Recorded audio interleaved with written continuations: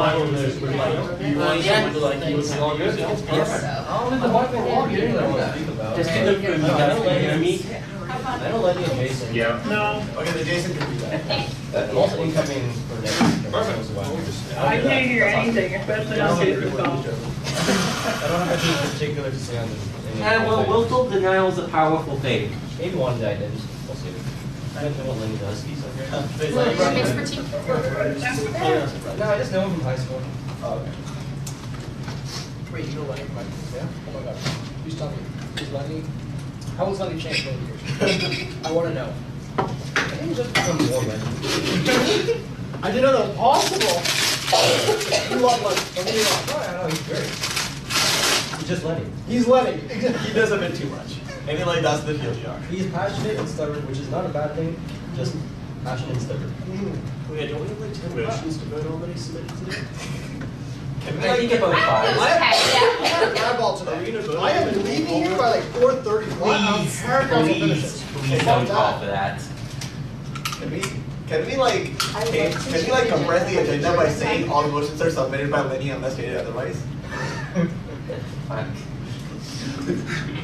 Please do. Adjourn after you start.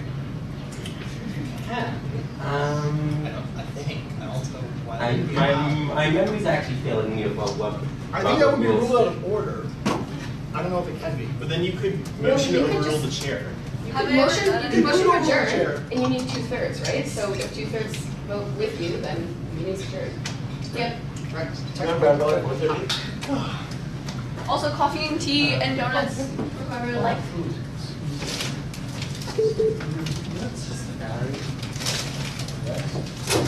I'm not getting my sugar intakes up to that. Oh, that's so cute, you guys matched today. We planned it. We stayed up late last night discussing like what we both had and. Yeah. I love that. Thanks.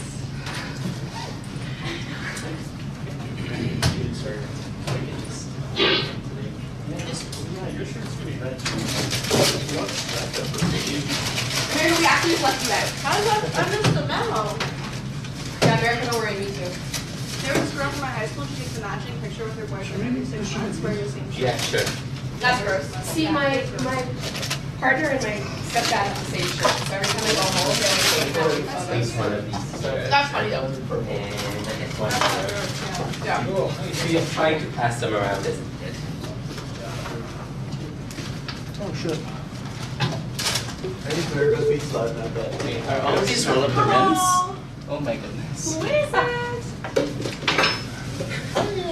This is like a roll up the rims in there. Makes it I'm crispy. probably also not gonna talk, I don't normally have anything relevant. We could actually give you a stack of roll up the rim cups then. Yes, they did. We had a long roll through, so if this meeting ends, we Can I roll up all of them? As you said, At the end.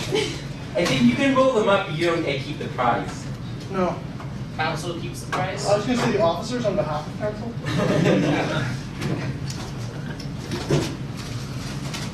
I'm like, If we win the Jeep, does that mean that like we can schedule a service for picking up counselors before meetings?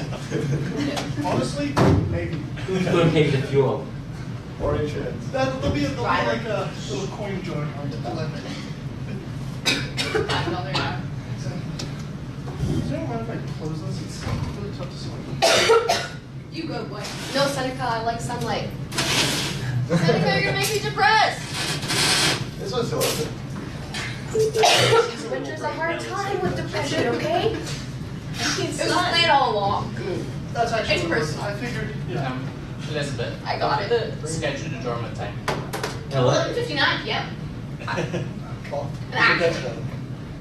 Okay. Can we get a Whose trick was that? Probably. Who was like, who was that sneaky little trick? Yeah, I'll tell you that wasn't mine. Yeah. Sneaky, I it's was called, gonna say, that it's the seems last like something meeting, we you should would do. complete the agenda or actually I thought dismiss there was another items. one. Is there not? No.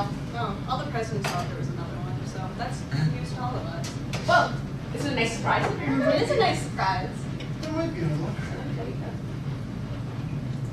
Special meetings exist. Yes, that's true. Where's Richard? Yeah, where is Richard? He said he's coming in late. Do we even have quorum right now? There are 1, 2, 7 people 4, online, 6, yeah? 7, 8, 9. You saw my. I have to double check because I'm not A sure. lot of people So you have have like to do no kicked off or I resigned. know it's always floating. So Katie, can you hear me? Give you one. I have to double check this. So how many vacancies do we have right now? Is that on? Oh, lots. Yes. Everybody should be able to hear. Lenny. You have to press the button. Wait. Thanks for including me. I might come another 5 minutes. Hey, can you hear us? Everyone just like Vaguely. grab tea or coffee. Okay. or donuts. Okay, guys, we're gonna give it another 5 minutes until we'll roll in, but tea, Oh. coffee, donuts. Everyone's probably on social You media. can take this on. Well, I sent you a reminder email half an hour ago. And I replied. Okay. Not well, but yes, you did. You're Edward, right? Yes. Right. Katie also Lenny, replied. obviously. Blame whoever has the SLC books. Let me just remind everyone that what is sent to the council mail list is in perpetuity. We are migrating to a new mailing list soon, but like. You can go online and see what people said in 2013. Hello! I'm also going to tell people that we are live on the live stream now. Yo, just grab chairs, like take them, oh, it's okay. If we need more chairs for council, we'll bring them out of the classrooms. Just grab a chair. Yeah. No problem. I'm sorry, really don't. Oh.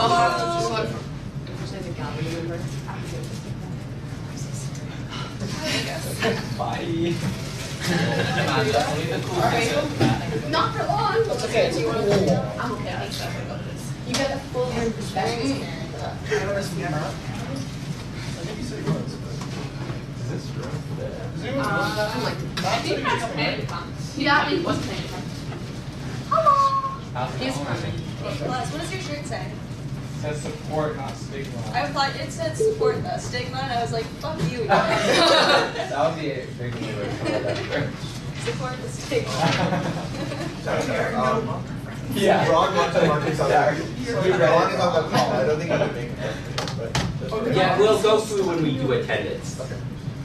I'm well aware of who's on the call. Yeah, sounds like one of the people calling.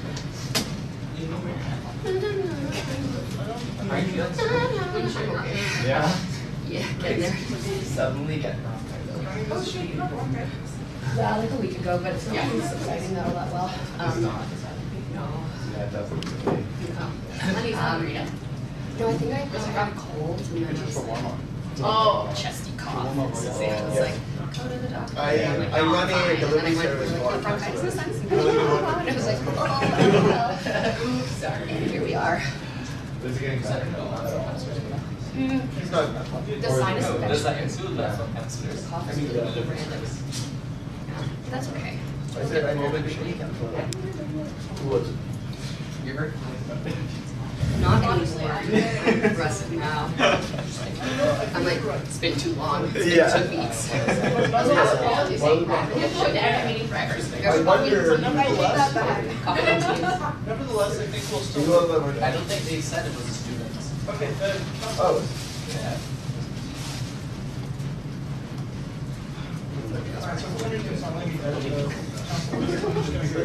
Dark side. Represent the windows. Yes. And the We're dark just side. gonna like. put that around. They are. That's right.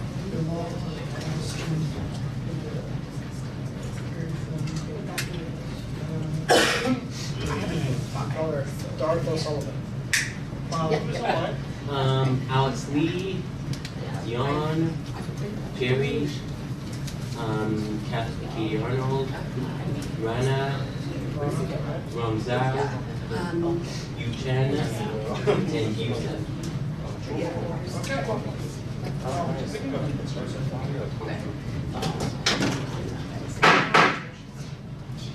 I guess we're starting your meeting. Alright. Morning, good afternoon, everyone.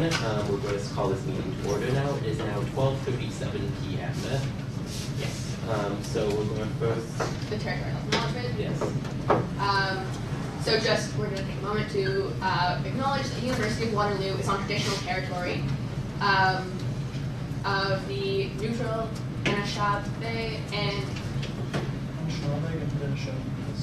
the University of Waterloo is situated on the land promised to the Six Nations, which include the 6 miles on each side of the Grand River. So we're gonna start with our approval of the agenda. I will ask online attendees to please leave a message on the chat if they wish to talk. I will be continuously looking at the chat. If you can mute yourself I couldn't hear otherwise. anything, so I just add. Looks like it's muted up there. No, it really is not. Well, now it's green. It was red before, so that might be why. Can you guys hear now? Katie? Mildly, like in a way that is acceptable, I guess. I'm moving this a bit closer. Is it better? I love you. Okay, we'll take that as a yes. Yeah, go ahead and make that confirmation. Cool. Alright, so to start off the approval of the agenda. Does anyone have anything, any issues with the agenda? Alright, start, Sam. I would like a change to be made for a more reasonable end time. May I respond to that?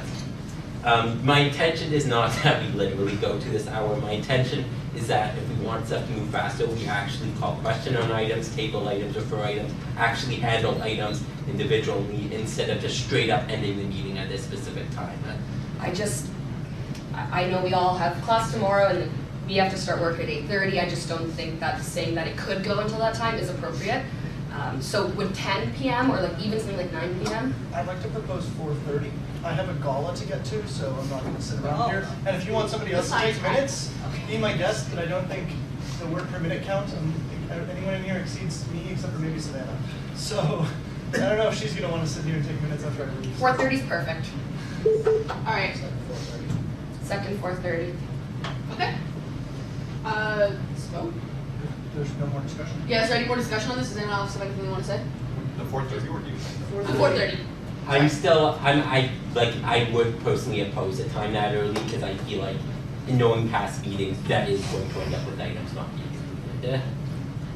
I would suggest maybe not 4:30, but 12:01, so that this will be the first one that goes over midnight. No, that's not. Anyways, but like if I suggest, I can understand sitting end time, but I would propose then, if people don't like 4:30, refer items to committees to make the decisions, table the items to the incoming council, or ask for an additional meeting of council in the April, like, exam season, but, like, people have places to be, so. Any more discussion? On Point of order. Yeah, on 4:30. Point of order, Jerry can't hear anything. Okay. don't know. Can you what hear to us? tell him.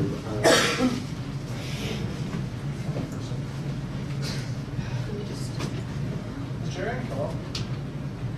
No. You can tell him to come in person. Oh, just want to, but you decided you could participate either online. How? If you can't hear, you can't. Come on. discussions, like, our discussions on the line. Okay, well, when we figure that out, can I ask Lee a motion to allow to Maybe proceed now? with the agenda? Yeah. Well, yes, he just left, so he'll be joining. Okay, yeah, so we still do have quorum. So we're gonna vote on the end time of 4:30 p.m. So all in favor of setting our adjournment time to 4:30 p.m.? Okay, all opposed? Notably, Alright. Do we have any abstentions? And online, can you guys like vote by writing in? yeah. I can't write in. I'm literally on my phone. I called in via calling. Sure, Katie, you can say your vote then. This is exciting. I'd like to abstain. Alright, notably? No, thank you. Alright.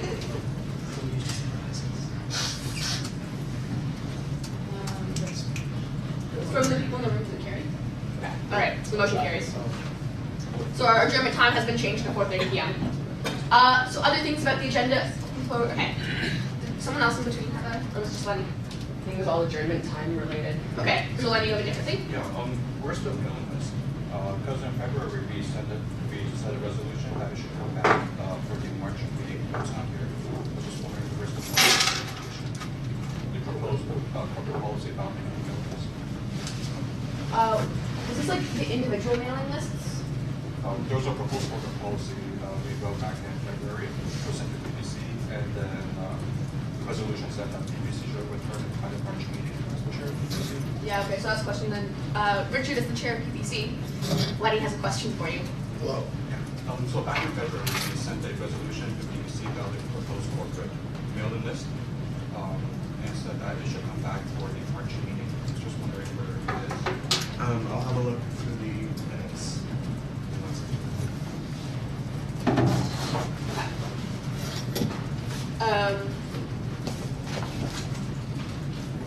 Do we need a response before we approve the agenda? Actually, I have a separate point to Okay. the agenda.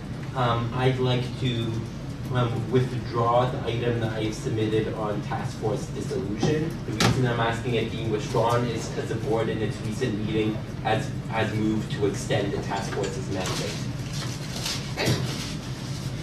Is there any conversation about that? I'll second you that. Okay. Or if you have to. It's not owned by the assembly until we get a mover for the item, so Juicy can unilaterally withdraw it.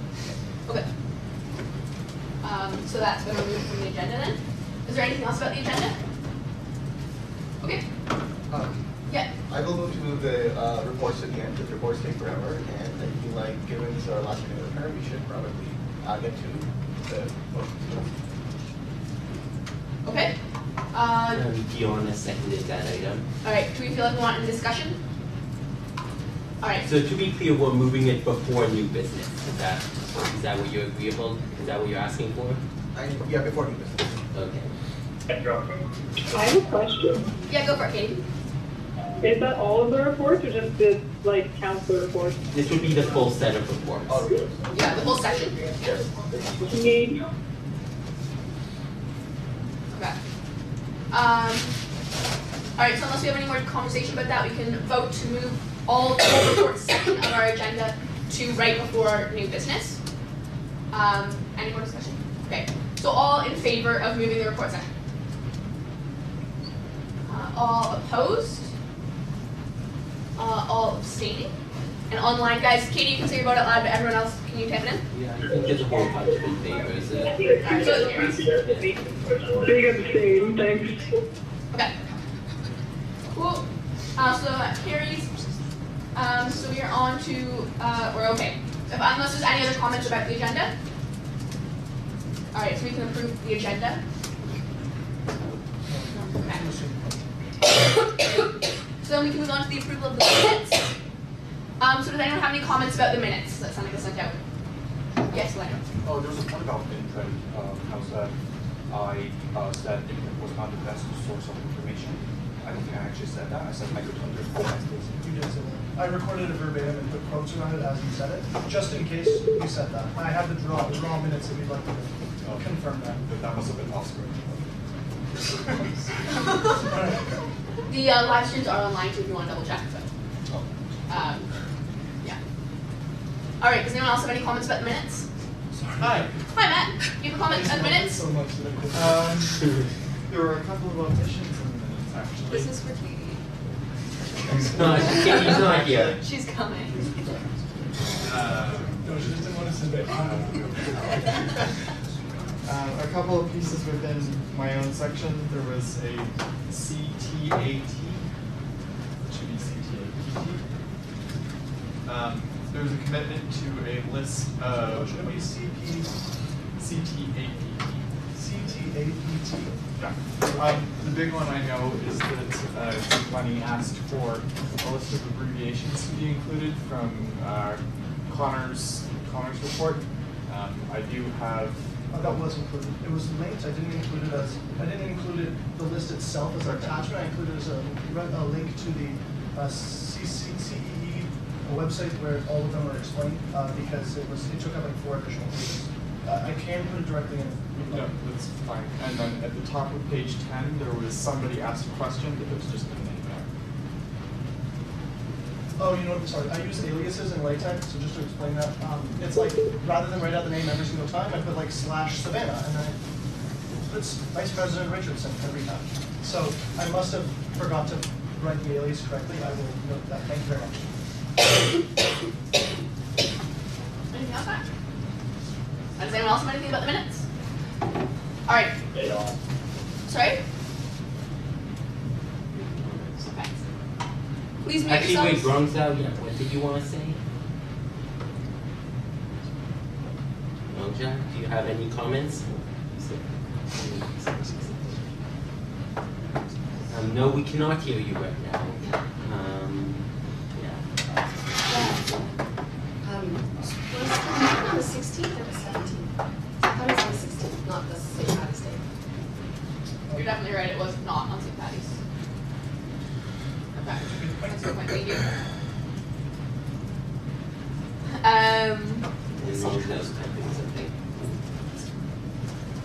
not the 17th? Yeah. I prefer to say 16th, not the St. Patty's Day. I'm just kidding. I will note that. Thank you. It really is brand new though. Alright. Where's I recall the legality of the elections motion was mentioned after the reconsideration motion failed. Just a second to review what's going on. Which is why we oppose reconsideration.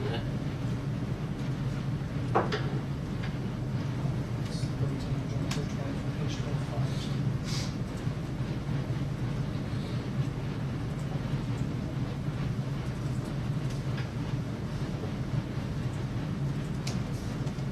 Sorry, that is a heading for the section, because I wanted to make it a distinction that it wasn't actually on the substance of the motion, but the procedural legality of what was being considered. So it's just referring to a heading. He's right, and that's why there's a separate point of order below it. And he also says, I think the reconsideration motion was really worried when it was brought to the floor. I don't think that's a comment about the minutes. Yeah, it's not Okay. So, do you have any further comments about the actual contents of the minutes?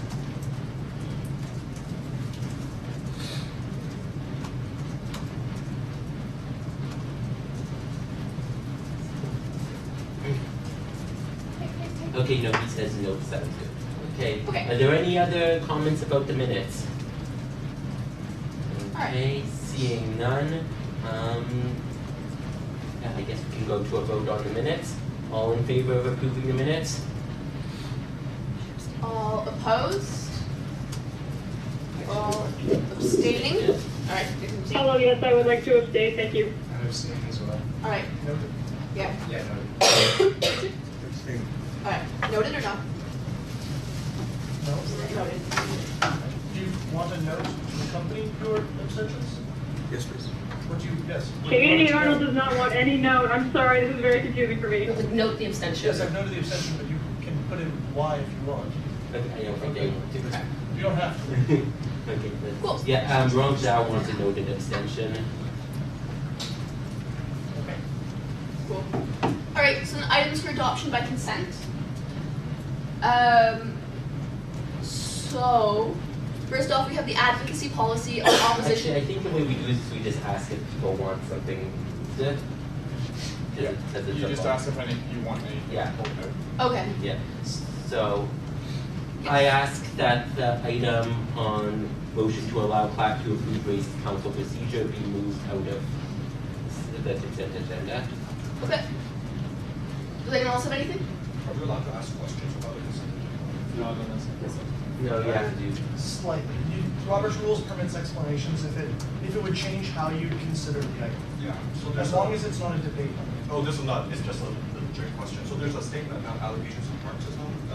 Does the OP consider that we should also write a letter about the city council write a letter about the park system allocation? Can we move on to this? Yeah. This is really necessary. Okay.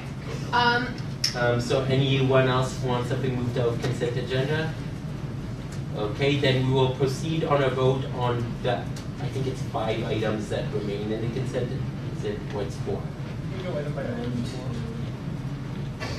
3, 4. Do we want to go item by item? You guys are just voting for Is there any objections to the items listed so that we know if we should go item by item so the all package doesn't fail into one? No, I think so we can vote on them as a single set. Okay.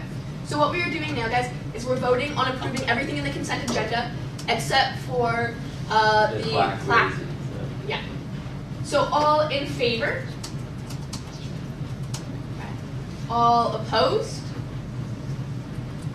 And all abstaining? Katie? Oh, yes, I would like to abstain. Alright. I'm waiting. In the chat, if you want a noted abstention, please say so. Yeah, if anyone want the note voted in the room? Great. I will just note for the assembly that the item regarding raises council procedures will move to the beginning of general orders. Cool. So as we move reports to the end, We're now at business arising. Okay. So first item is amendments to policy 20. Be it resolved, the council adopt amendments to policy 20 presented as recommended by PBC, moved by Richard Wu and Austin Richard. Richard, would you like to talk about this? Yep, give me just 1 second, I'm gonna pull it up right now.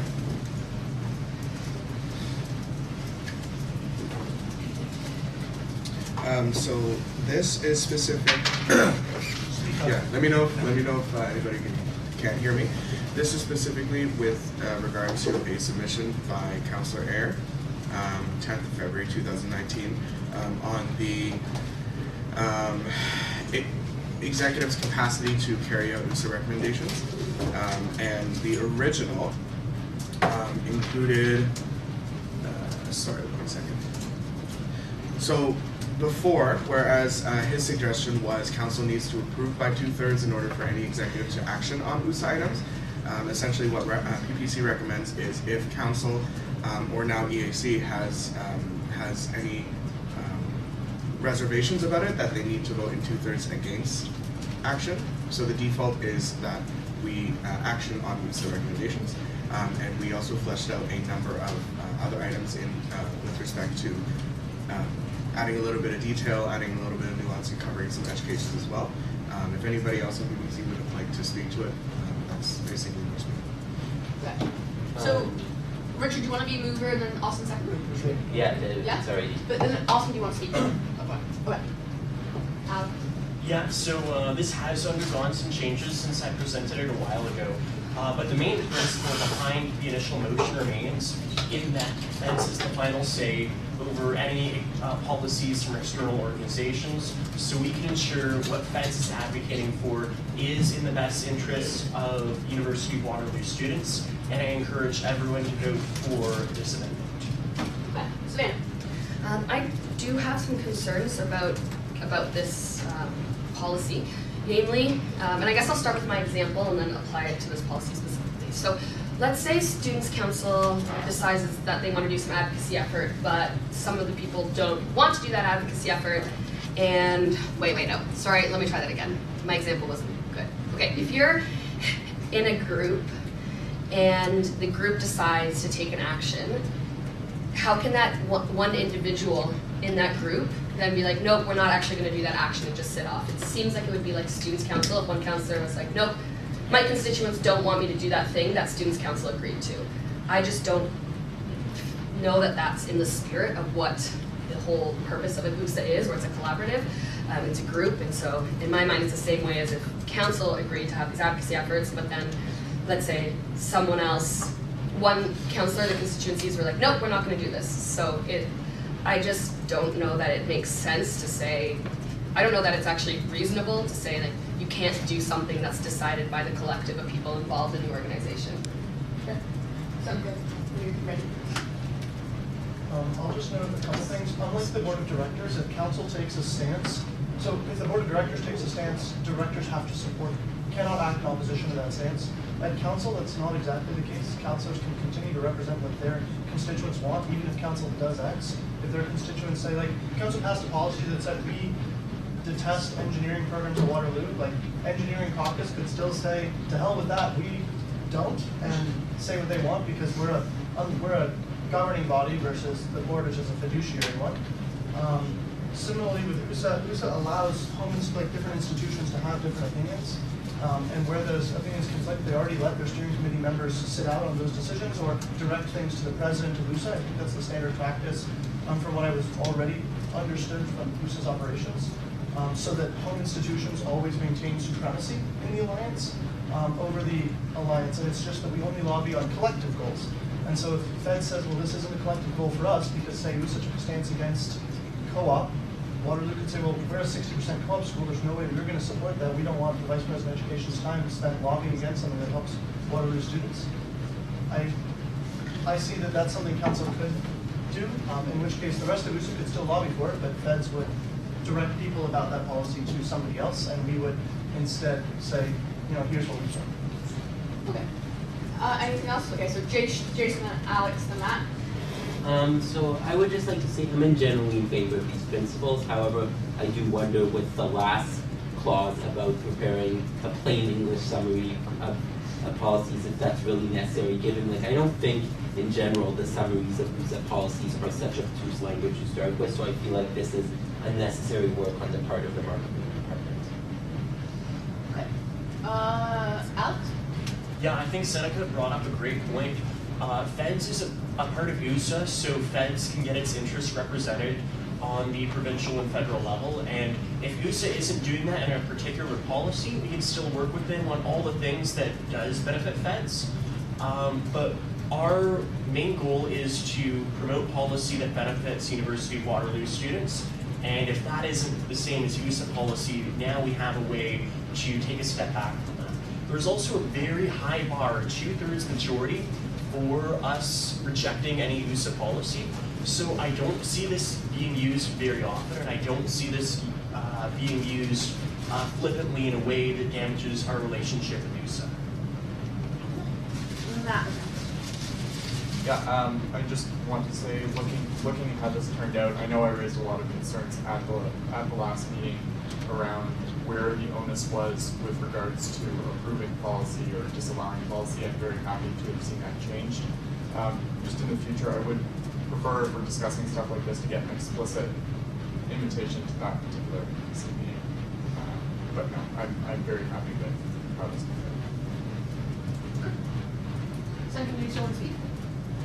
I just would like to ask the Vice President of Education how many policy conflicts we have with USA, so like what the potential that this could actually impact is, and then what was the second one? Oh yeah, How we deal with it? Yeah, how we currently deal with it. So I mean, I think that's good to put this in context for the rest of the session. Yeah. So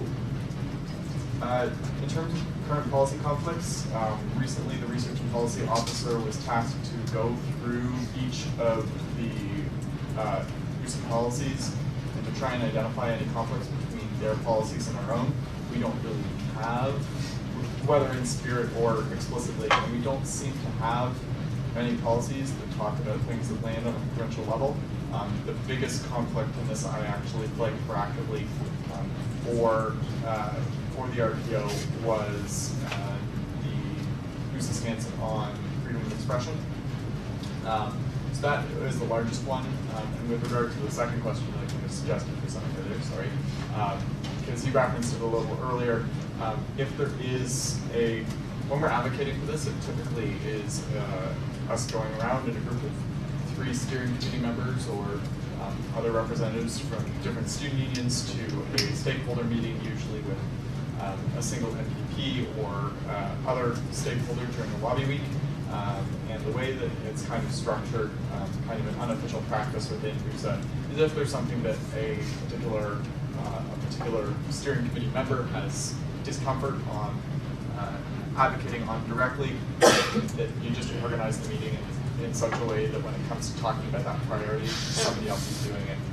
The one concern I would see with how this policy would be implemented is if the steering committee member for Waterloo was the USA president, in which case there are certain circumstances in which, as the spokesperson for that organization, they might have to be advocating on things that, in their capacity as president, not necessarily as just a steering committee member, that might conflict with that policy. But I think that's something that we would probably deal with when the need arose, rather than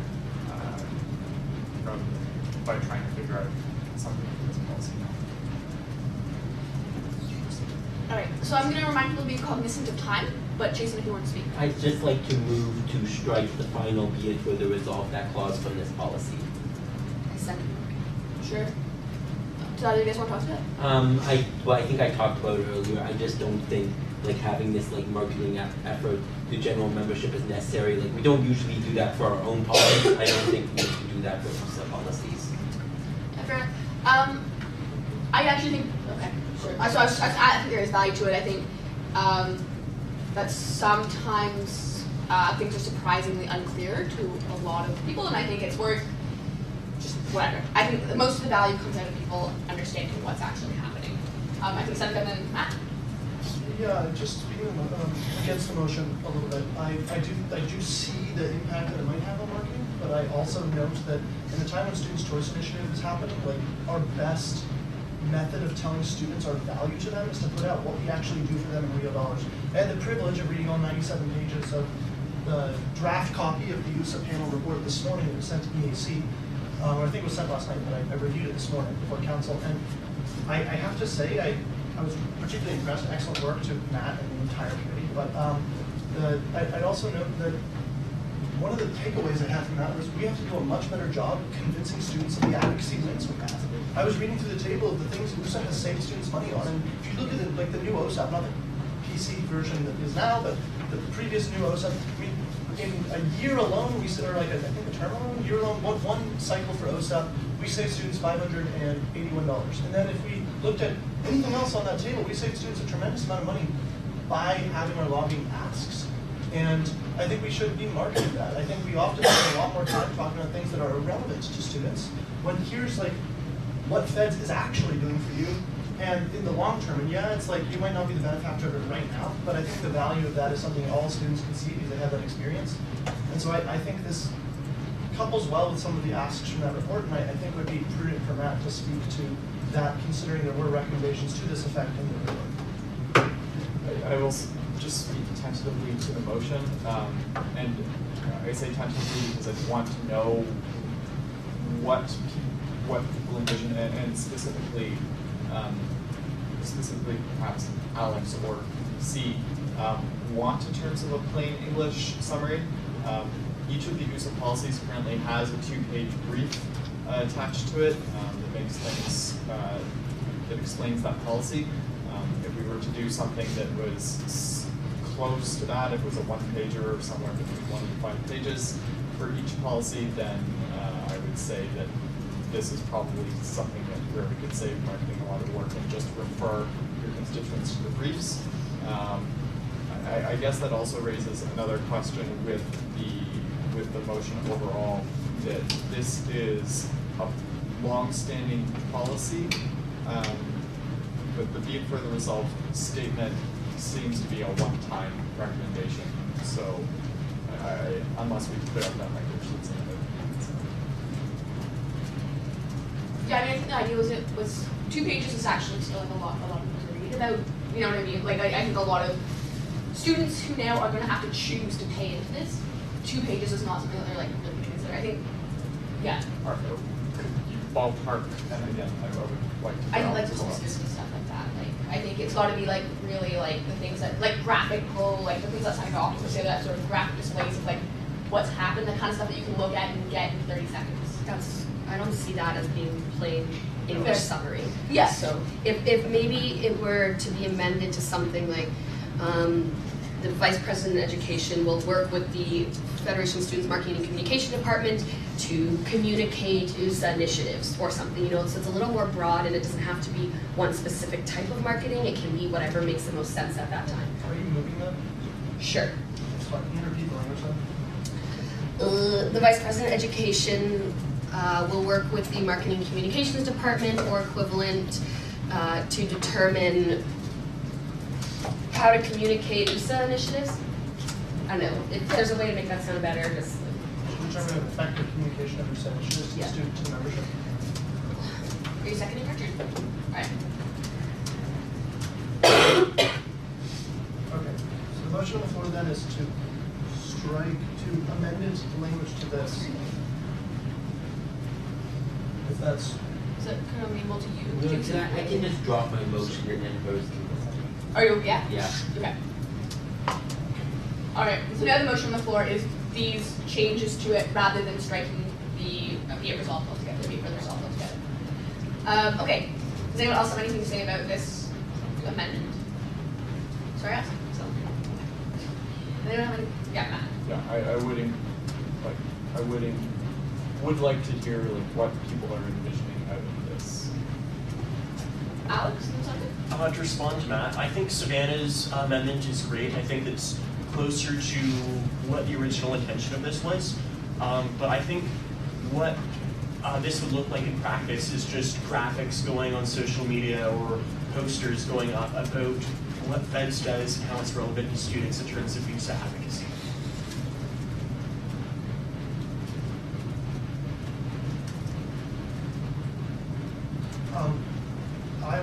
say that I think like infographics would be really helpful. So like big changes like OSAP, that affects students in a ton of different ways. And like if you can condense the principal points into like an infographic where students can follow a flow chart of like what affects you, that's an easy one. Like I've seen a lot of infographics from a lot of from the marketing departments of the other major USA schools that produced infographics about USA policies, about government policies, about stuff like that. And I see that as something we're lacking in particular. And it's a part of communication to our membership about probably one of the most, if not the most important portfolio in the organization, which is the advocacy portfolio. Sven, I'd like to call the question. okay. If there's no more people who wish to speak, then it will automatically go to a vote, and we don't have to vote on the question. That's fine. Sure. Does anyone else have anything to say? Okay, cool. Let's vote. So all in favor of the amendment? All opposed to the amendment? All abstaining from the amendment? I'm waiting. But I think that carries. On the room. Yeah, I'm getting a bunch of yeses on that. Okay, so motion carries. Okay, so we're back up to the main motion for like the amendments to policy 20 that we have here. Does anyone else have anything to say about that before we vote? All right, so seeing none, so now we're voting on the main motion. So all in favor? All opposed? No abstaining? 1, 2, sorry guys, abstentions. 1, 2, 3, 4, 5. Cool. And online it's a bunch of yeses. Does anyone want an online, or sorry, vote noted? Cool. Then yeah, so it carries. All right, so we get Alex. Since Matt did bring it up, I was wondering if we should have a discussion on the potential conflicts with the freedom of speech policy that USA has that conflicts with Fed zone Can policy. this be a discussion at the ACB? Yeah, I think so. That's good. Okay. It is a point of order. Could we task EAC with discussing it? Yeah, sure. Yeah, so I'll move that EAC is tasked to review conflicts between USA and Fed's policy on freedom of speech and expression. Seconder? Money? All right, any discussion? Okay. All in favor? All opposed? All abstaining? I'm going with abstention. Okay, 1, 2, 3, 4, 5, 6, 7, 8. Anyone noted? We noted abstention. From yourself, too? Yes.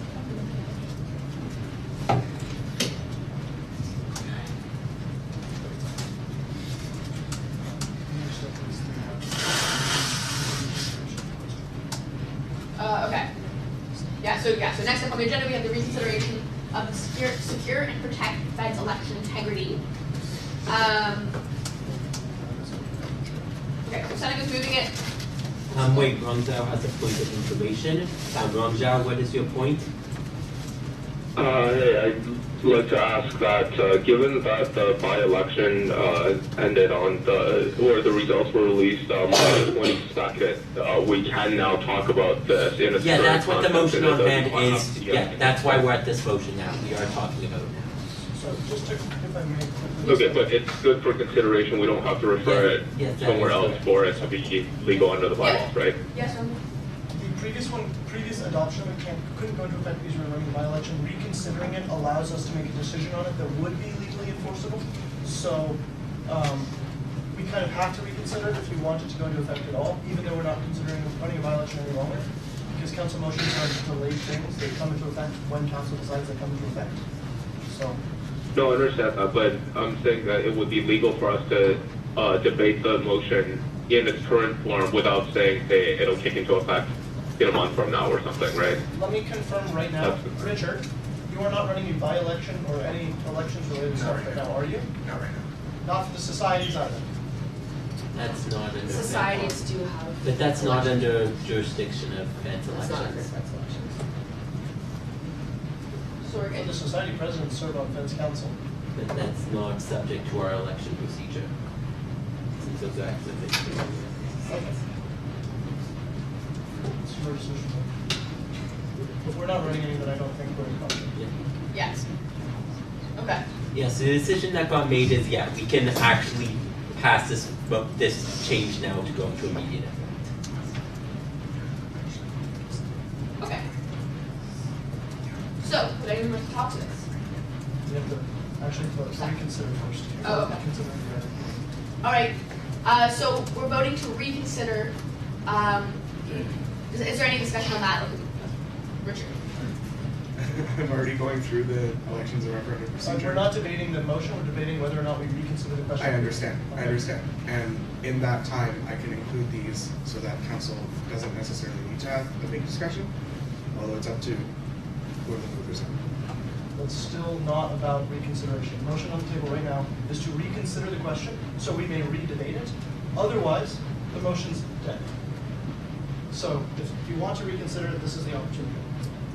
Point of information, what is the effect of voting in the affirmative versus voting in the negative for this particular motion? So I think if we vote in the affirmative, it means that we can talk about this motion again. If we vote against it, then it just dies.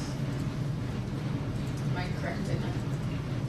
Yes, I think it's. Sorry, just to clarify, because it's motion to be reconsidered, and so does anything come into effect of this motion? Okay, I think I'm going to clarify just because it's been poorly in the agenda. If we're about to vote to reconsider, if that vote passes, we will immediately enter into a debate on the general motion. And if that passes, the changes in this motion will go into effect immediately. Yeah? If the vote to reconsider fails, then we're just done with this. This item dies, and Okay, it's so nothing comes from the item. It can be resubmitted to a future council. Okay, sounds good. Okay, I just wanted to make sure nothing was already in effect, that we were, okay. It is only not in effect because when it was invalid last time. Okay, gotcha, thank you. Okay.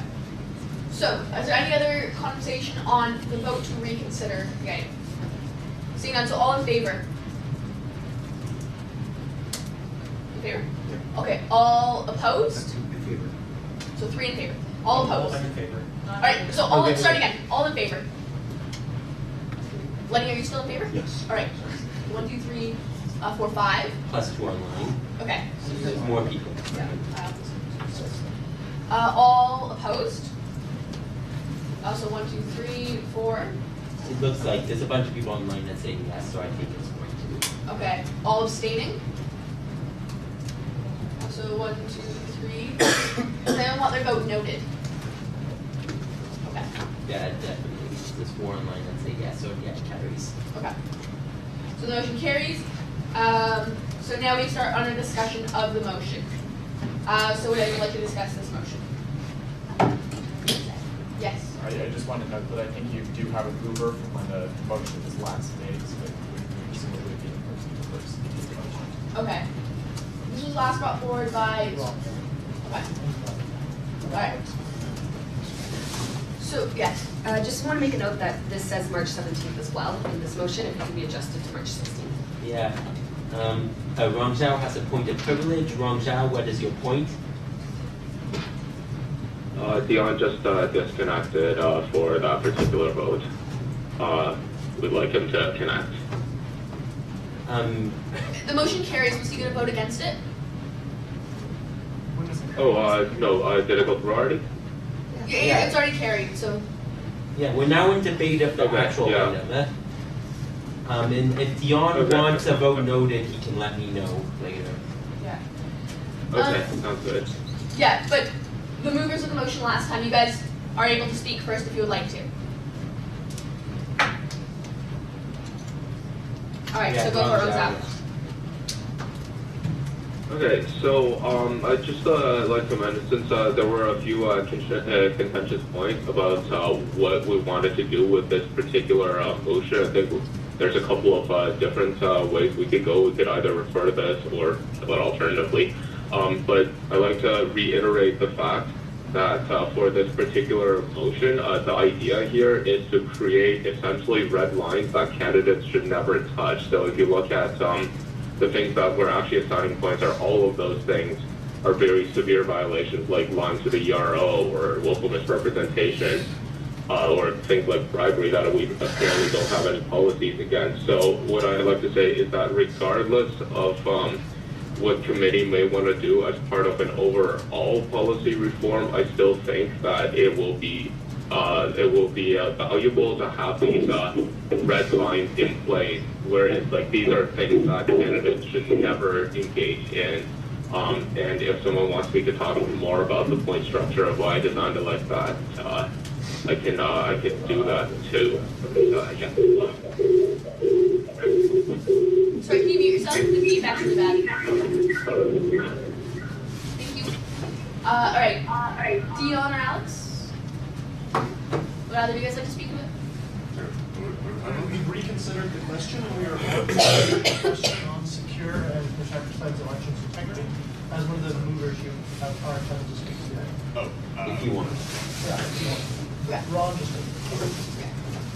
Alright. Alex, I assume you're okay with this? Yeah, he says he's good. Cool, so does anyone else have anything? Yes, Matt. And then Alex? I'm just going to say I'm going to be voting against this motion. I think where many of these points may be worth discussion, I think they're worth discussion once the actual elections report comes back. Okay. Alex, and then Richard. Okay, that's right. Matt makes a good point about waiting for the elections report. I think there's a lot of good material in here in principle. I would like to ask, however, what the difference between bribery and the distribution of money, goods of value, and alcohol is. Perhaps bribery could be explained better, or those two could be merged. Dion, do you want to respond to that? Oh, sorry. Sorry, what's that? So what's the difference between bribery and distribution of money, goods of value, or alcohol? Because both look like bribery to me. Ron Zhao says they can speak to that. Hold on. Ron Zhao, go ahead. Okay, so as far as the differences goes, so bribery would be like obviously you sort of buying votes or something like that, or buying favors. Whereas the distribution of money or alcohol could be like, hey, we'll give you drinks if you come out to our info session, or hey, we'll give you, I don't know, money if you come out to the voting booth. We're not going to say who to vote for, but we'll have our giant signs everywhere, and also here's $100 in cash. So I think the main difference, I think the points over there are designed so that both like explicit bribery as well as things that can be things like very suspicious activity that shouldn't happen anyway, that can be construed as bribery, are to be prohibited under this policy. Okay. Sorry. Yeah, Richard, you were next. Yes. Okay. As I stated before, I'm going through these policies, and I don't necessarily disagree with the lines that have been drawn, but there is a bunch of things that I would like to include as part of these violations. So, for example, some sort of prima facie like examples of what, for example, bribery could be. I think needs to be outlined in these sorts of procedures so that there is sort of a one part that is at least in plain English, and as well, the elections team we're still going through our elections debrief to make sure that we capture everything that's been going on. I understand that that councillors would like to move this, but it's something that I'm already working on. So I would encourage you to reach out, or I'll reach out to you. As I said, I'm already going through these, so I would prefer that we wait on this. Outside. Yeah, so a couple things. One, I'd like if the president could confirm the invitation from last time to any members who wrote this motion or other elections-related motions to come and work with the committees that are redeveloping the elections and referendum procedures. So that's the first request. And the second one is if the president could speak to a general consultation on the policy that I think PPC and ERAC decided would be occurring going forward, so that all councillors can participate in it and the candidates from the last elections. And then, yeah, so that's. Yes to both. Yeah. Austin? Yes, you've already said this, but you were discussed already. Once the election report is out, we will take a listen to that report. Okay. Do we have a second here? Savannah? Okay. Any conversation on this? All right. So all in favor? I move to roll call the vote on tabling this. Just to be clear, it's the motion on the floor to table until the elections report comes out. Okay, no. Okay. So yeah. Do we repeat it again then, or you might want to repeat it for people online. I'm going to put it in the chat. Okay. We're just gonna give them a moment for. Okay, so So, yeah, did anyone else, so no one else have anything to say about this? No, I don't think so. Alright, so all in favor of tabling this until such time as the report comes out? Was this Uh, a roll call vote? No, this is No. a normal vote. 1, 2, 3, 4, 5, 6, 7, 8. You voted? No. Okay. So 8 in favor. Opposed? 1, 1, 2, 3. plus 1 online. I'm gonna do all ones in the Yeah, room and then we sure. can count them all online after. And all abstaining. 1, 2, 3. 6. Alright. And there's, it's online, there's 4 opposed, 1 in favor, actually 1 more opposed. Sorry, 5 opposed. As soon as I can. Yeah, that's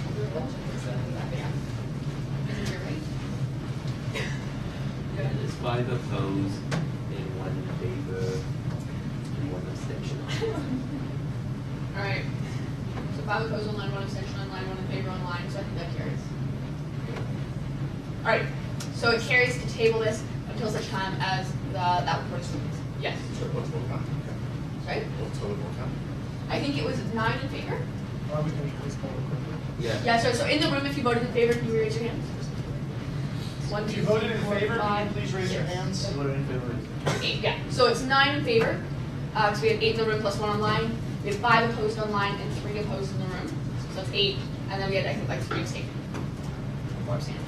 There's 1 abstention online. And I think there's 3 in the room. So 4 abstentions. So it Okay, carries by 1 vote. Okay.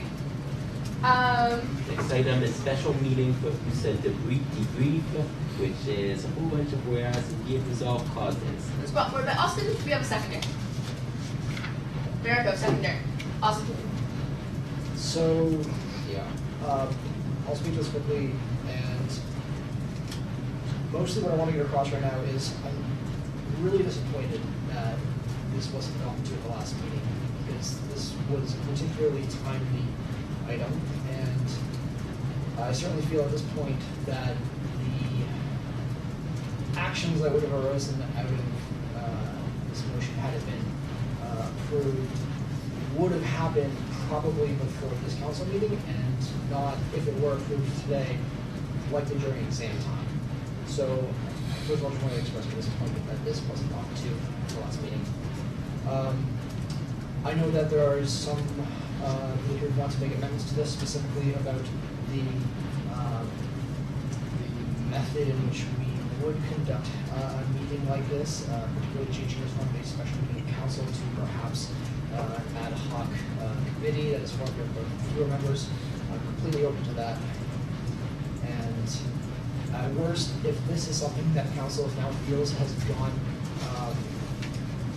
say, out of its period of relevance, then, I mean, I see that. It's been about a month since this happened, and I wish it had gotten to it sooner. But if council does feel that way, then I would, at the end of the day, implore the Vice President of Education to make sure that the spirit of this motion is still followed through. And also take a really careful look and make some serious changes to avoid what happened in the last one. That's all I'm saying. Okay. So that last part was so that who says that he does. So that is, To follow the spirit of. should follow the spirit of this motion and, yeah, ensure that what happened at the last general meeting doesn't happen again, and we've taken proper precautions and measures to make sure that won't happen again. America, do you want to speak to this or not? You don't have to, but just a second. Here you go. Okay, fine. Cool. Matt. Yeah, I did just want to say that with respect to the final two be it further resolved statements, those are things that are underway. I am also reaching out to the LGBTQ plus paper authors to talk to them about what they did or didn't see and what they would like to see happen. There has been conversations about just for reference, there was a paper at the last USA General Assembly that was tabled for rewrites. That motion came up quite last minute and quite unexpectedly for a lot of our members, and was also potentially harmful to the mental state of some of the authors as well. And so that was unexpected and something that I really didn't like to see. But I think that USASC is committed to trying to make sure that future actions and future procedure make sure that we're avoiding surprises like those that might cause that kind of harm. I would like to just speak against one of the Be It for the Resolve statements here that presumes unfair actions, unethical conduct by delegates from the MSU. Just because when I'm looking at it, we had multiple people from our own delegation who supported the motion that some of the MSU delegates rose on. I think at this particular time, it's really not. It really shouldn't be a priority of this organization to be fighting others. Okay. So again, yeah. So I just want to say I voted in favor of the motion when it was proposed. To my everlasting shame, honestly, but I've never been more ashamed than voting yes to that motion. I think it was one of the most despicable things I've probably done. And I don't really care if people in our delegation voted yes to it. I think they shouldn't have, and I think they did so out of either political pressure or a desire to make McMaster happy, which isn't our job. Our job is to represent Waterloo students. I left that with a really bad taste in my mouth. I think I sent Matt like an 18-paragraph essay on literally everything I thought went wrong and what I disliked, which I will give Matt a lot of credit for. He has acted on, and we discussed more about it. And I'm confident the steering committee is taking strides to prevent something that's happening again. But to put in perspective why I think naming the school in question that conducted unfair, unethical actions and egregious behavior is necessary, because they're the ones who conducted unfair behavior, unethical behavior, and egregious actions. McMaster's delegates stayed in the room with the authors beyond their invitation, beyond their comfort zone, in ex parte conversations without any other delegates there. So to put in perspective, every time we edit papers, all delegates from all the school, subsets of delegates from all the schools that rotate get to review all the papers when they're being edited. Not one school that gets to rewrite the entire paper the night before, which is what McMaster did. No other school got that. That's disproportionately benefiting McMaster compared to Waterloo students, and I think it's unfair. So that's an example of unfair actions. Unethical actions, writing a 3-page memo that gets released the day of 15 minutes.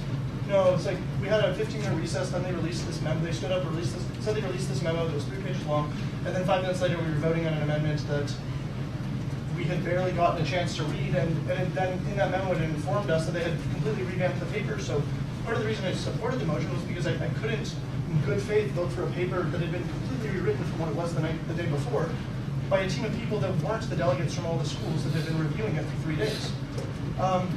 Regarding the egregious actions, I think staying in the room with the authors beyond your invitation in an ex parte conversation, affecting their mental health considerably, not bringing up your concerns for the paper over a 3-day breakout review period, which is the standard process, and instead ramming it down their throats on the threat at the last day on the threat of not voting for the paper at all, which was what the McMaster delegation told the authors was, we are not going to vote for this paper, we will make sure it fails, rather than we will table it. So if that was the ultimatum that was given, of course the authors are going to try to do everything they can to ameliorate the McMaster delegates.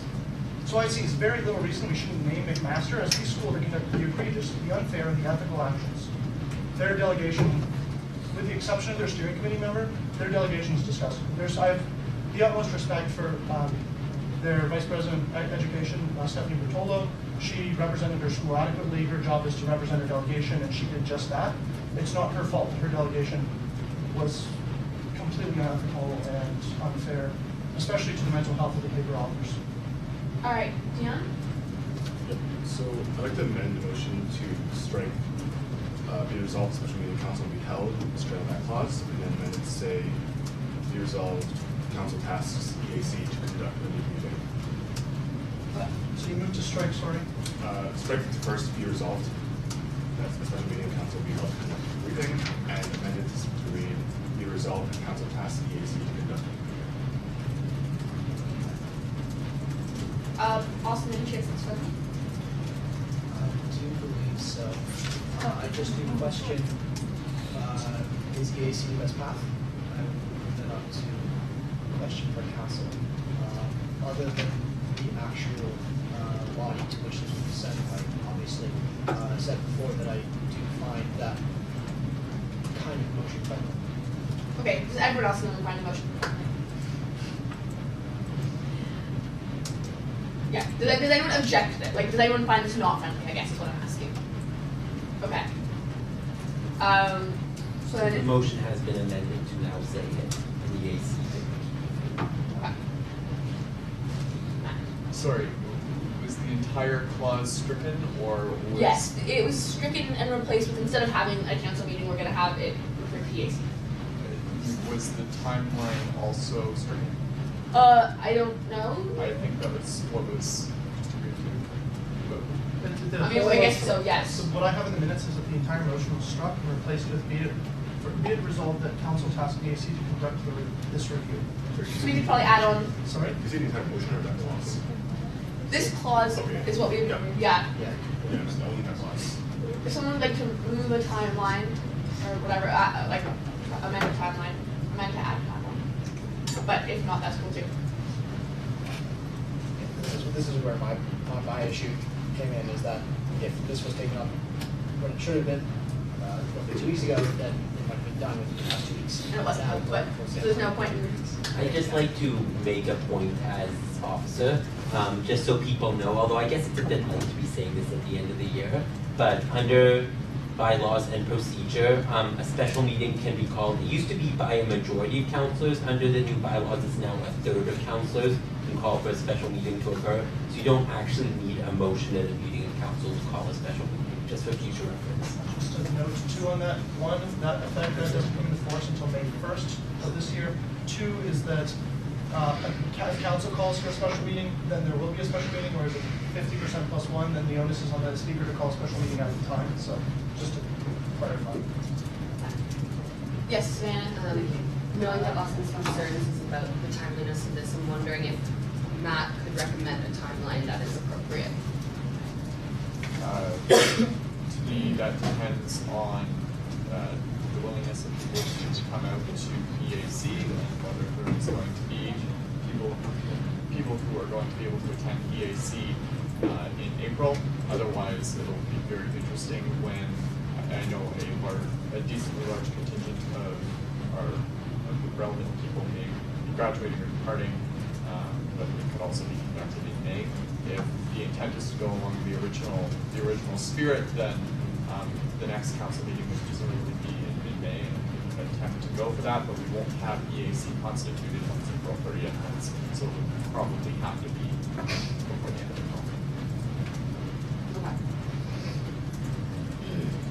Okay. Do we want, we haven't really resolved this, but do we want more conversation about this? Austin? Yes. Can I just propose that we replace EAC with just an ad hoc committee made up of the mover of the item, Austin, Matt Garrett's, any other, like 2 other interested parties? I think that's 4 persons, that's easy to get done, and doesn't have the quorum risks that an advisory committee with members from every single society has. Okay. You know, They don't have anything else they want to say to it? So my only concern with that is if you're looking for an unbiased report to come out of this committee on this event, having a bunch of people who are strongly biased in the outcome of that report sit on this ad hoc committee is probably not the best path forward. That's why I propose someone staunchly in favor and someone staunchly opposed. So at least there was discussion. Okay. Savannah, yeah. I'm wondering if there was any members who didn't go to USA who would be interested in doing. No, I know you weren't there, but I'm just wondering if we're worried about the bias, because I think, like Katie raised a good point. You are very passionate about this and wonder what end of the spectrum. So maybe it's a committee of people who didn't go to the USA GA, and then that way they have to actually like ask all the questions and do the investigation as a whole. Yeah. I'm not sure if there's anyone who didn't go to the USA GA who's interested in doing this, but that would probably be my recommendation. So sort of, is there anyone in this room who didn't go to the USA GA and would like to do this? Katie. What about people here? Okay, so yes, there is, I guess. So then I will actually move my motion, that I move that we strike EAC and replace it with an ad hoc committee composed of blank, blank, blank, and blank. Okay. Do you want me to read? Yes. Yeah.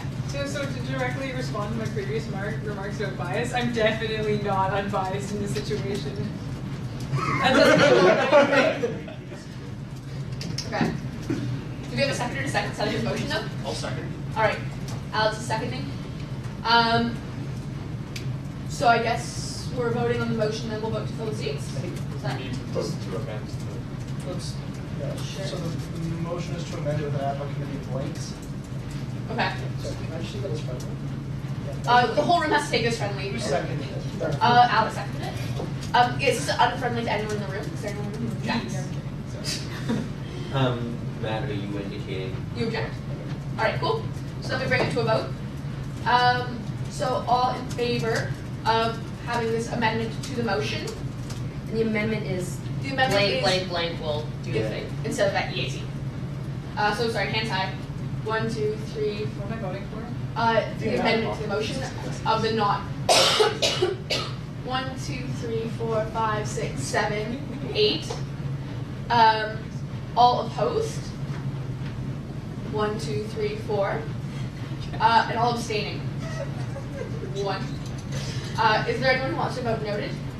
Online, there's a bunch of yeses. All right, so the motion carries. Yeah. Okay, so now we have to actually identify 4 people. Yes. Who would like to be part of this committee? So question, how many meetings would this occur over? Would this just be one meeting and that's it? Presumably kind of as many as it takes, like probably one, but I guess like I'm not setting it to one that I could do. Presumably there would be a report writing task after. All right. Hey, Katie, So that's Austin, You don't have to. Alex, No, she does. Thanks, Rebecca. Katie, and was there a 4th person? Do we have a 4th person who's interested? Matt? Oh, right. Sorry, so who do we have? Katie, Alex, Oh my god. Austin, Okay, I'll move to amend the motion to include those 4 names. All right. So who seconded? Awesome. All right. Is there any objections to this? We're filling the blanks. We're just filling the blanks. If there's no objection, we'll take this friendly. Okay. Cool. So now we can vote on the main motion. No, Just, we- remove this friendly? Okay. So sorry. So now, guys, unless there's any more debate, we can vote on the main motion with the change that like this chunk that's highlighted has been replaced with an ad hoc committee of the 4 people we just talked about. So all in favor of the main motion? Guys, sorry, hands high. 1, 2, 3, 4, 5, 6. All opposed? 1, 2, 3, 4, 5. All abstaining? 2 noted? Yes, please. All right. I would like my abstention noted. Didn't you vote I again? mean opposition. Yes. Thank you. Okay. So Katie, I'll have my 4. All right. Online is 3 yeses, 3 yeses online so far. so it carries. All right. Cool.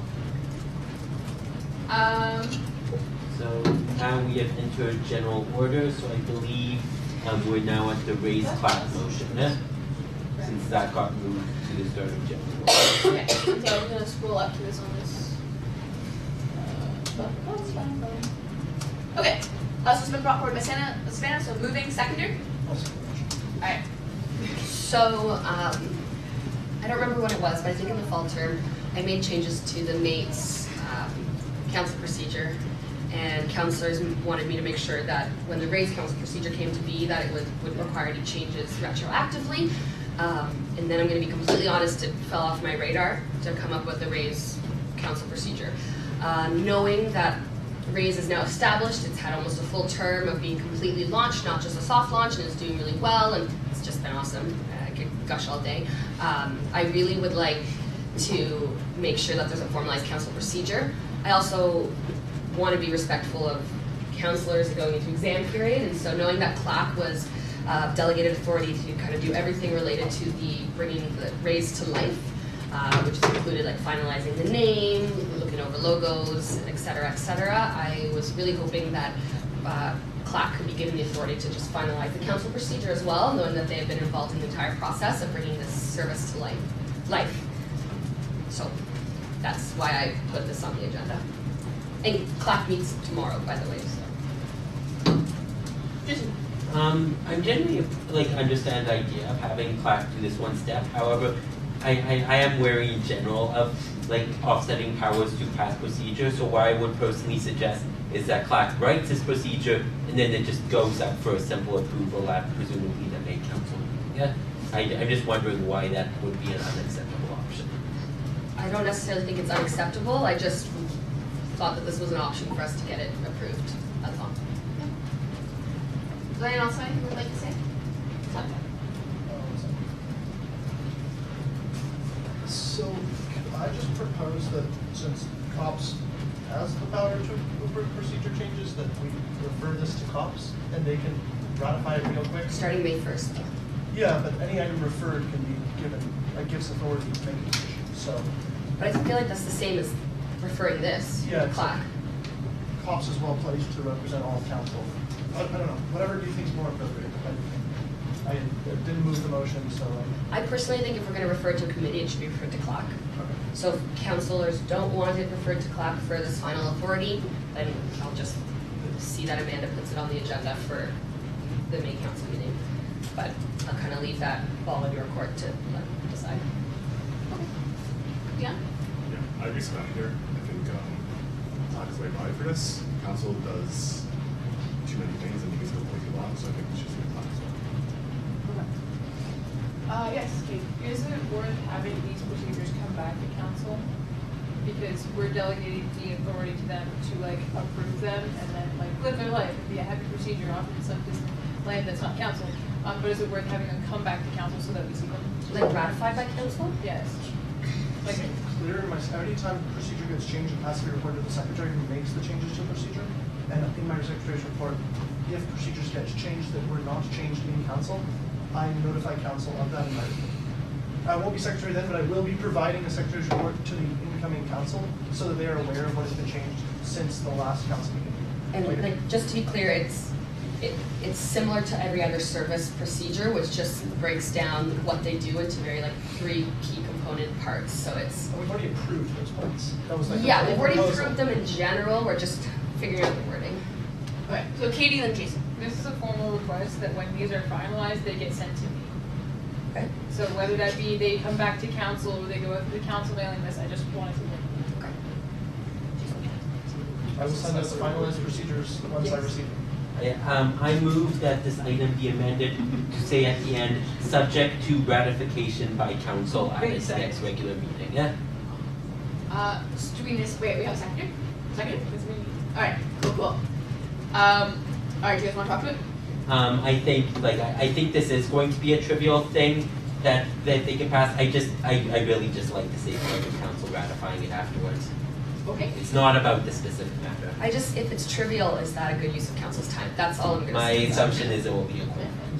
It'll be on the consent agenda. Okay. If we do this. A second, Katie. I think it's worth us seeing it as a person that oversees affiliates and services. It's important that we're all on the same page. Okay. It also stops future precedent for bigger issues, so I do see the value. Can we see if this is friendly to the room? Sure. Yeah, does anyone object to this, or just a friendly amendment? Seeing no objections and taking it as friendly? Cool. All right. So then we're back to the main motion. Is there any more conversation on the main motion with this now added amendment? All right. So seeing none, all in favor? 1, 2, 3, 4, 5, 6, 7, 8, 9, 10, 11, 12. That carries actually, right? Immediately, yes, but you should probably still find out if anyone. All right, all opposed? All abstaining? 1, 2. Yeah, I believe it is still a 2/3. Is it still a 2/3 majority vote percentage? So. Anyone want their vote noted? Not me and four. Nice. Okay, online it's 5 yeses. All right. 5 yeses online, so that's very good. Great. So we're back to the next item in our general orders, and this is the Rate My Work Term Contingency Plan brought by Levy. I'm just going to take this time to remind people that items do need seconders to proceed. So if you don't want something to be debated on, you cannot second it. I'm just saying. Reminding people of the rules, okay? Also, you can always call the question if you. Yeah. Yes. Do we have a seconder? Take a second. You're kidding me. Can I second it so I can speak against it? Oh my Yeah. god. As a good. All right. So Lenny, you can go first. You can also speak against by non-secondary. Okay, so a lot of this is already explained in the whereas clauses, so just to keep this short, a very brief summary. 3 years ago, HSLOC decided to create a rate by work term for the teacher. Sorry, yeah, Rate my work term. rate by work term feature. This was subsequently passed on to the SICA, which has since promised to launch it in fall 2019. Now, because it benefits so many people, and we just want to make sure that SICA does what it says it will do. Let's hold SICA accountable, and if they don't launch it fall 2019, we can create our own. That's covered. Okay. Katie, then Dion. Yeah. Katie gets to go next. Awesome. Okay, so I was very happily on council when Anson first brought this to us in the fall of September.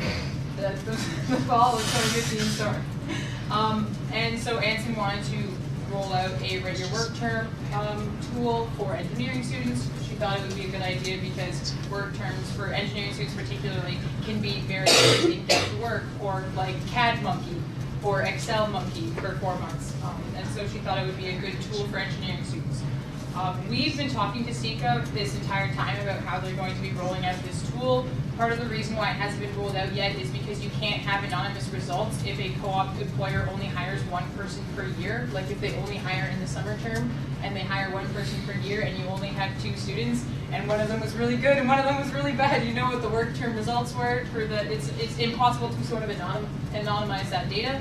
So the reason why it's taking so long is because they're committed to anonymizing that data, and I don't think we need to harp on them to get it done when they are committed to rolling it out. They're just trying to protect our students. Okay. Okay, so I think it was Dion, Seneca, Belils.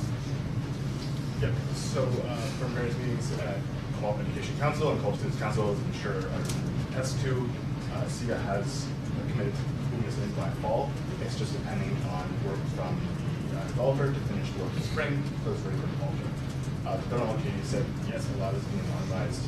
The data is going to come out. We've seen a lot of really good analysis at Co-op Education Council, and I'm really happy with what I've seen so far. I'm really excited for students to see it coming this fall term, and I really believe that this will be done on time. So regardless if that happens or not, I think if we end up doing that same work at Feds to build out Rate My Work Term, and all of a sudden like Co-op launches maybe a month or 2 late, we're going to end up spending a lot of time and effort building something that is going to be wasted.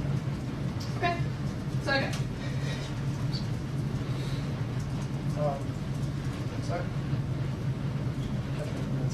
So 2 things. The first one I'd say is that if you wanted to build it, go ahead and build it yourself.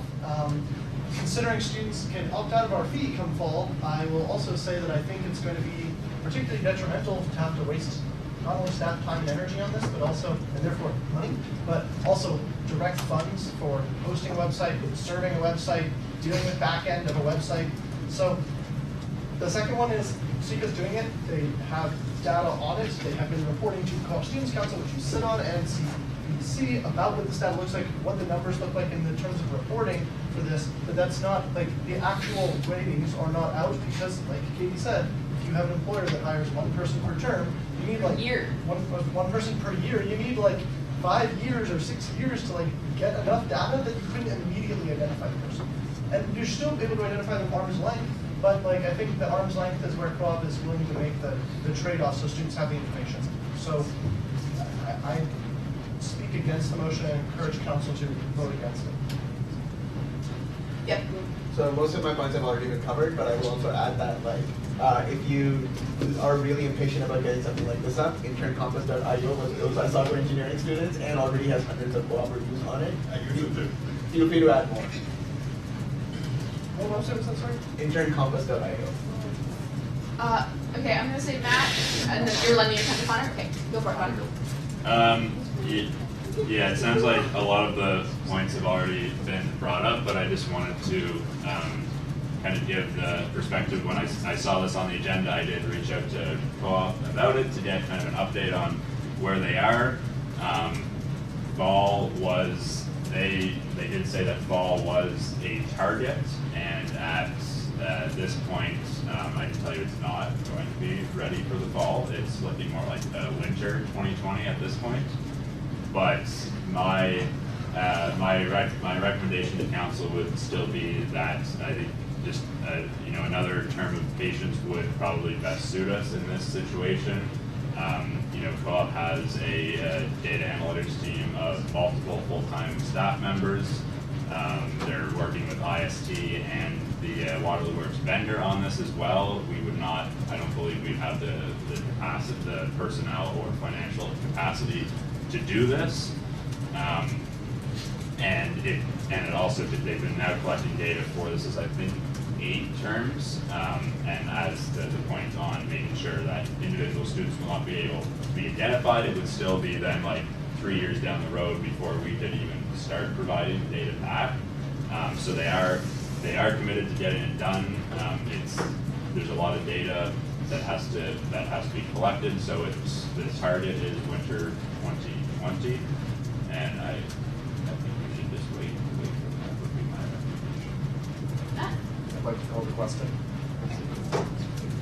Does anyone else actually have anything to say? Or can, yes? Oh, Okay, Yeah, I think- if no one else has anything to say, we can just vote on it. That's what I'm checking. I'm gonna say that this means that no one else has anything to say.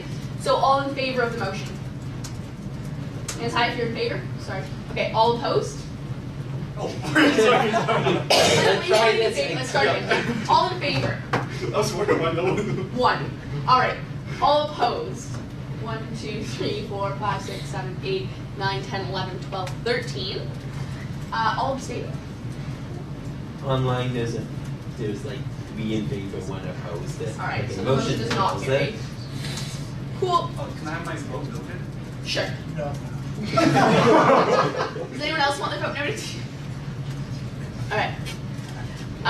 So next up, we're on to the ethical treatment of co-op students, brought to us by Lenny. We have a seconder. Don't speak again. All right, Lenny.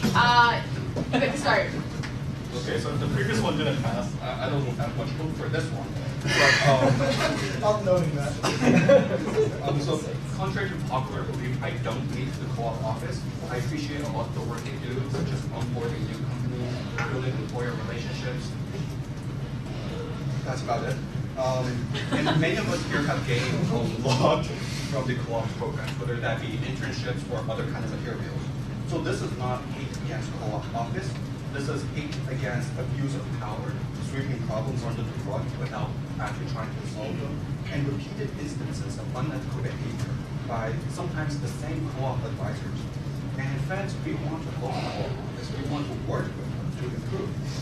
As a result, that's the reason for this resolution. There are 2 components. The first is that the Federation should put questions on the sidewalk the hundreds of testimonies it has received regarding complaints against specific co-op advisors and give these to incoming counselors. This is so that incoming counselors can better empathize and sympathize with students' complaints, and they can see the problems that students face for themselves. The second part of this resolution is because we want to help the co-op office, we want to also help them document repeated instances of unethical behavior. And in doing so, we can provide co-op office proof that some employees are not fully doing their jobs correctly in an extent that helps students. So this is to help the co-op office basically address inefficiencies. To do so, I propose we create a database of student complaints, we file policy 33 in cases of very egregious circumstances, and sometimes even before we request the HR department to investigate against co-op advisors. All of this is to help the co-op office so that it can become a more efficient entity. Katie seconded it, so Katie, if you want to talk, let's see. I do not have anything at this time. All right, so let's set it for the demand.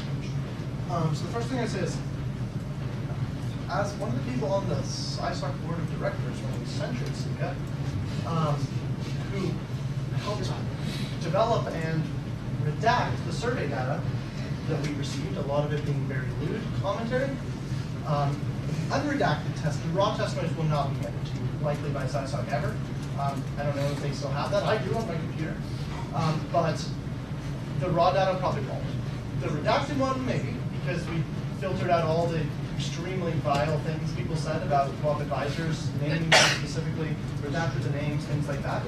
I'd also say that that has already been discussed and shown. It was sent to all the Fed's executives at the time. It was sent to Co-op Affairs Commission at the time. It was sent to the CSC at the time, and to members on CBC at the time, as well as all the associate deans co-op. So that people are aware of the data and what the exact commentary was after redaction. I'd also like to speak against the database, not because I don't think it's a good idea, but because I think we don't have the resources to do it. I don't think you're putting in perspective how much we stand to lose from Students' Choice Initiative. Like, a lot of schools, and at least in USO, are preparing for about a 30% cut in budget. And in terms of spending, when we have to make decisions between funding one service over another because people are going to opt out, or funding advocacy or funding governance, like, it's going to be a tough call as to where that money goes. You can host online for free, like, I implore you to set it up. The rest of these, I don't think it's a bad thing to file policy 33 violations against staff members if we see repeated problems. But I also think that falls much more on the Co-op Affairs Commissioner and that office than it does on council generally. If we have a commission set up to address stuff like this, they already work through. They already work with SIGA about it. They already go through feds. Like, that's Connor's current role and whoever replaces him. And I'd say that if we want Connor or Matthew to do something like this, then we can go. Kind of like we have mechanisms for this, but I'd be wary of distributing the undisclosed testimony. I'd be wary of putting too much work on people's shoulders that they can't reasonably achieve. Okay, so Savannah and then Matt and Leon. I also would like to comment on the fact that there is an entire office dedicated at the university to exploring Policy 33 complaints right now. It's within the Office of Human Rights, Equity, and Inclusion, and they have a number of investigators whose job is to investigate complaints such as ones for Policy 33. So it doesn't necessarily make sense for feds to be doing the investigation when it's not in our jurisdiction. It is the university's jurisdiction to do it, and they have a whole office already dedicated to it. Yeah, okay. Matt? Yeah, I'm gonna speak against this motion in a couple of parts. So firstly, on the need for the resolve statement part 2, I'm not sure whether we can actually file on behalf of somebody else or looking at number 1 for a combo or a repeated. I don't think that we can file on behalf of someone else. It's something they have to initiate. We can't force.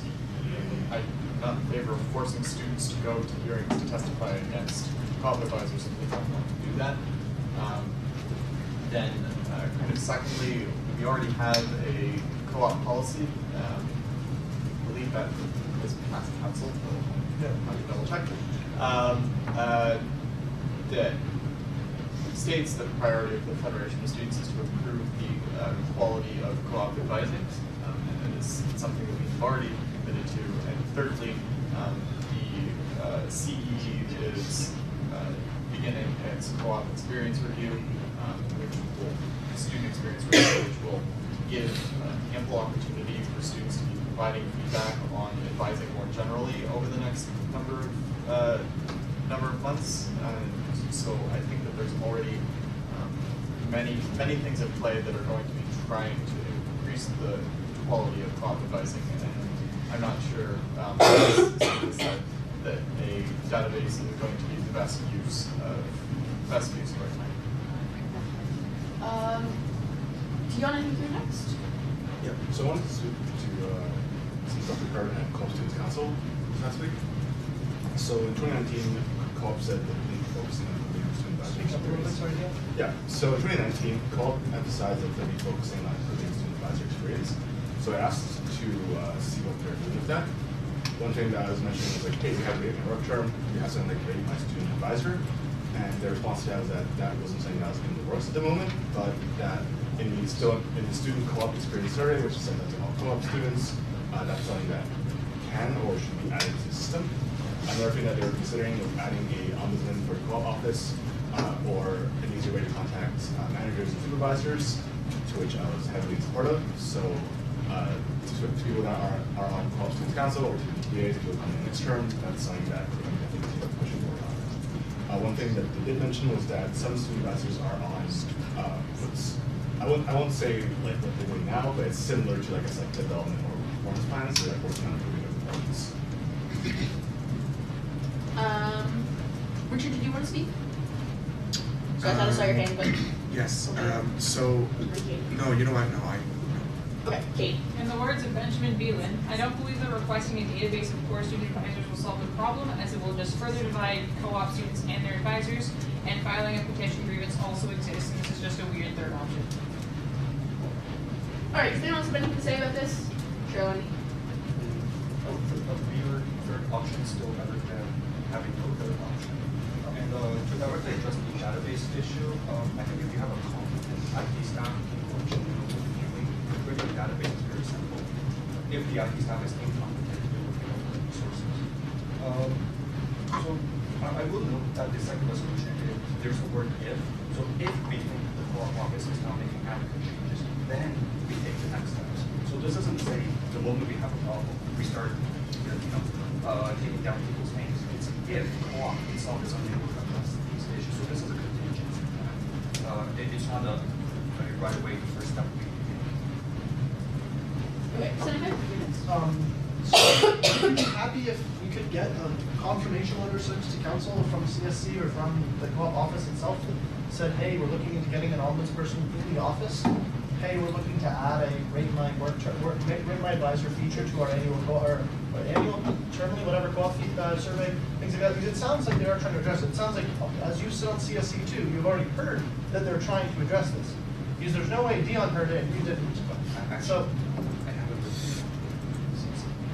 Okay, so that might have solved the problem, but it sounds like they're genuinely working. It sounds like they're genuinely working on addressing it, and this is kind of like, if someone's solving a problem and then you move a motion criticizing them for not solving it, it doesn't do much to build a help. And I understand it's contingent on them not doing it, but it still doesn't come across that way. Like even if those words are explicitly put, we have stakeholder relations with them, and I'm not saying that representing students should ever come below maintaining some stakeholder relations, but we have an option here that they're working on, that they are paying for, and that they will do a good job for. And I don't think we need to reinvent the wheel just because they're going to be, I don't know, a term late on creating an ombudsperson or something.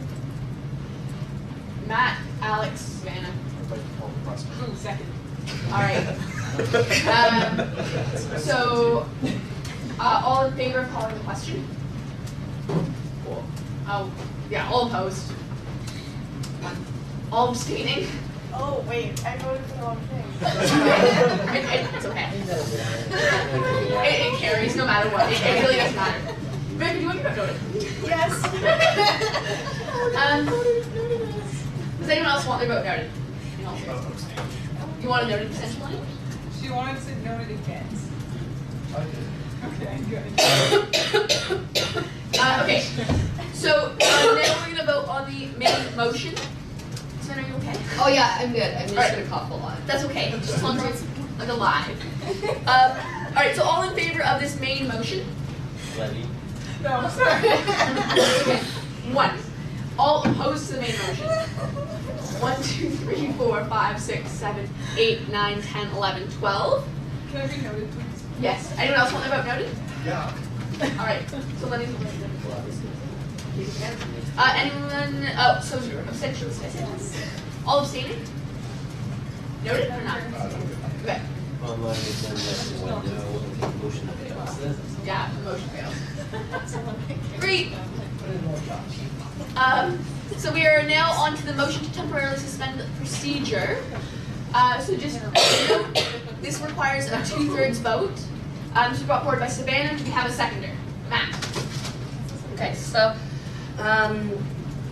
when I started in May, it was brought to my attention the challenge with the turnover and governance year, or turnover and governance in general for May, and knowing that club applications are due in the first month of the term, and then they need to be approved so they can get going. because IAC isn't usually struck until the first council meeting, which is middle to end of May, and then it takes some time to get a meeting going, get everyone's schedules, etc. There's a significant delay at the beginning of spring term to get new clubs approved. I know that we have a transition coming up, but let's say for whatever reason a full IAC committee is not struck. I just want to provide the opportunity for club to be approved in a different mechanism. I realized in my first Be It Resolved, I wrote IAC is stuck. It should say struck, so I apologize about that. And so this is just getting a bunch of individuals together who can just review it. It wouldn't be any like super contentious clubs. It would be like, oh, this is the Book Lovers Club, which for whatever reason we just started the Book Lovers Club this term. So, you know, it's the very basic ones that we can really get off the ground that don't require a lot of discussion. Okay, Matt. I'd just like to mention from my time as a council member of IAC. Sorry guys. Please do not hashtag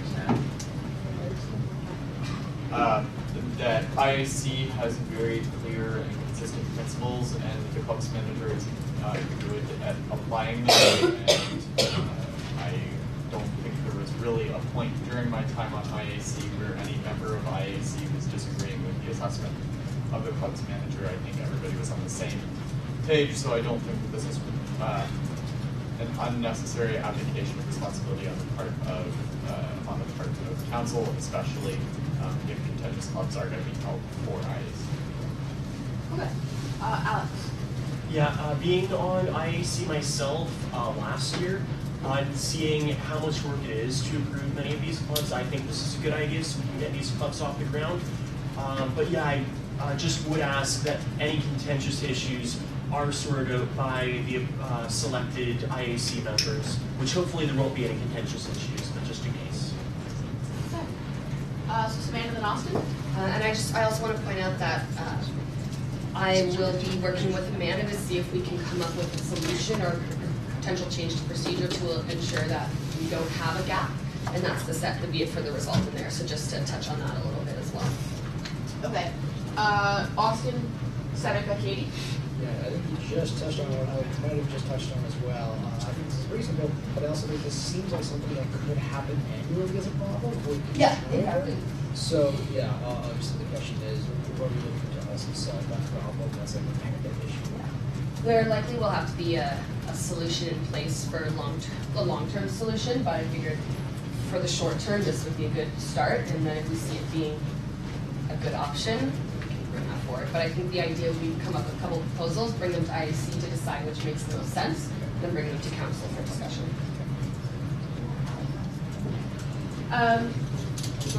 Yeah. I'm sorry. Nope, it makes sense. You're sending second conversations. Yeah, I want to just reiterate to councilors. IC has very, very strict guidelines on what constitutes approval for clubs. They maintain an independent clubs manual structured under the procedures. They have the right to set certain clubs' procedural rules themselves.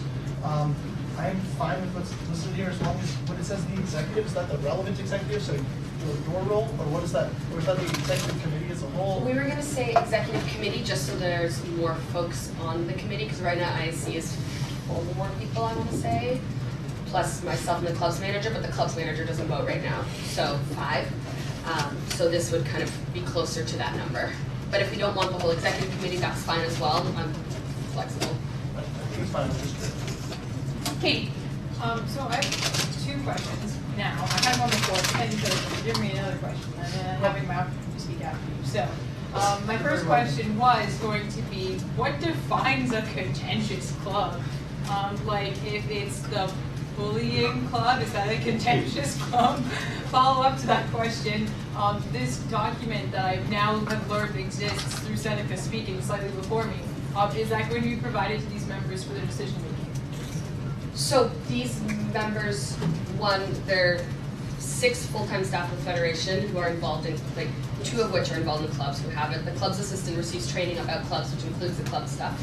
In terms of contentious clubs, so for example, if we had a club that had a similar mandate to the Women's Center, that would be considered a contentious club. We'd ask them to go reach out to any group that's focused on like equity for women and female identified students and see if there's any overlap, if other groups are comfortable, so that could be considered a contentious club. Sure, Katie. So then this document that Seneca has indicated exists, this guidelines for deciding whether a new club should be approved. These will be provided to these people who will sit on this impromptu They're thing. also online. They're in, yeah, they're Will they- online and available. My question is, will they be the decision-making criteria given to these people making Yes, decisions? yes, it's the same for every decision related to clubs. Also, council procedure on approval of clubs Yeah. requires to be made under those guidelines. Yeah. So, That doesn't mean it happens. I think generally it does. It does. I've never seen an exception, and there's like tons of clubs that get approved. Would you like It is becoming a circular Yes, conversation. yeah, getting off. Does anyone else have anything they'd like to say about this? Cool. Seeing nothing, we can vote. So all in favor? 1, 2, 3, 4, 5, 6. Sorry. 1, 2, 3, 4, 5, 6, 7, 8, 9, 10, 11. All opposed? All abstaining? Noted, please. 1, 2, 3. Does anyone else want their vote noted? I'm seeing the abstains or favors, no one's. Alright, so it carries. Can you abstain? Or against? Abstain. That's the 2/3. Carries. Yeah. Cool. So now we're on to the society seat reservation. This was submitted by Jason. Second. He's gonna second it. Okay, I frankly think that the attached documentation, which is quite short, speaks for itself. Don't you know that the engineering society is actually in conflict of interest, which is pretty honestly. The Seconding bylaws- it, I can second it. You can't, but also the bylaws do permit you to, this is a mandate, so we don't really have a choice. Go for it, Katie. I don't have anything to say. Actually, okay, I am going to note that I will abstain from voting on this item as I currently sit on the Engineering Society Board of Directors.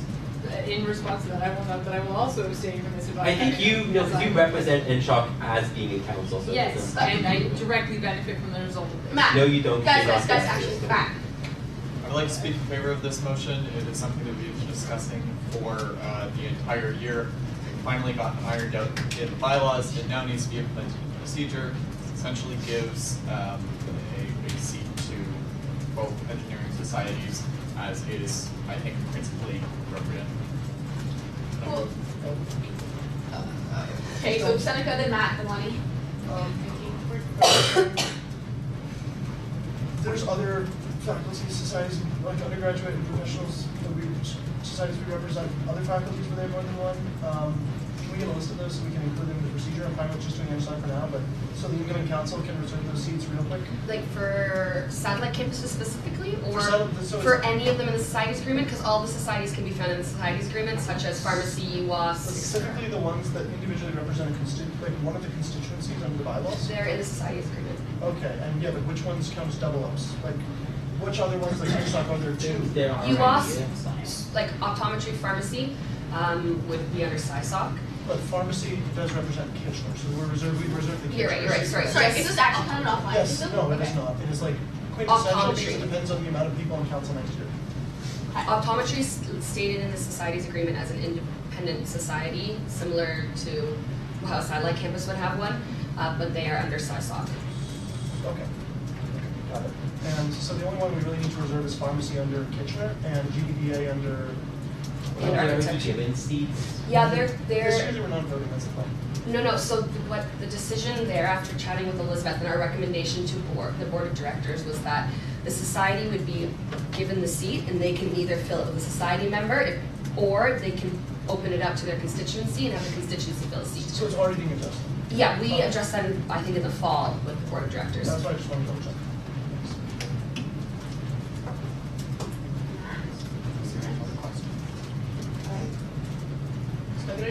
Sure. I'd like to call the question. All right. Sorry, seconding? All right, so all in favor? Calling the question. This is all in favor, call your question. 1, 2, 3, 4, 5, 6, 7, 8, 9. All opposed to calling the question? 1, 2. All abstaining? 1. Anyone want their vote noted? Lenny, you want it noted against, right? Can I second it? It was, Dion, you seconded this? Yeah. Lenny, what's your dad's reason? Oh, sure. Just because I was going to speak after Matt. Okay. You're good. Okay, Lenny noted. Opposition. Who's gonna speak after? Yeah, it's fine, yeah, passes. Okay. Motion carries. So then we're gonna vote on the main motion. So all in favor? 1, 2, 3, 4, 5, 6, 7, 8, 9, 10, 11. All right, but minus 2 because I can't do those two, so 9. All opposed? All abstaining? Noted, please. We have 4 abstentions, noted by Jason Miracle. We didn't abstain, we were just present because we weren't even able to make a decision to vote. All right. I made the decision, it was just late. It doesn't matter. You took that a conflict. Online. Okay, just note it appropriately and let's. Lenny, you abstained? Yes, no. I didn't declare conflict of interest. You raised your hand, but Jason is. I do too. Did you abstain? Guys, not sorry. Okay, we can sort this out later.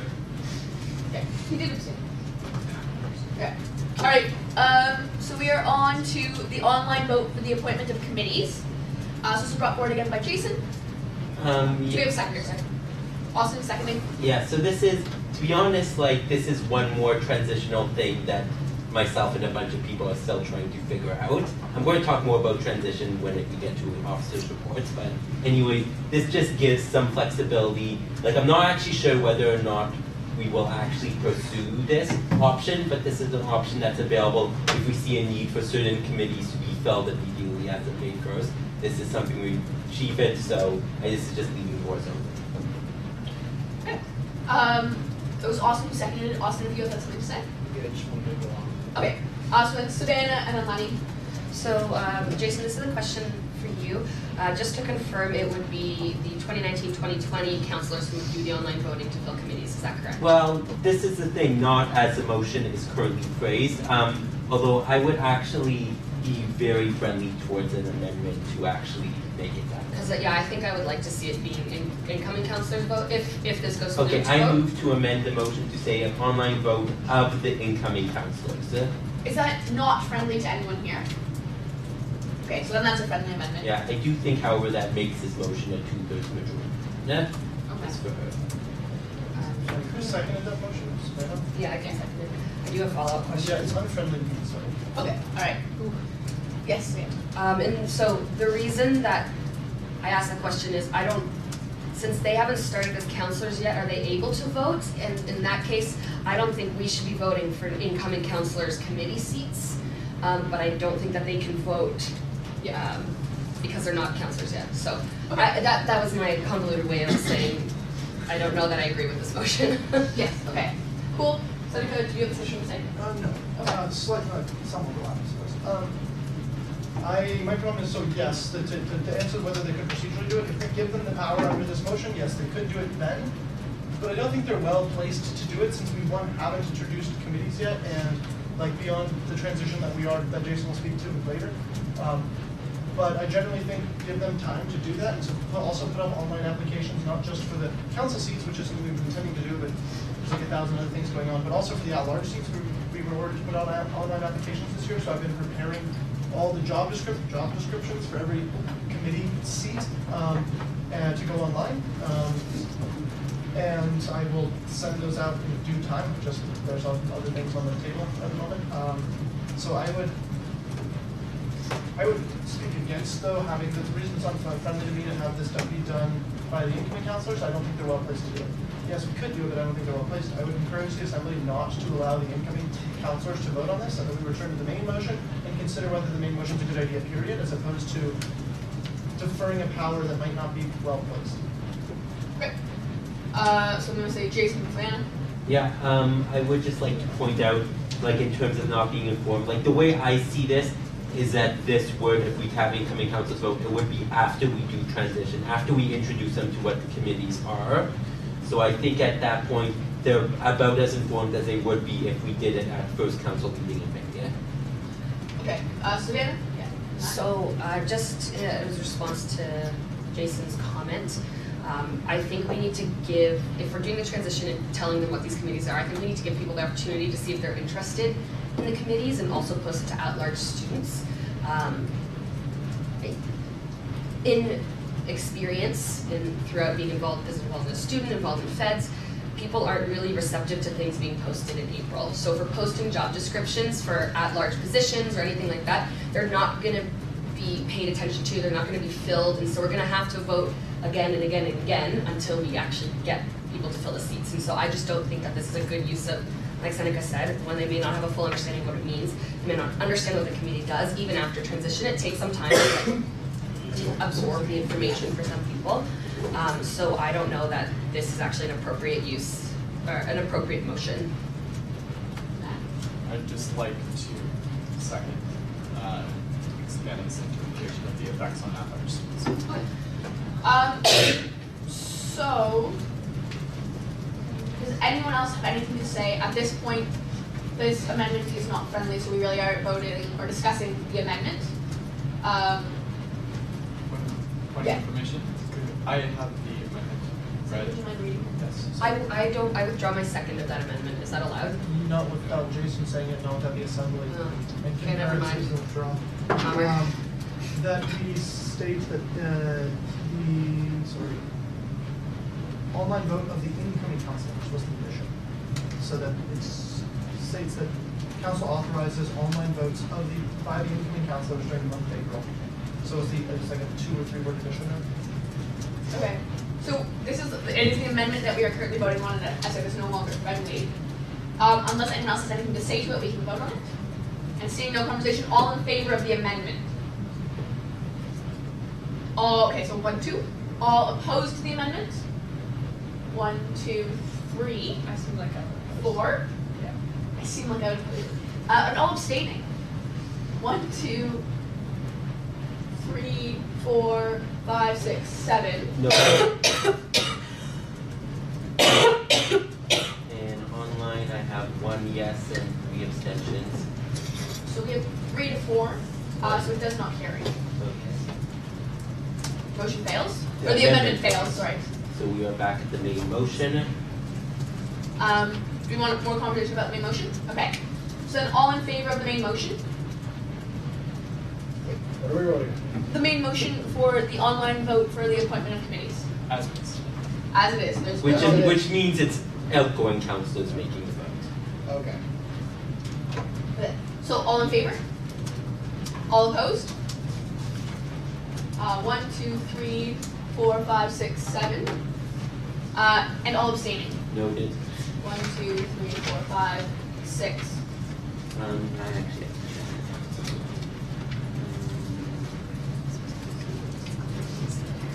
2 yeses, 2 noes, 1 abstention on it. Motion fails, yeah. Do we, I think that, yeah. Okay. Alright, so we're on to the task force dissolution of That review was through. withdrawn. So we are on to the amendments to council procedure 6, elections and referendum procedure. This has been brought forward to us by Lenny. Do we have a secondary? So seeing none. What? Wait, I object to the consideration of the question before it gets a second, and I have a placard, so I don't know why I was raising a placard. On the basis for explanation, I object to. I second. It's okay, I've already objected. I object to the consideration on the basis that the report on elections is not yet out, so council is poorly placed to consider the item. This has nothing to do with the report. That doesn't matter, it affects to procedure 6. I encourage you instead to refer them to the president, URAC, and the PTC. Okay, that's not a, Seneca, that's not a reason to rule it out. It's not a ruling out of order, it's an objection to consideration which has to go to a vote. If 2/3 of the assembly thinks it shouldn't be considered, it will not be considered. Point of question. Are we Are we gonna get a break? I mean, we're ending at 4:30.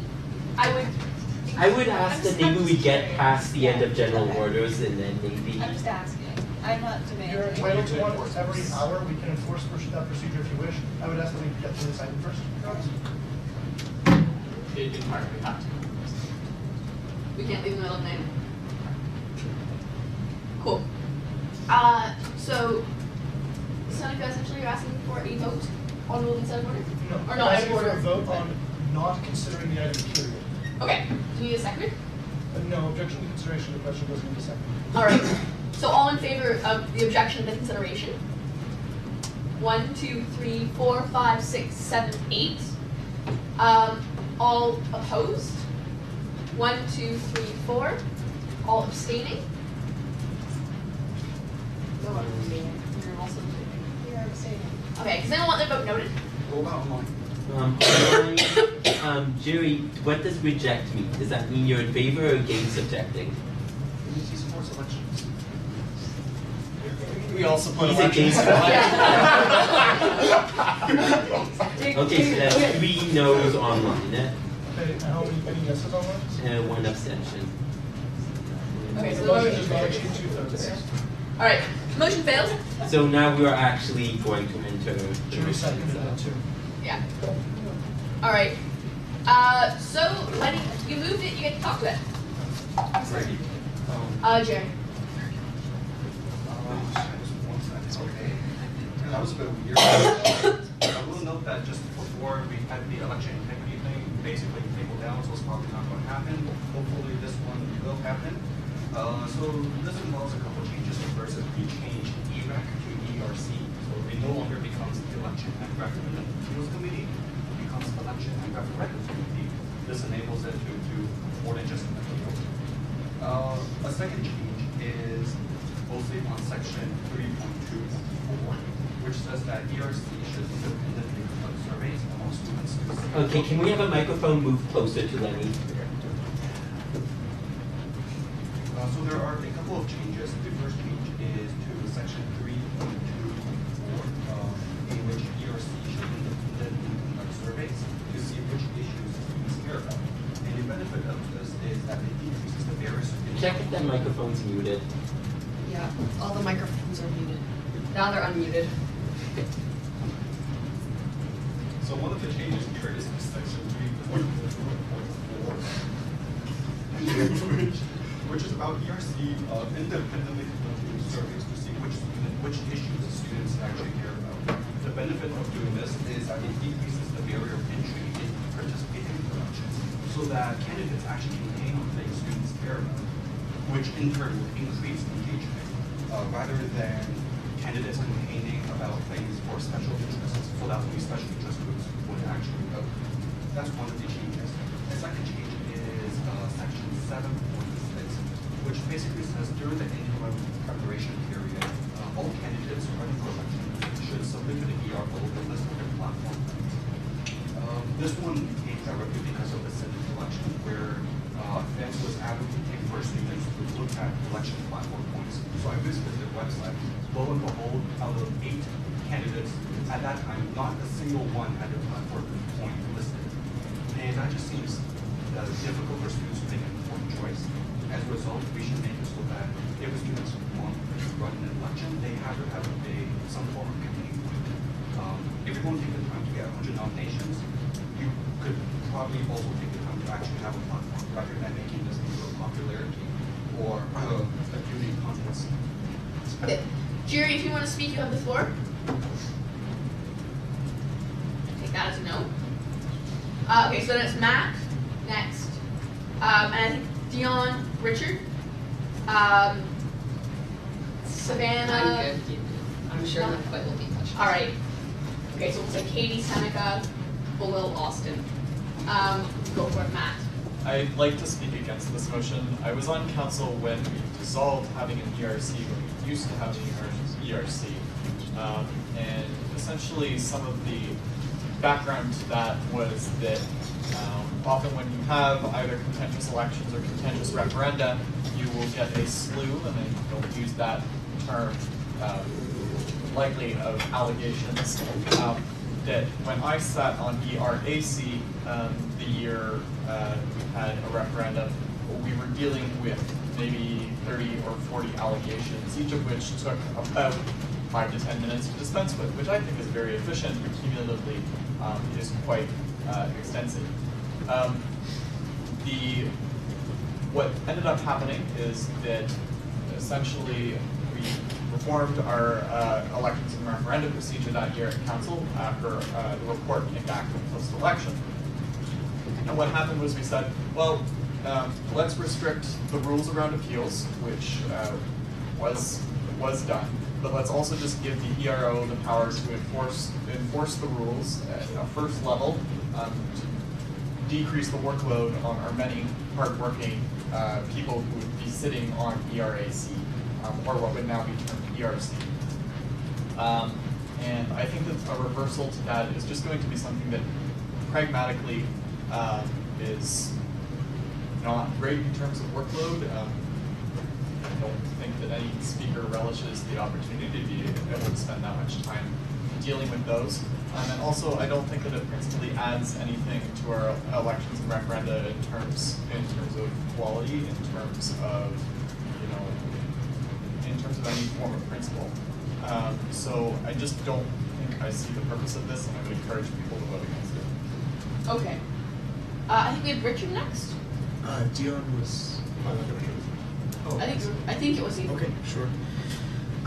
So I guess my first question is to the mover of this motion, particularly with respect to the moving oversight of the ERO to the chair. Where did you get this idea? The same place where I got all my other ideas. Just point to your head. One second, I gotta know. Please note this. I appreciate that. Thank you. I'm not questioning the integrity of the chair. I think that the chair has done a fantastic job this year. Sometimes the chair runs elections. Sorry? Sometimes the chair runs elections. However, I will note that I personally don't see this fitting with the board of directors, and to that end, the research and policy officer and I have been going through other schools' elections and referenda codes to look into some of the issues that have been raised this year with respect to both elections and also to the structure overall. It is, again, we are working on not just reform of the procedures, but looking into the research at other schools to see what we can find. And so along with the fact that I'm already reviewing this, I would agree with Matt, and I would encourage councillors to vote against. Okay. Now I think it was Dion next. I think so.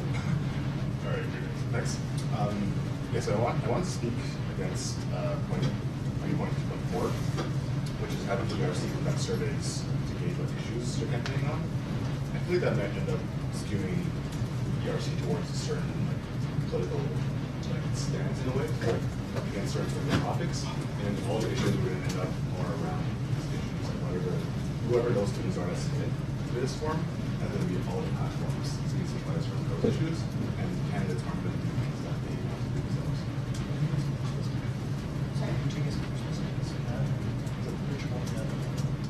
Sure. Okay. So I think Matt and then Richard after. No. At the end. Oh, at the end. Yeah. At the end of the. Yeah. Senator, I think you were next. No, Katie was next. And then Austin went along. Yeah.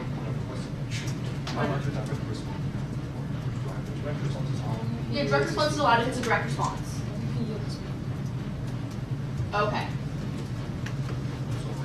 So someone has to. Yeah, so someone has to yield their speaking time. Dion, do you? Sure. Yeah, that's a good point. Would it assuage your concerns if these surveys then have to pass through the council? It's not really a matter of the survey, it's just a matter of just the survey itself. So if it assuages concerns to do what? To have these surveys passed to the council.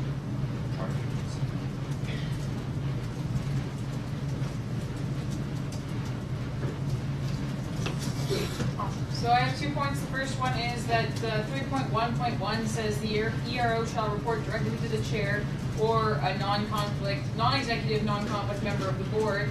And then later, like the next sentence not in red, it also says the ERO shall report to the council. So the ERO is currently reporting to a lot of different people. That seems like a stressful position for the ERO to be in. And then my last point is on 3.2.4, it's not the Federation's job to spoon feed campaigns to candidates.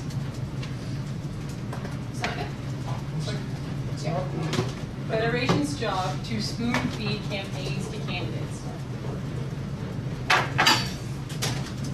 So I'd like to note a couple things. I'm very opposed with the ERO in any sense reporting to myself or whoever's in the future, the institution of the chair or the institution of the board or any directors they're under. The board is not a political entity like council. The board does not ebb and flow with politics like council. Yes, sometimes the board has voting blocks. Yes, sometimes that can be detrimental. And yes, we try to address them with team building and stuff like that. However, we are not a political institution. The board is an institution that is an HR, legal, fiduciary body that has a very different purpose than council. And I hesitate to involve the board in politics by having the ERO report to them, particularly if a contentious decision gets made, disqualifies a candidate, and now it looks like the corporation as an institution is against the candidate. That's a really bad recipe for student participation and trust in the organization, which I think is also essential. I'd also note that I think while I have spoken now and I can't take the time to refer the item to the president, I would like to see the item referred to the president since the elections are being reviewed as a recommendation, not the recommendation, but a recommendation on potential changes to procedure. Because we're currently waiting on the elections report, and second, Richard and two committees are in the midst of revamping all of the elections procedures. So it's a little bit, I think, it would be timely to send to him. I think a little bit inappropriate to pass something while we still don't know what the procedure changes look like. Okay, I think now's a good time to just straw poll the opinion of the room on this motion in general. Can I just see a thumbs up, thumbs down of how you feel about this motion? I'm happy to take friendly amendments for the parts. Yeah, just a lot of thumbs down. Can I call the question? Came out of There's a order. speakers list. Yeah, there's a speakers list. Were you next? I think so. I think I was close to being next. I can call the question. Yeah, I think you were next too. All right. So seconder. I don't think Katie's that. All right. So all in favor of calling the question? Bring it up. 1, 2, 3. Okay, quietly, like 1, 2, 3, 4, 5, 6, 7, 8, 9, 10, 11. All opposed? 1, 2. And all abstaining? 1. Anyone want their vote noted? Oh, 2. Sorry, 2 abstentions. Does anyone want their vote noted? Lenny's have a Hold on. Lenny's 1 in favor, 1 abstention. So yeah, it passes. Alright. Who seconded it? Katie seconded. Okay, so that carries. So now we're going to vote on the main motion. You ready? Alright, so all in favor of the main motion? Okay, 1. All opposed to the main motion? 1, 2, 3, 4, 5, 6, 7, 8, 9, 10, 11, 12, 13. All abstaining. Does anyone want a noted vote? Is 1 in favor, so motion fails. Any noted votes? 1. Alright, so capturing councilors' ideas before they leave. Lenny has motioned this. Do we have a seconder? I'll second it. Alright. So Lenny, you can talk to it first. Yeah. So, this is the only one I don't have notes for, so maybe this will be the one that passes.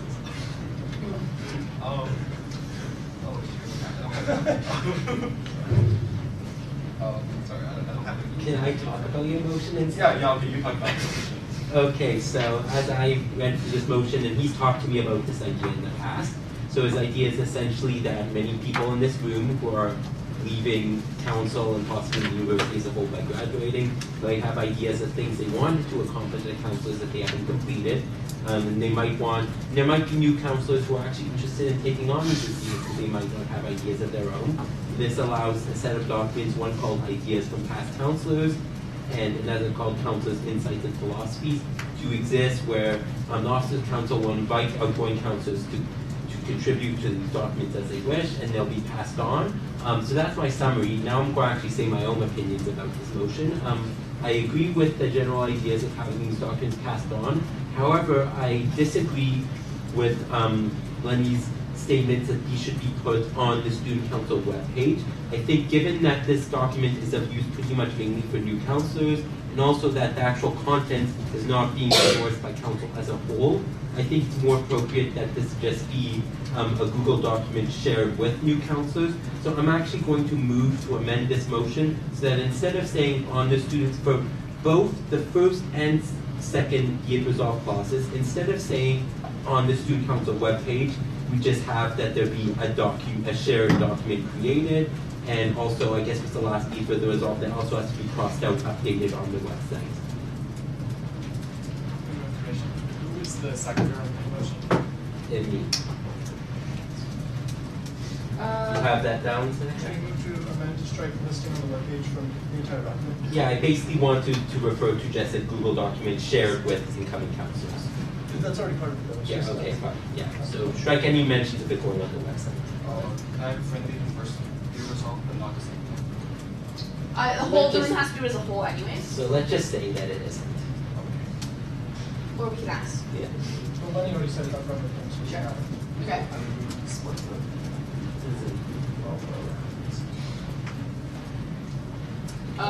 Sorry, can I just clarify something? Yeah. Jason, in the amendment you want to make, you aren't saying that it has to go in a Google Doc, it just has to be in a shared document, is that right? Yeah, point being is that it doesn't go on the Fed's website. Okay, perfect. I just want to make sure. Fed's website. Okay, perfect. I just want to make sure because I know IT has been working on some sort of sharing platform that's more protected. So I just want to make sure it doesn't have to go on a Google Doc or Google Drive if that's not required. Okay. So then we are voting on these amendments. Does anyone have any other comments about the amendments before we vote? Yes, Matt. Did I have to read it? Yes. The amendment is to strike any reference to listing on the webpage from the document, period. There's 3 references to listing on the website. First 2 be a resolves, I think they'll second the last one. And would strike all references to any requirement that the documents be listed on the website. Thank you. That's it. So am I allowed to split the motion right now? In what way do you want to split it? Before that, we don't strike all the references. What are you looking to do here? I don't want to strike the references with regard to the counselor insights policy. Yeah, Matt, do you want to Can I suggest wording to achieve what Lenny wants to do? Move to amend the amendment. That which ones do you want removed? Just the one, the second one. That the second and third references, or the references in the second and third be it further resolved statement are struck, saying students council webpage and replaced with. So Jason wants to take them out. But we'll move there. No, It has to be he within wants to keep scope. those ones, but he wants to keep those ones, but only strike the first one. So then you. Opposite of what you're saying. Okay, so you have to amend this. You have to be yours. Yeah, okay, then can I amend your amendment to keep the second and third references of? Can I suggest we just vote reference by reference? It's going to be faster from what's going on right now.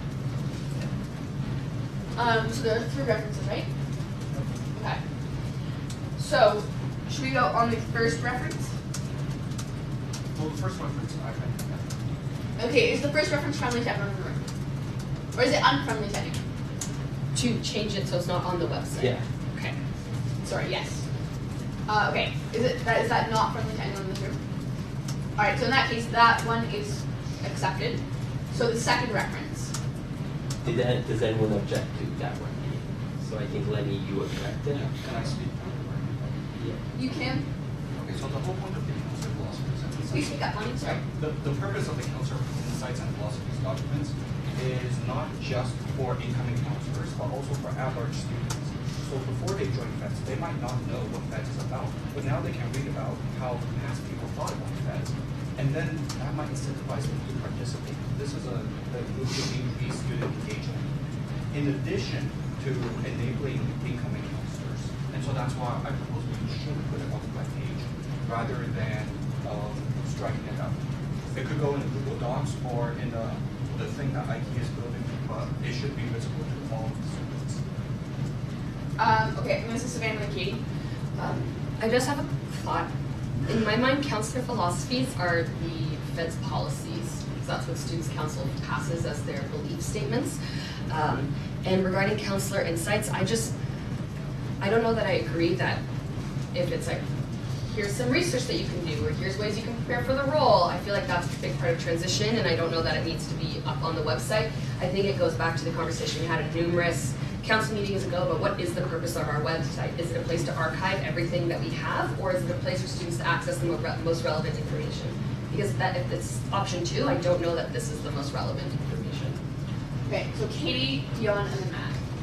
I'd also like to point out that most of our ideas that come up here are recorded by Seneca, our dedicated and hardworking minute taker over there. So most of our ideas do get passed forward by those who want to go to our website and read the minutes. Dion. Yeah, I agree with that on insights and our policies. About philosophies, even if we just put up, if any council just put up their ideas in this one document, and I can publish on their website, because that can be construed as that person's ideas reflect, or that person's ideas reflect what the federation thinks, which is not always true. So I also agree with starting this website. Okay. Matt and then Savannah. I'd like to call the question on the amendment. Okay. So we are now voting on the second reference. Or so actually, I guess we have to vote on calling the question. So do we have a second? I just took that as an assumed motion because there was on consensus, there was no opposition to splitting the question. So right now the motion on the floor is just to strike the second reference. Isn't the motion on the floor to call the question? Yeah, but on the striking of the second Yes. reference. Yeah, but we still have to call, vote to call the question. That's what I'm, sorry, that's what I'm, yeah. We have a second for calling, yes, Savannah, you're seconding? Okay, so all in favor of calling the question? 1, 2, 3, 4, 5, 6, 7, 8, 9, 10, 11, 12. All opposed to calling the question? All abstaining? It carries. Cool. Does anyone want their vote noted? Set it back to me. Cool. So we are now voting on the strengthening the second reference. So all in favor? 1, 2, 3, 4, 5, 6, 7, 8, 9, 10, 11, 12. All opposed? All abstaining? 1. Noted vote? Yep. Alright. Of course. Of course. Mine is 1 abstention and 1 yes, so it passes. Alright. So now we're on the third. So we're on to striking the third reference. Is this unfriendly to anyone in the room? Yeah? Okay. I'll point out, Lenny, that it's now kind of irrelevant, that third one. Okay. So it's friendly to everyone in the room? Is it unfriendly to you now still, or? No, it's friendly. No, it's friendly. So it's friendly to everyone in the room. No one objects. Cool. That's a friendly amendment. Do we have any other debate on the main motion before we vote on that as a whole? Yes. So I just want to note to council, I was going to speak to it, and I will principally speak to it in my report, but I did put together a council transition handbook, and I think a lot of this kind of overlaps with others eventually. So if councilors think it's more prudent to put it in there, that's fine. But I just wanted you to be aware that that exists if you haven't already seen it. Cool. Okay, so we're on the main motion. Does anyone else have anything to say? Cool. So we can vote on the main motion. All in favor of the main motion? 1, 2, 3. Sorry, I panicked. Don't listen to me. 2. No, People know what they're voting on. Yeah, sorry. Continue down. Okay, so we are voting on this main motion, which is capturing council's ideas before they leave. It's striking all references to putting it on the website, so it's only recording the ideas and being that like an internal document we pass down to councilors. I feel like if it's already happening, what's the point? But Do we want more debate on it? Or do we want no, I'm sorry. Okay. All in favor of the motion as it stands? 1. All opposed? There were 2, so yeah, I know. Oh, you're voting again? Okay, so. You'll all vote for it too. Alright, so all in favor? 1, 2, 3. Okay, all opposed? 1, 2, 3, 4, 5. All abstaining? 1, 2, 3, 4, 5. 5 abstentions. Jason abstains. Anyone else want their vote noted? Online, there's 2 abstentions, there's 1 abstention, 1 in favor. Okay. So it fails. Alright, so we can move on. We have miscellaneous and accountability brought forward by Lenny. Do we have a seconder? Seneca seconds it? Yes, just to be clear, not because I think it's a good idea, because I think it wants to be. Alright, so Lenny. On this point of encouraging friendly amendments, does that require everybody to be friendly? Yes. Good luck. Alright, Lenny, it's your motion, so you get to go first if you want. Yeah. Jerry has a point of privilege. What is your point? Oh no, just moving the microphone. Go ahead, Lenny. Can I just take 5 seconds to think about this? What was Jerry's point? So, we'll first move a amendment. Whereas the university has its sunshine list as mandated by the province or something, be it resolved that feds shall create its own sunshine list for any staff member making over $100,000 in their base. Are we not on? Yeah, we already have to. It's already publicized. It's part of the general budget. I mean, theoretically, the only staff member that can that's already listed is our general manager. You can go to the sunshine list and look at it. We can, if council really wants, like that's a conversation for budget committee. We can add it to the public budget, but it's already It's a there. waste of time because it already exists. Yeah. If you're talking about the same threshold, then yes, it's applicable simply because they're technically an employee of the university. Yeah. Separate issue, separate issue. Alright, then I don't submit that. I submit the same thing for 470. So whereas the university has its sunshine list. Point of order. Yeah. I would like the speaker to rule this out of order ultra vires. One moment, can I get the motion down? Sure. Whereas the university has its sunshine list as amended, mandated by the province, the federation shall create one. And you are continuing, Lenny? Be resolved that. No, shall create a sunshine list? Yes. Oh, okay, sorry, and be resolved. Federation shall create its own sunshine list for anyone who's making above 70,000. For reference, the executives make less than 50,000. No, I mean, if you clump all benefits and everything, yes, Base salary. that's a terrible way to do it, so But the basis. $48,000 is probably the best estimate. Ish, that's what's listed. Yeah. for vice president. Okay. Let's leave that. The motion on the floor is whereas the university has its sunshine list, so the amendment on the floor being proposed is whereas the university has its sunshine list as mandated by the province, be it for the result the federation shall create a sunshine list for anyone making above 70K. How is this in line with the motion? It's an amendment to the motion.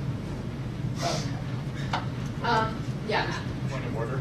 I would like the speaker to rule this out of order ultra vires, or else require that it is only a recommendation to the board of directors, as this is within is an HR matter and therefore outside the purview of students council. Yeah. Confirm with Jason.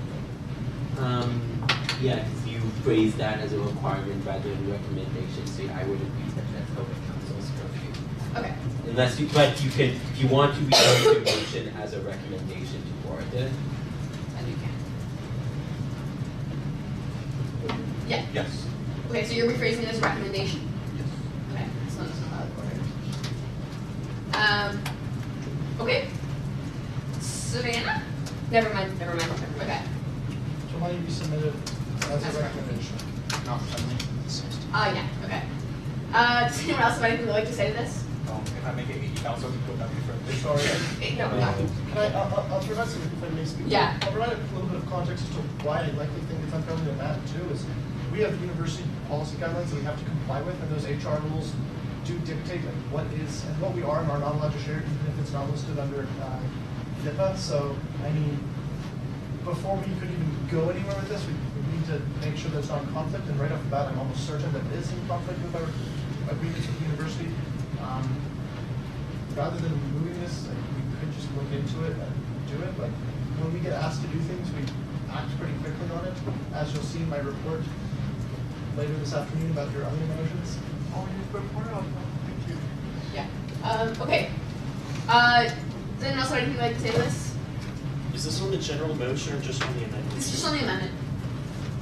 Okay. So seeing nothing, all in favor of Lenny's amendment? That's a recommendation for the sunshine list over 70K. So all in favor? You're not gonna vote for your motion? No, it's just we're done. All right. All opposed. Do you want to Robert? All right. All opposed. So 1, 2, 3, 4, 5, 6, 7, 8, 9, 10, 11. All abstaining. Do you want it noted, Lenny? Okay, so 2 abstentions. So the motion fails, or the amendment fails. So we're back to the main motion. Sure, Lenny. Okay, here is another amendment.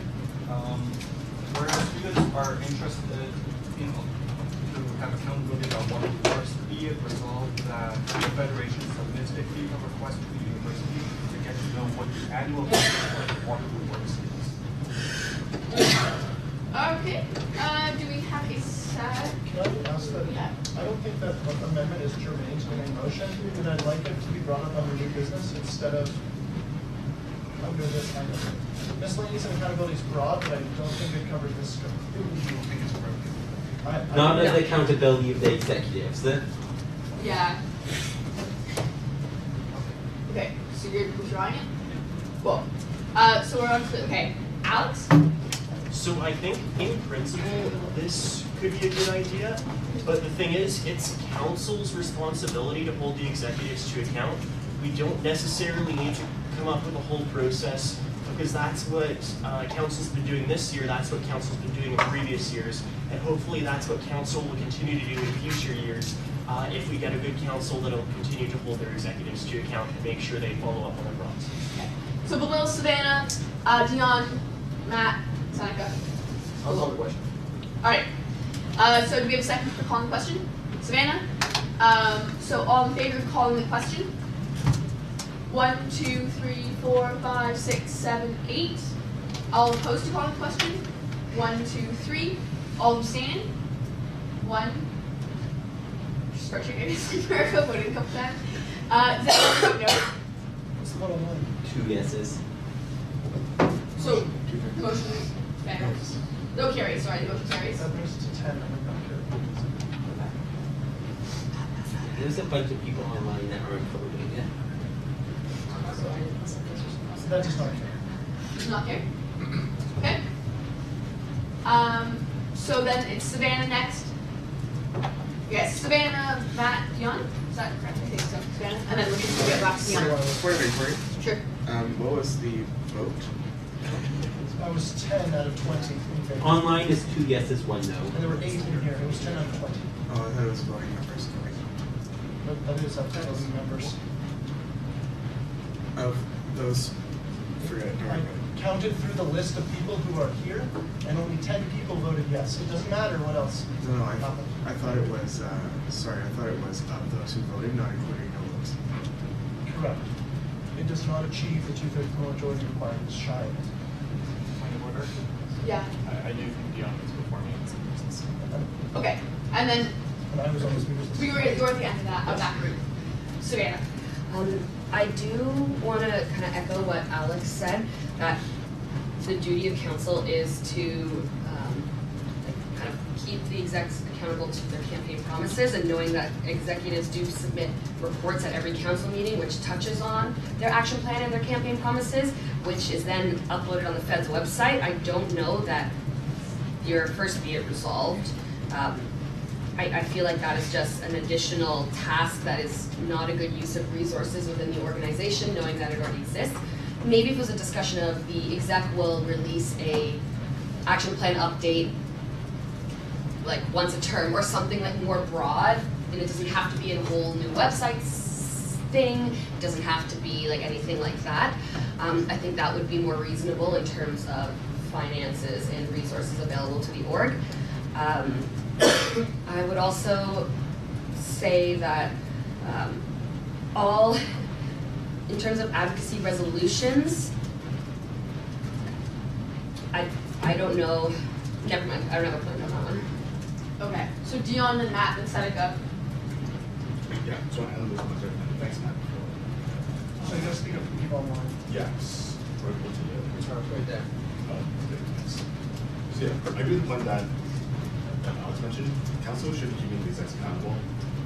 For example, Eugene and I made a budget visualizer online and published that. Asking feds to keep feds accountable is weird and can be misconstrued by students.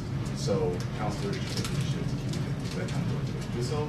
I want to add on to the fund budget action plan updates. PPC recently discussed that, and I forget if it became council or not, but we did talk about having more time with the action plan updates to council. Matt.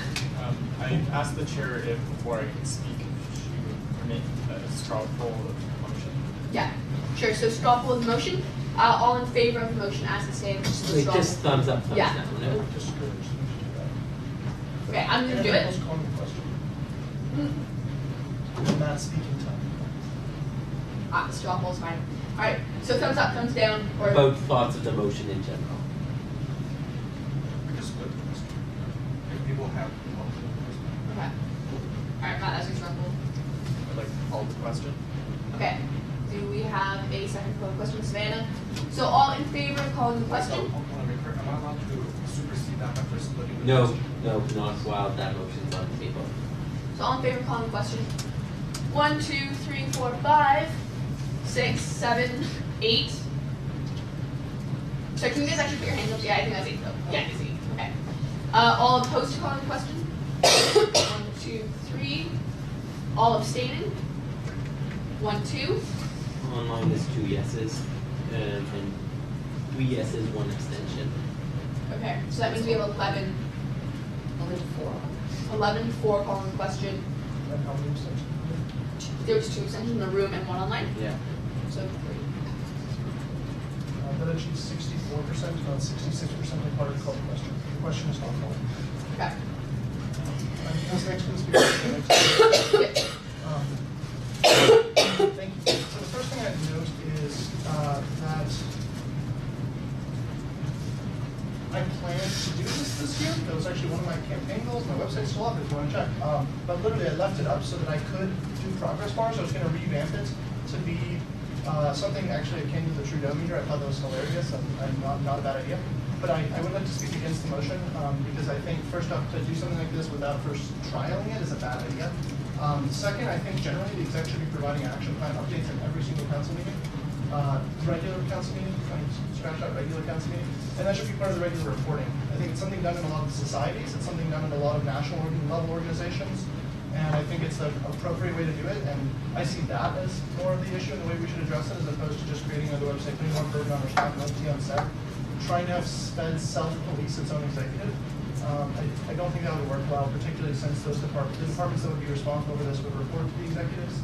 It would be outsourcing of council's responsibility, which at a time when we've made the case the council should take on more responsibilities to do more, looks particularly bad in my opinion.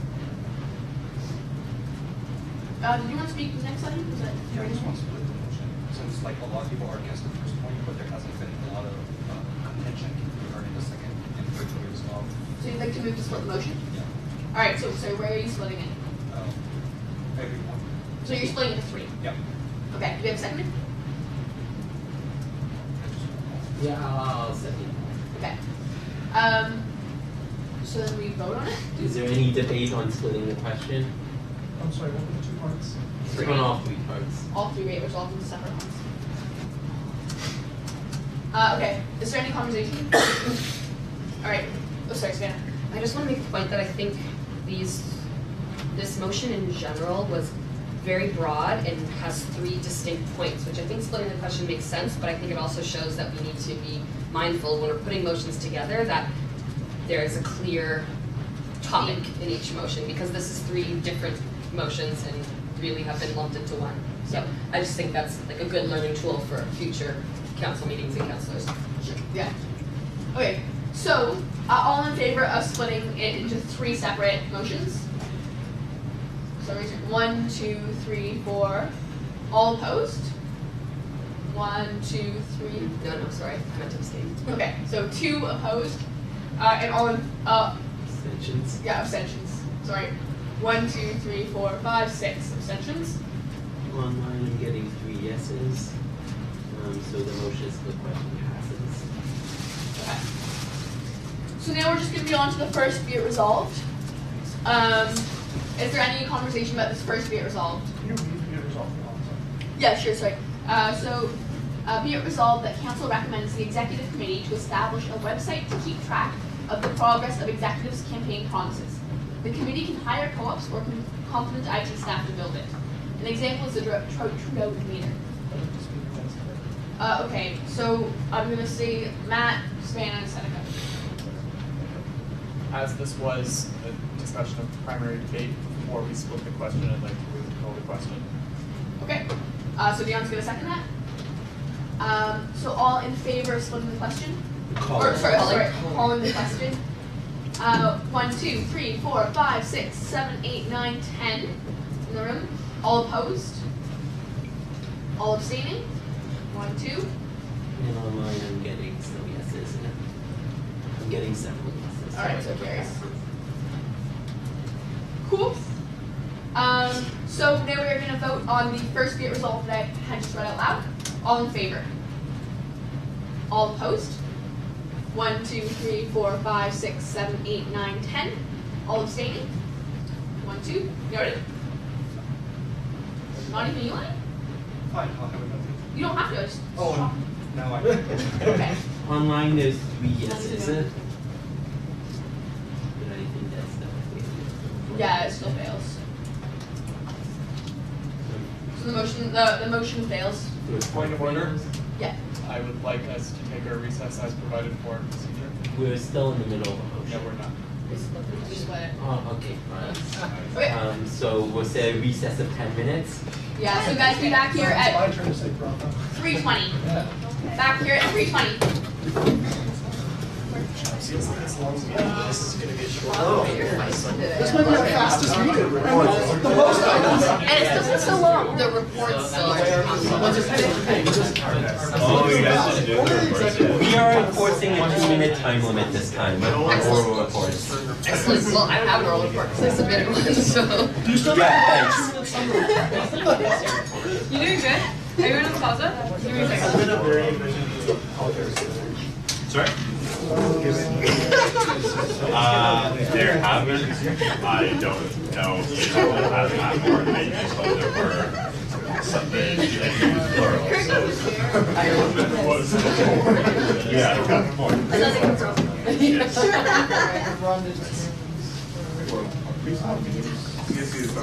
Yeah. Oh, yes. Yeah, it's also the very last week. No, now it's fine. It will be, I should No, have it wasn't a big deal. very Just last. I was around those first. I wasn't telling you. So, Designate is just like a term of like the point is we just decide if like they don't want to like if they just like This one went better. No, my question was it designated or procedure from designated by society or designated from elected how's procedure? your, how's wrestling? no, that's nothing to do with Not too bad. No, because it's designated according to procedure. I only have 2 like the formal election period. well that's what the bylaw says. Yes. In this case, go procedure. Well, when it says that it means it to be a procedure, you do it, so it means any, like election procedures is one of many templates. In this case, I just create a whole new procedure. That's going to be in the set of council procedures. Yeah. So it's not referring to any specific, it's referring to. Well, in this case, I just had a motion to create a new one. But no, when Yeah, it's a bylaw lot, says like, in there's no procedure, last it needs and have a procedure to do that. Oh, yeah.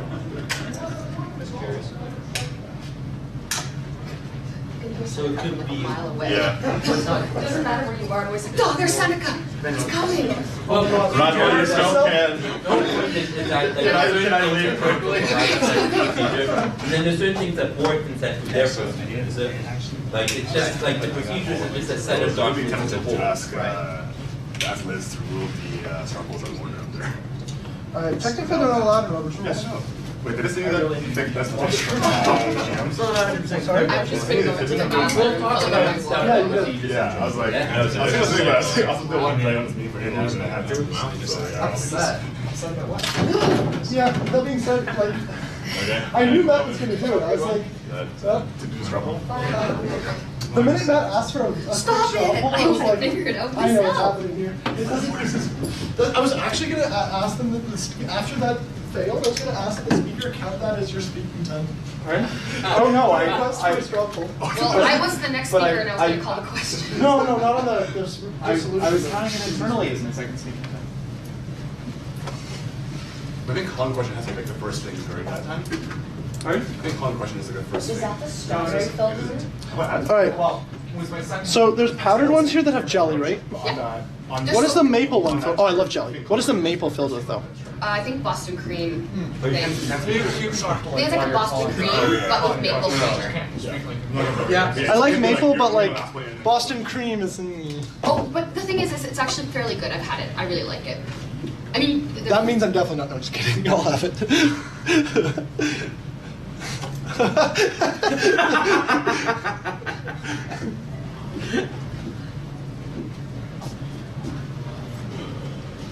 oh, come on.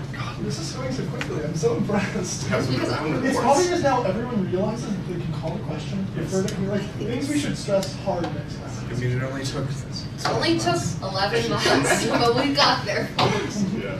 Otherwise, you have to reset. one of the 2 years. We still haven't gotten the reports yet, Seneca. Sorry? We still haven't gotten the reports yet. I'm actually going to raise an item under my secretary report. We require 2 people to submit things to the agenda. Because, and then take them as a mover and seconder unless someone's not there. I think we should have a motion someone can put on the agenda. No, that restricts the government outbreak. Whereas requiring a signatory is something that is employed under Robert's rules occasionally. In other institutions. But the other one was only going to be for things that hadn't gone through committee. Yeah. So one through committee, the chair can submit it on behalf of the committee, but.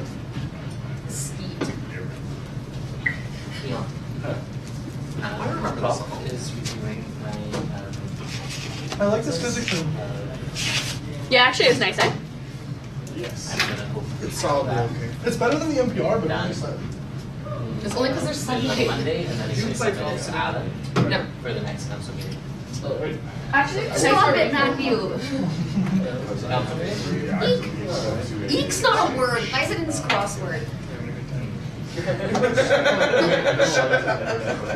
doing this myself. This is like refreshing the is like eek isn't an exclamation because you know it isn't EEK. oh no, but like you can eat for a living. Oh yeah. You can what? I think that's it's A small bit. actually Eat a sweet pie kind of thing, right? Really? You can eat pie? That's a thing. Yeah, it's like an item. Intuitive.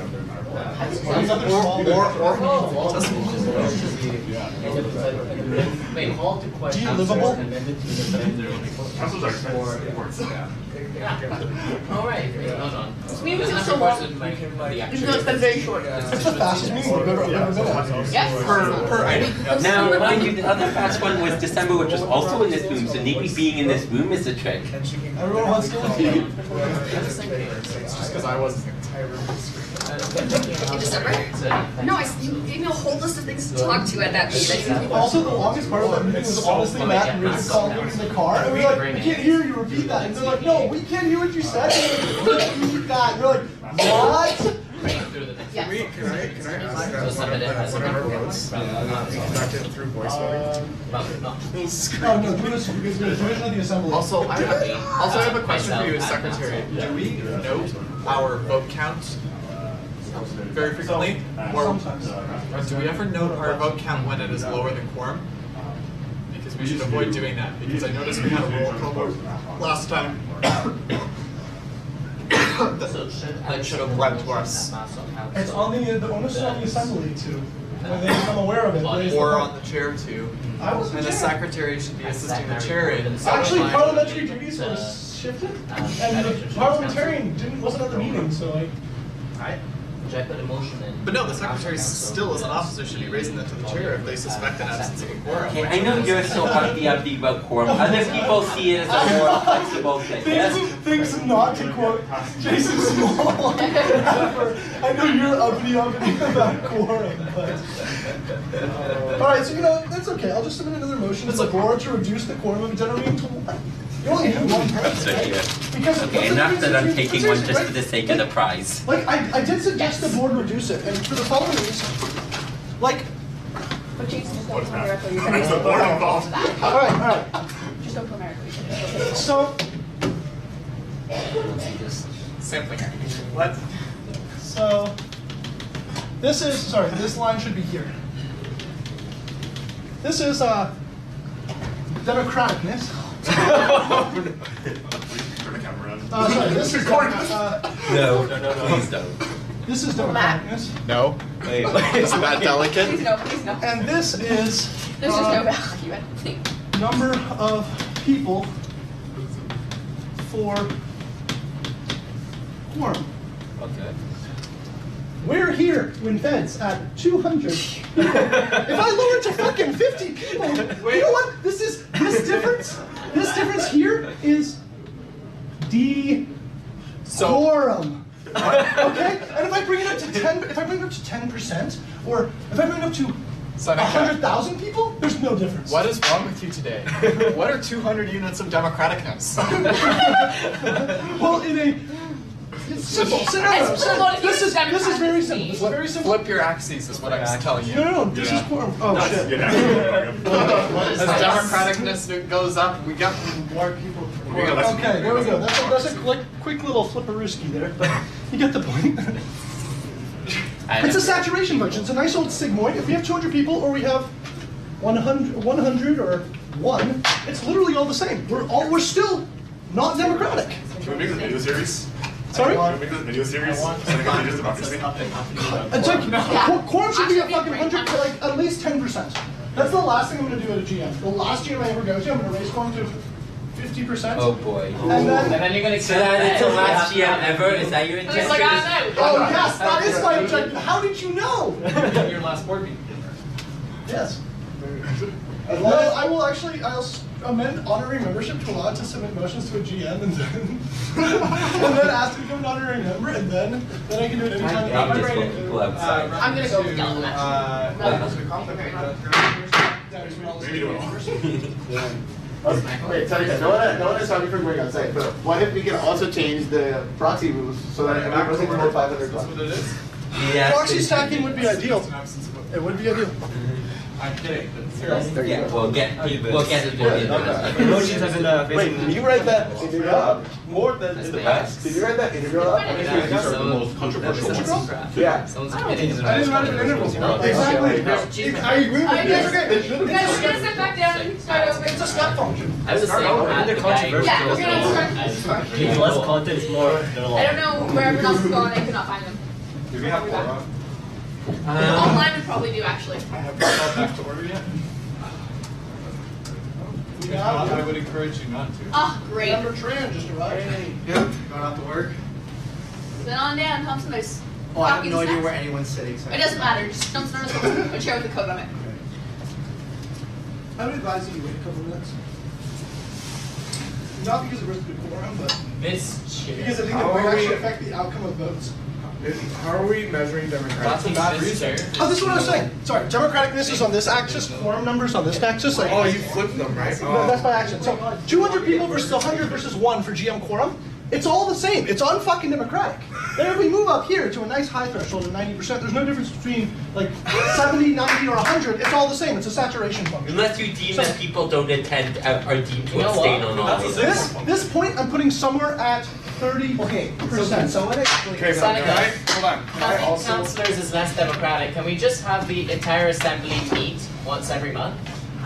Wait, sorry, what? Having councillors is less democratic also, so can we just have the entire No, it's not. assembly? Can we have the entire assembly just meet once every month? There's an election for councilors. Yeah, but nobody wants an election. We're all like, No, only you are a claim. Science was not a claim. Environment was playing a by-election. The math caucus for a good chunk wasn't, because there was a by-election for math. There's and then this year's incoming council is almost all non-acclaimed, except again engineering. So that sounds like an Eng caucus problem, not a. and rather than run by-elections, we're just going to give them a free seat. Just put everything in referendum. Not a free seat. They had elections of their own, but It's not a fence election. it was a contested election. We actually, Everything should be a referendum. Case in point, Brexit. No! I was about to say no, that's terrible, but then you took the words right out of my mouth. Yes, Bilal, every motion, referendum. Leave or remain. Put up everything on a bus. Well, you know what, you'd enjoy this nice little provision in the Students' Choice Initiative that says if something was a referendum. I never needed those. Are you speaking of a... Jason, you are savage today. This is not the first time. No, it's not. No, it's not. It was like when I messaged you, and I was like, I'm sorry, I'm not if I upset you. No, it's your fault. I was like, wow. Everyone in.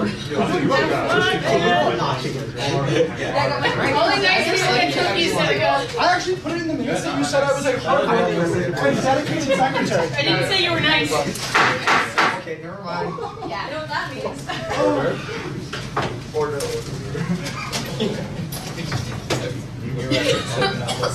Alright, guys. Sorry, guys, if we can okay, so we are on, guys. Sorry, can we? We are still on the miscellaneous and accountability motion. As it has been split, we are now on the second be it resolved. Well, the first be it further resolved clause, the second clause, which is now being debated. So if they don't have anything they'd like to say to this before. Can you read out the clause? Yes. Be it further resolved that council recommends officers to make a separate document on the student council's webpage that contains all existing advocacy resolutions or incomplete resolutions since September 2018. Example, resolution on displaying results of past GM/referendum, to pledge toilet paper advocacy resolutions, as to university crossing resolutions. Okay, Dion, you can speak about this. Yeah, updates on advocacy policy should be provided during reports to council, and the councilor should follow up if they have. Okay. Sorry, I think Lenny, you were next, and then Savannah. I was just about to say the reason behind it is because many advocacy policies are present in minutes. Point of order. Since the mics are muted, no one on mic can hear what we're talking about. Okay, so sorry, we're just on the second be it resolve, or it's the first be it further resolve. We're right where we left off. Yeah, Lenny's just. Yeah. Yeah. So I was saying that regards to the second clause, councilors, it's actually providing updates on advocacy policies during council meetings, and councilors should be following up to them if they haven't been providing updates. Councilors are also expected to communicate these things to their constituents. Yeah. Yeah, so the reason I'm proposing that we make a separate document on the website to display these resolutions is because many advocacy resolutions are buried within pages of minutes, and very useful content, along with being less accessible. So the rationale behind this is that we remember them and that we make it accessible for students and also future counselors. Okay, so Matt, was that the point of information? Yeah, it's a point of information. Could you please update us as to whether this motion currently reads that it should be put up on the Students' Council website or webpage, or whether this is in fact something that is internal? No, this is still, that was a previous motion. So this still is as it reads. I think I'm next. Yes, you are. I want to echo what Dion said in response to your point, Lenny. The councillors have a duty to inform their constituents on what is ongoing in council and what advocacy efforts and resolutions are passed. It's also the duty of councillors to follow up with executives who are tasked to manage these resolutions. And since they're going to have to be provided updates on, and councillors can ask them specifically, I don't see this as a good use of time, or I feel like it's repetitive when the constituencies or caucuses can do reports themselves, and they have a duty to keep their constituents informed. So I want to echo Dion's sentiment. Okay, so Senator next. So I just honestly think it's a bad idea. I can say kind of scrolling up to the exact but I think that there's a lot of turnover in this organization, and there's stuff that lasts multiple years. And if you're not aware that it's lasting multiple years, it can become difficult. Like, since we have policies that carry on like that with advocacy resolution. Sorry guys, can you not have that side conversation? Okay, go for it. Since advocacy policies outlast government resolutions, don't always, it's hard to know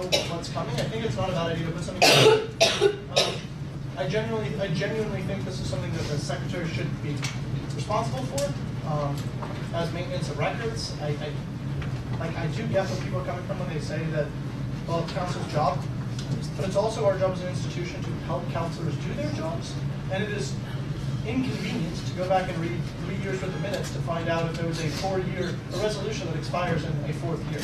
Ideally, that would be part of transition for incoming councilors and incoming executives if it was tasked to an executive.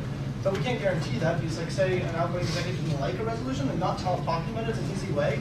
Because, like, yes, lack of knowledge is not an excuse, but it kind of becomes an excuse, right? So. Matt was next.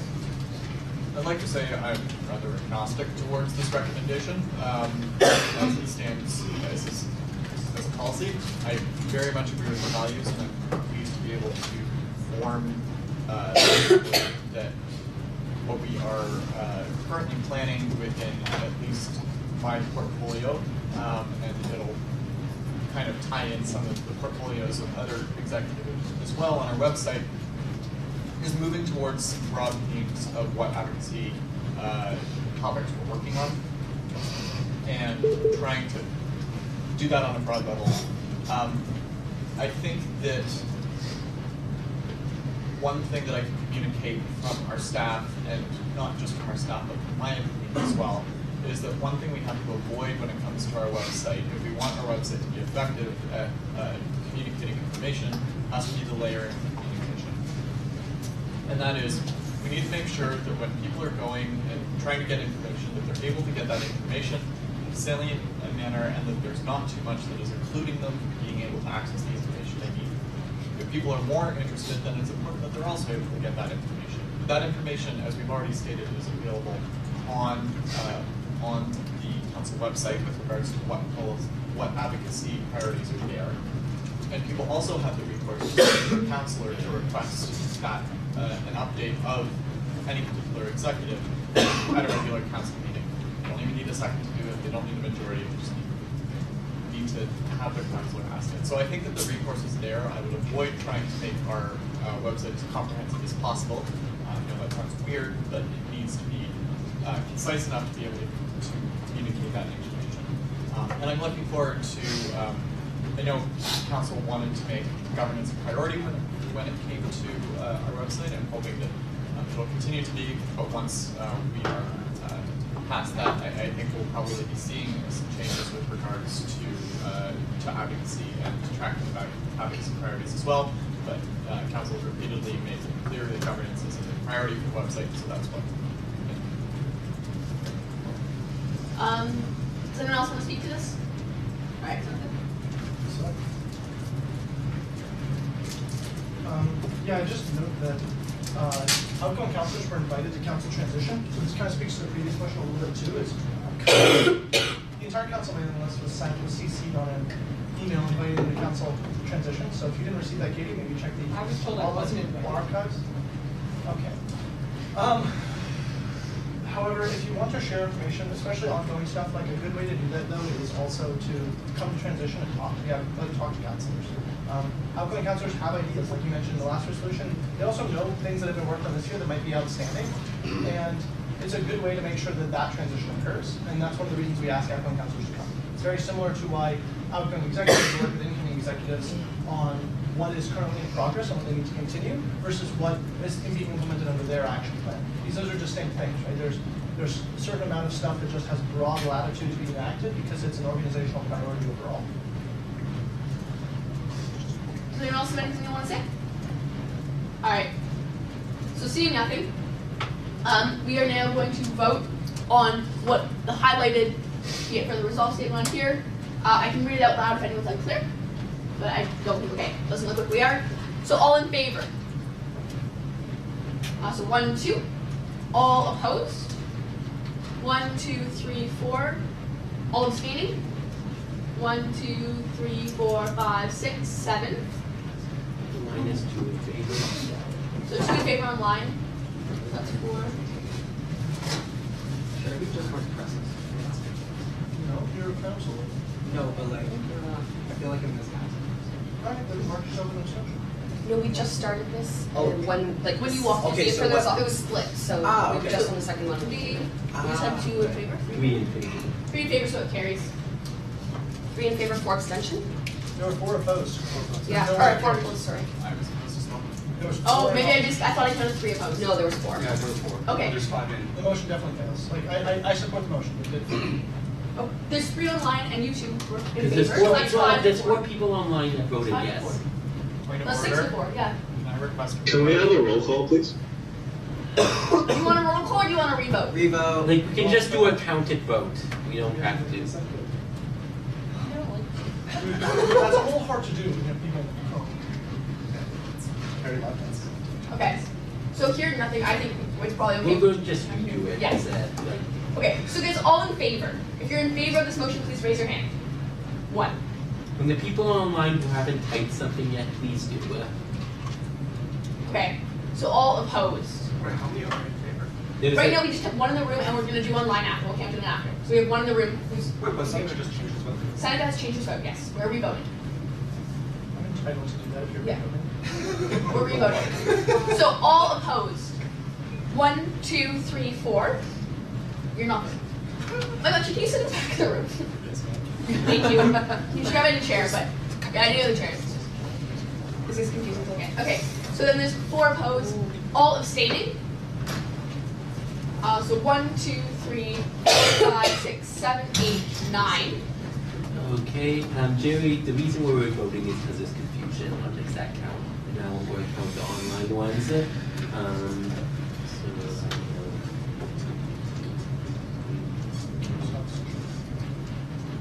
I count 5 in favor online, and then a few 3 abstentions. So it's 5 to 5 then. So then it falls on the speaker. The speaker can choose to vote in favor to make it pass, otherwise it fails. We don't want to be a Mike Pence. Vote yes. I'm super worried about being my I think that was yeah, and I'm voting against. You don't, you just decline to vote. Okay, so I'm declining to vote. Actually, given the procedure, she can go in either direction she wishes. Cool, No, whatever. Anyways. My decision is not to have it carry. Is the Speaker votes opposite. yeah. Okay, so then we are on to the last bit here. So it's be it further resolved, or be it resolved that council recommends the Federation to allocate a small portion of the money to create a Freedom of Information Request Fund, which shall be used to learn more about the university and its operations. Honey, you moved it. So you can talk about it first if you'd like. I think I already spoke about it. Sure. Maybe half an hour. Okay. So I'm gonna say Jason and Savannah, then Austin, then Matt and Seneca. I think such a motion, because I'm going to put in context, I actually, as an individual, I just a week ago filed a Freedom of Information request with the university that I'm pursuing for my own reasons. With that in mind, I do actually think that Feds pursuing this, like unless there are specific objectives of information that Feds want to obtain, and it is known that they're not going to be able to obtain it without a formal request, I think that this is not really called for. Okay, Savannah? I also think in light of the Students' Choice Initiative, I don't know that budgeting for Freedom of Information requests is the best use of funds, knowing that students are going to be able to opt out of numerous pieces of the fund. So I don't know that this is a good use of funding. Alright, cool. Austin. Yeah, since there was a break, I would actually ask that when it does repeat his purpose for the motion. Okay, so I guess I'll let one talk. And sorry, can someone hand Lenny a speaker if he doesn't have one over there? And Lenny, can you make sure you're speaking up really bad? Hello, Lenny speaking here. So the purpose for this is that there may be information we want to learn about the university that the university may not willingly provide information. And speaker qualities with us for as low as $5 just to understand and bring more transparency in the university process. Okay. Okay, can I actually respond? Sure. Just to respond on the assertion that it's only $5. $5 is the initial fee to file a request. The university can then request additional money to compensate them for their time involved in gathering information. So the actual amount could end up being in the hundreds for a single request. Wait, isn't it 25 that's like the max? No, it's a per hour rate. Okay, so it's Matt and Seneca, and then Gianna and next. Okay, sorry, Matt and Seneca. Yeah, I would just speak against this motion, particularly because it is of no force if it is passed. If you think this is something valuable to include, I would mention it to a member of the Budget and Appropriations Committee for next year. But passing this motion does not do anything. It recommends that the Federation ambiguously somehow gets to that point, and I'm sure the Budget Committee would take that into account, making the recommendation to individual members of the Budget Committee would have the same effect. Yeah, sorry, I didn't realize it was recommendation. I was about to say, well, we have to do what council says, but it says recommendation, so good. So a couple items here. The first one is I moved a similar motion under Matt's report, I don't know, back in November, and it failed. Or maybe I withdrew it, I don't remember. But I note that generally I support filing FOIA requests against the university. I think especially for anything they're not going to withhold or let us publicly speak about, especially things students are involved in or affected by, is important. That being said, it runs up considerable costs per hour, potentially, and considering we already have policy in place that says feds will help under these requests and assist getting this information from the university or external parties. And that's a policy requirement already under the Freedom of Information Superseding Corporate Governance Policy, policy 52, I think, maybe 51. I would say it's probably not needed since it's already covered there. So just as an FYI that we already do support this process. I don't necessarily think it's a thing you should budget for on the regular. Dion, you decline. Okay. Does anyone else want to speak? All right. Great. We can bring it to a vote. So all in favor? And I can read it out loud if you would like that. But it doesn't look like. Okay. Cool. So all in favor of this last? What is the last bit for the result in this? What is now its own motion? All in favor? Okay. All opposed? 1, 2, 3, 4. Sorry. 1, 2, 3, 4, 5, 6, 7, 8. All abstaining. 1, 2, 3, 4, 5. Okay. Online, I'm getting 4 in favor, 5 in favor, but it still fails. Still fails. 5 abstaining. Anyone want the notes noted? Great. I want my notes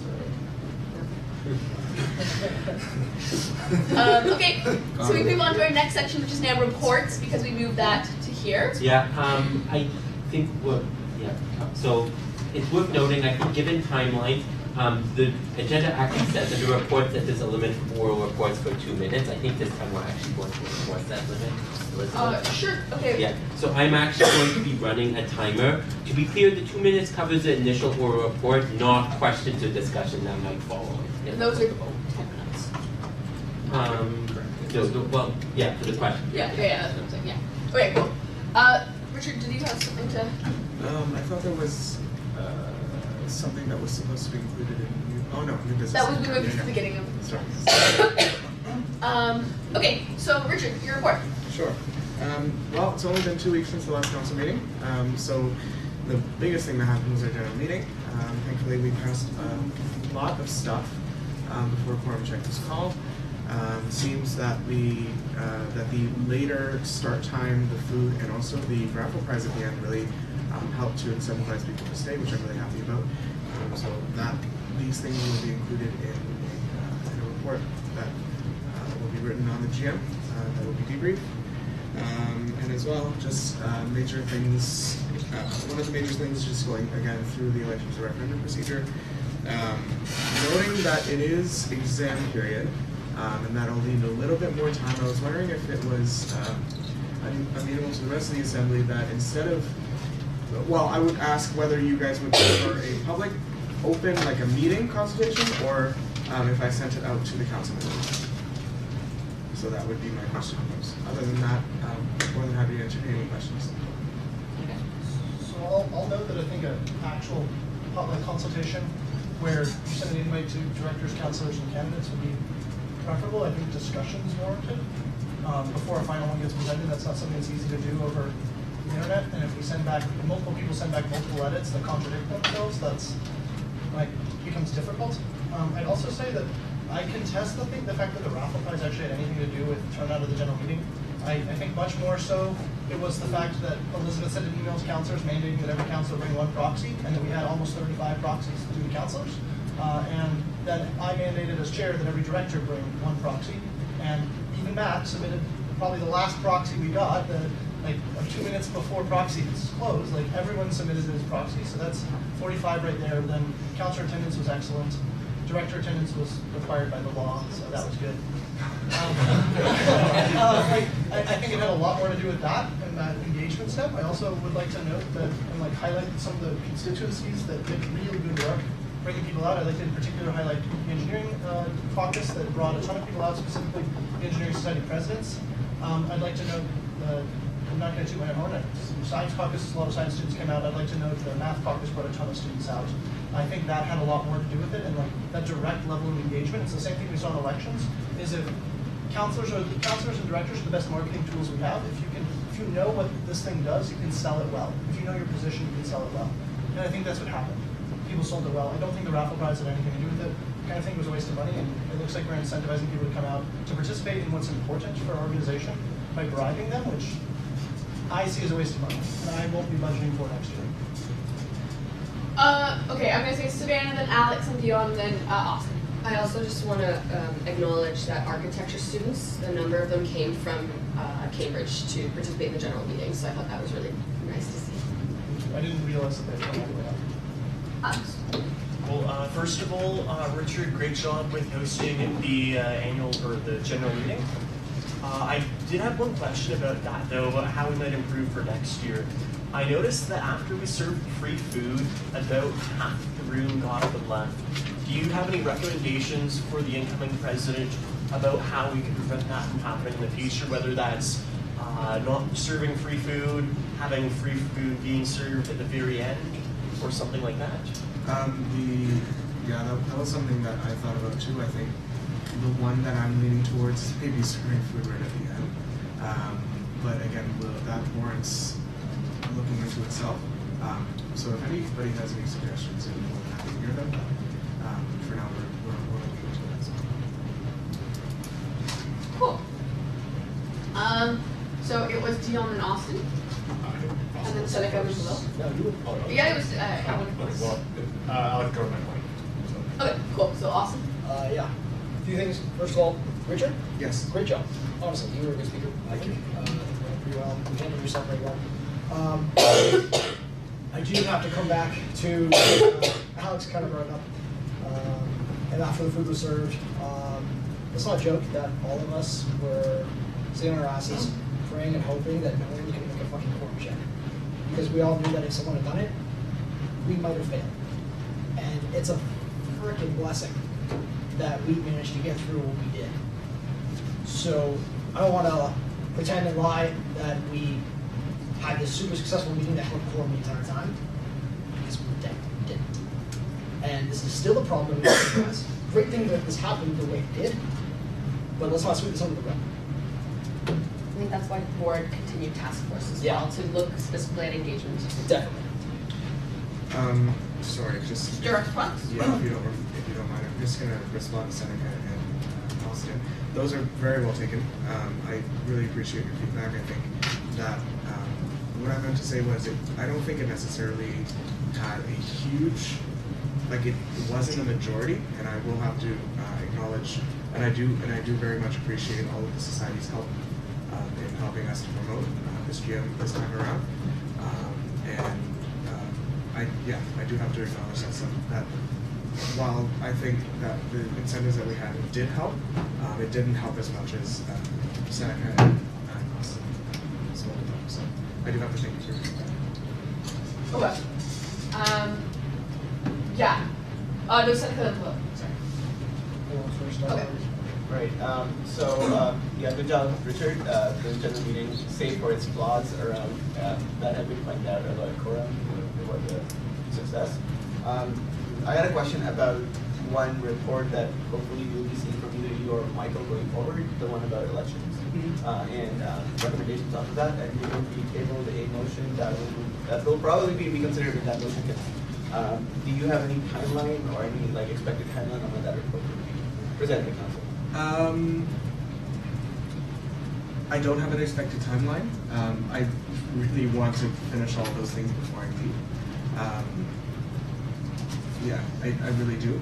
And in the case that, I believe this was a conversation at PBC, where if it does happen to be tabled at PBC fairly late in the rest of the term, that we will, that PBC will approve it in principle and then move it to the May or the June meeting of council.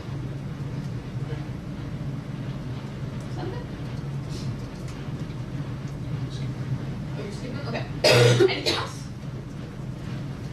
Great. So then we can move on to Kurt. Hey guys, so for myself, not too much to report. I'm meeting up with the Budget and Appropriations Committee the week of the 8th to finalize all those pieces. Of course, with the Student Choice Initiative and trying to allocate that money and find the essential and non-essential, that's been like very occupying of my time. I know I wasn't at the last meeting, but I went over the minutes and what was discussed and saw a couple questions about Bomber. Bomber consultation, the surveys went out to start this process. I've seen a lot of you guys sharing it, which I'd really like to thank you for that. I've been getting a lot of good feedback actually about it, especially the last few questions to try and like push the limits and see what students would want. A reason behind that was in case, depending on how things go with the Student Choice Initiative and how much money our membership has for those renovations and that process, we want to see if there could be talks of having like a levying fee if people really want to go above and beyond for what the restaurant went to. For me, I'd love to get the ball rolling with that right away. Like that's what my main goal was this year, but I had to look at the best interests of the organization, not just commercial units. So that's why that kind of got held back. And I think those are the main questions from the last meeting. So if there's anything else while I'm here, before we open. John.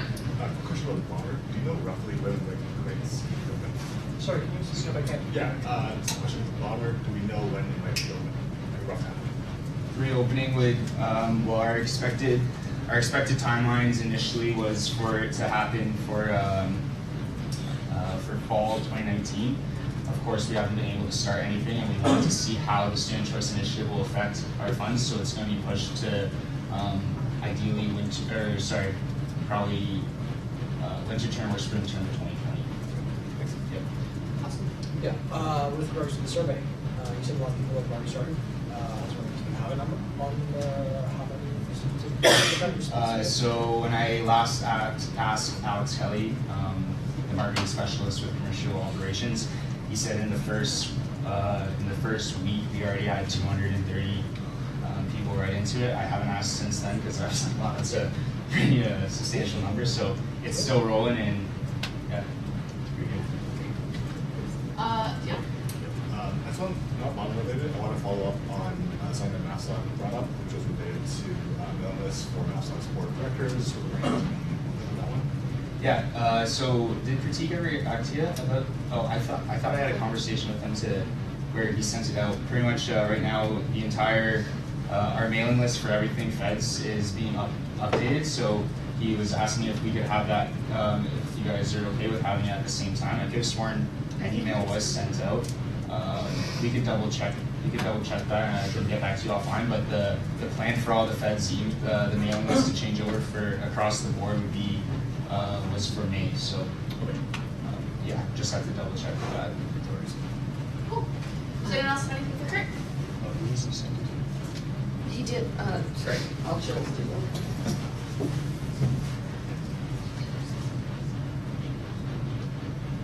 I think that's just. Yeah, that's totally.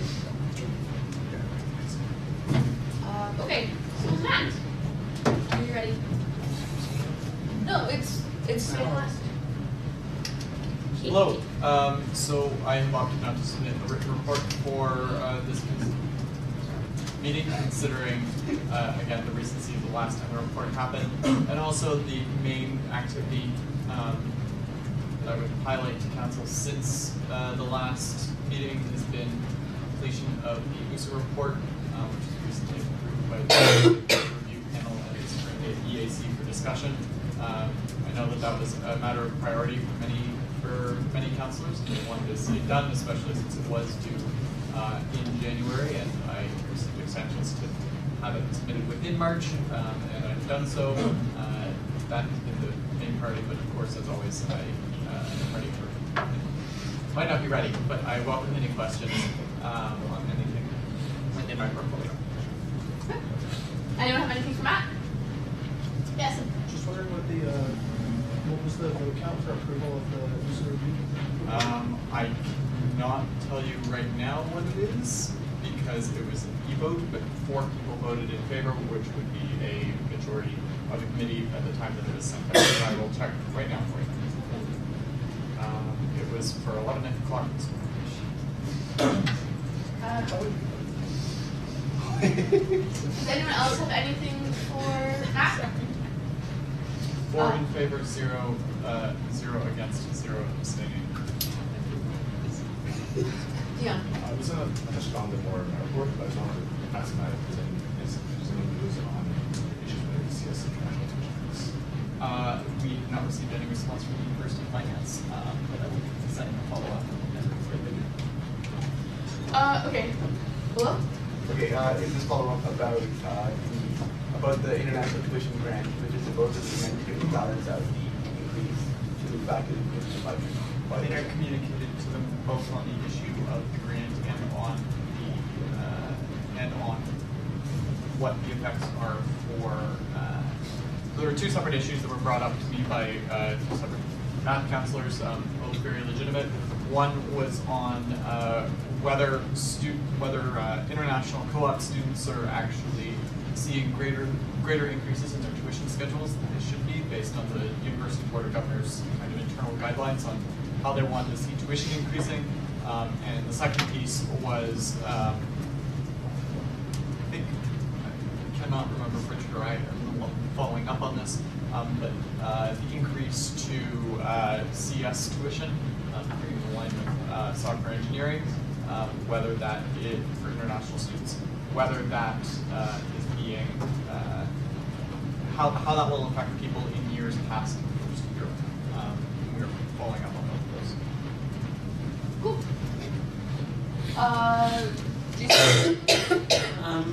I guess I just want to raise this more as a question to council about the user review and how, like, just to further clarify on what Matt has said about the timeline. It is currently something that EAC needs to meet to produce its set of recommendations on that review panel report.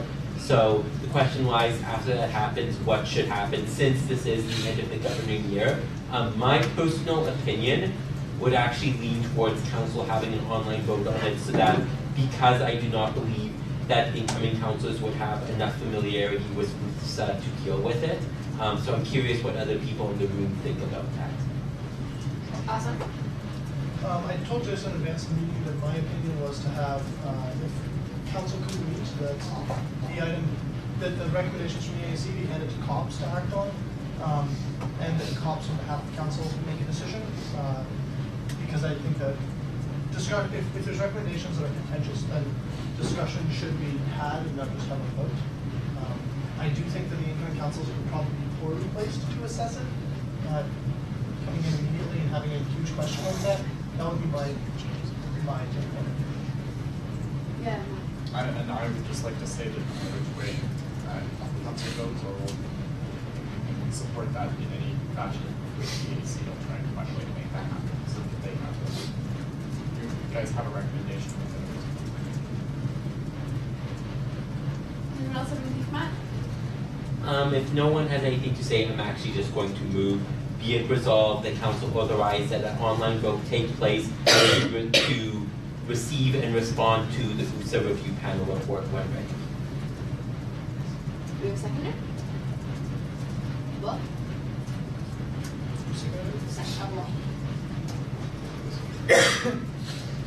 Okay, so do we have any discussion? Okay. Yeah. I think there should be discussion on the report when it's received, and I think COPS is well placed to do it since they have representatives from all the major constituencies. Anyone else have anything they'd like to say? Alright, so seeing none, so could you read back out the. Sure. The motion on the floor is be resolved council authorize an online vote to take place to receive and respond to the USA Review Panel report when ready. Okay. So all in favor? 1, 2, 3. All opposed? 1. All sorry. So all opposed? 1, 2. All abstaining? 1, 2, 3, 4, 5, 6, 7, 8, 9. No, 9. I'm still for 1 in favor, 2 abstentions. 3 abstentions. Whole bunch. But 1 in favor? Yes. Okay, so that does carry. Prepare for a special meeting. No, when you go. I know, prepare for a special meeting. I'm gonna call one because we'll have somebody else do it. Alright, so then, unless we have anything else to say about Matt's report, we can move into Savannah's. All right, I submitted a written report, so I'm not going to say anything in addition to that, except that I've enjoyed being VP Student Life this year, and it feels bittersweet to be wrapping up shortly, so, all right, that's all. Thanks, Savannah. Does anyone have anything to say about Savannah, about Savannah's report? Yeah, please not about me. Yeah. Sorry. Oh, exactly that, that's very nice.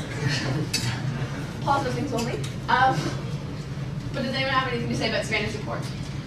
I think Ron Zhao, you want to speak, go ahead. Hi, can everyone hear me? Yes. Okay, good. Okay, so first of all, Savannah, thank you so much for all the work that you put into the MOU, Imprint issue, SCI, all of that stuff happening. Everything's on. We have very little time, and I think you've been working very hard at getting these results. So thank you. I just have one question regarding the SCI and particularly the deadline for imposing the debundled fees. So basically, it's like it seems that every time I ask about it, I'm getting a different date. And right now there isn't a whole lot of clear guidance about this. So the latest one being the April 12th date. I've gotten also 2 weeks from March 29th and also the end of April. Do we have clear guidance on that? And also, how far does Fed expect societies to be able to take this as far as the internal process goes? Because as you may know, fees are very difficult to change, and it's, I guess, for a very good reason that that's the case. So I guess I'll touch on your fee piece. The quantity of your fee is not, the total of your fee is not changing. It's being broken down into different pieces. So whatever process the society needs to do in order to break down the fee needs to occur. As I mentioned in the email, I've been working with the university on making sure that we have a set deadline, and as I wrote in my most recent email, the April 14th deadline is the deadline that we need the fees split by. And honestly, I don't have much more information than was provided in your email, that they need to be debundled in whatever way that the society deems is fit. The government has stated that no fee can be bundled, so we can't have a awesome fee. It has to be like awesome services fee and awesome events fee or something, whatever the society thinks is the best way to break it down. But at minimum, it has to be in 2 categories. That's not anything from the Fed's perspective, that is the government.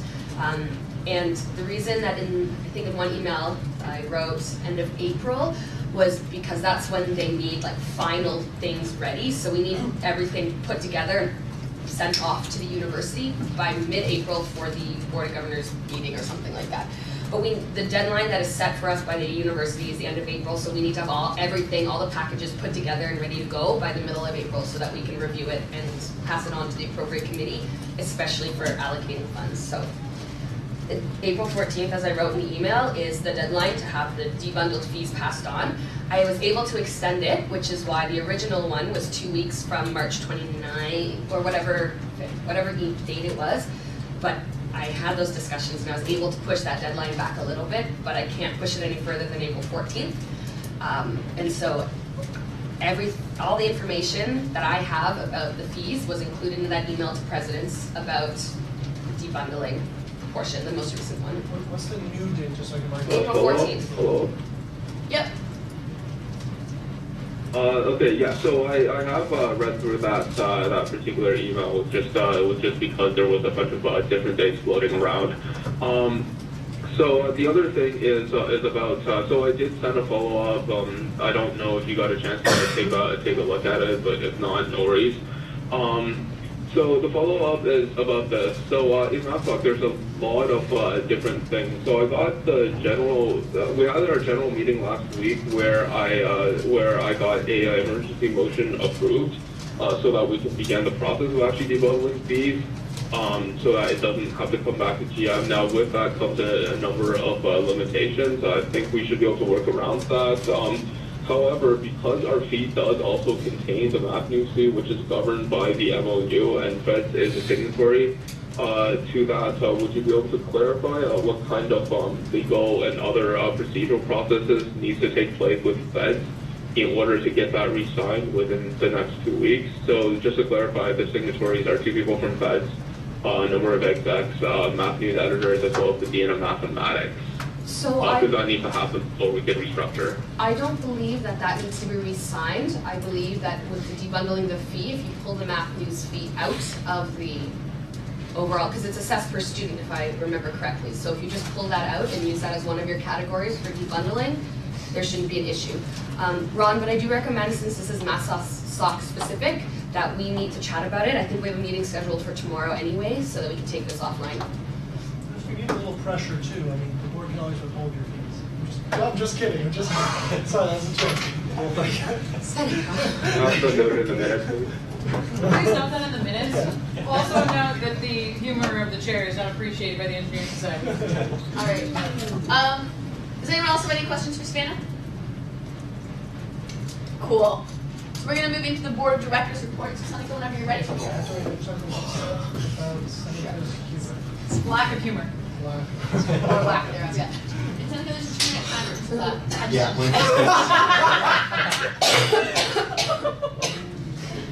Okay, give me just a second. Yeah. I'll start the timer when you actually start. I'm starting now.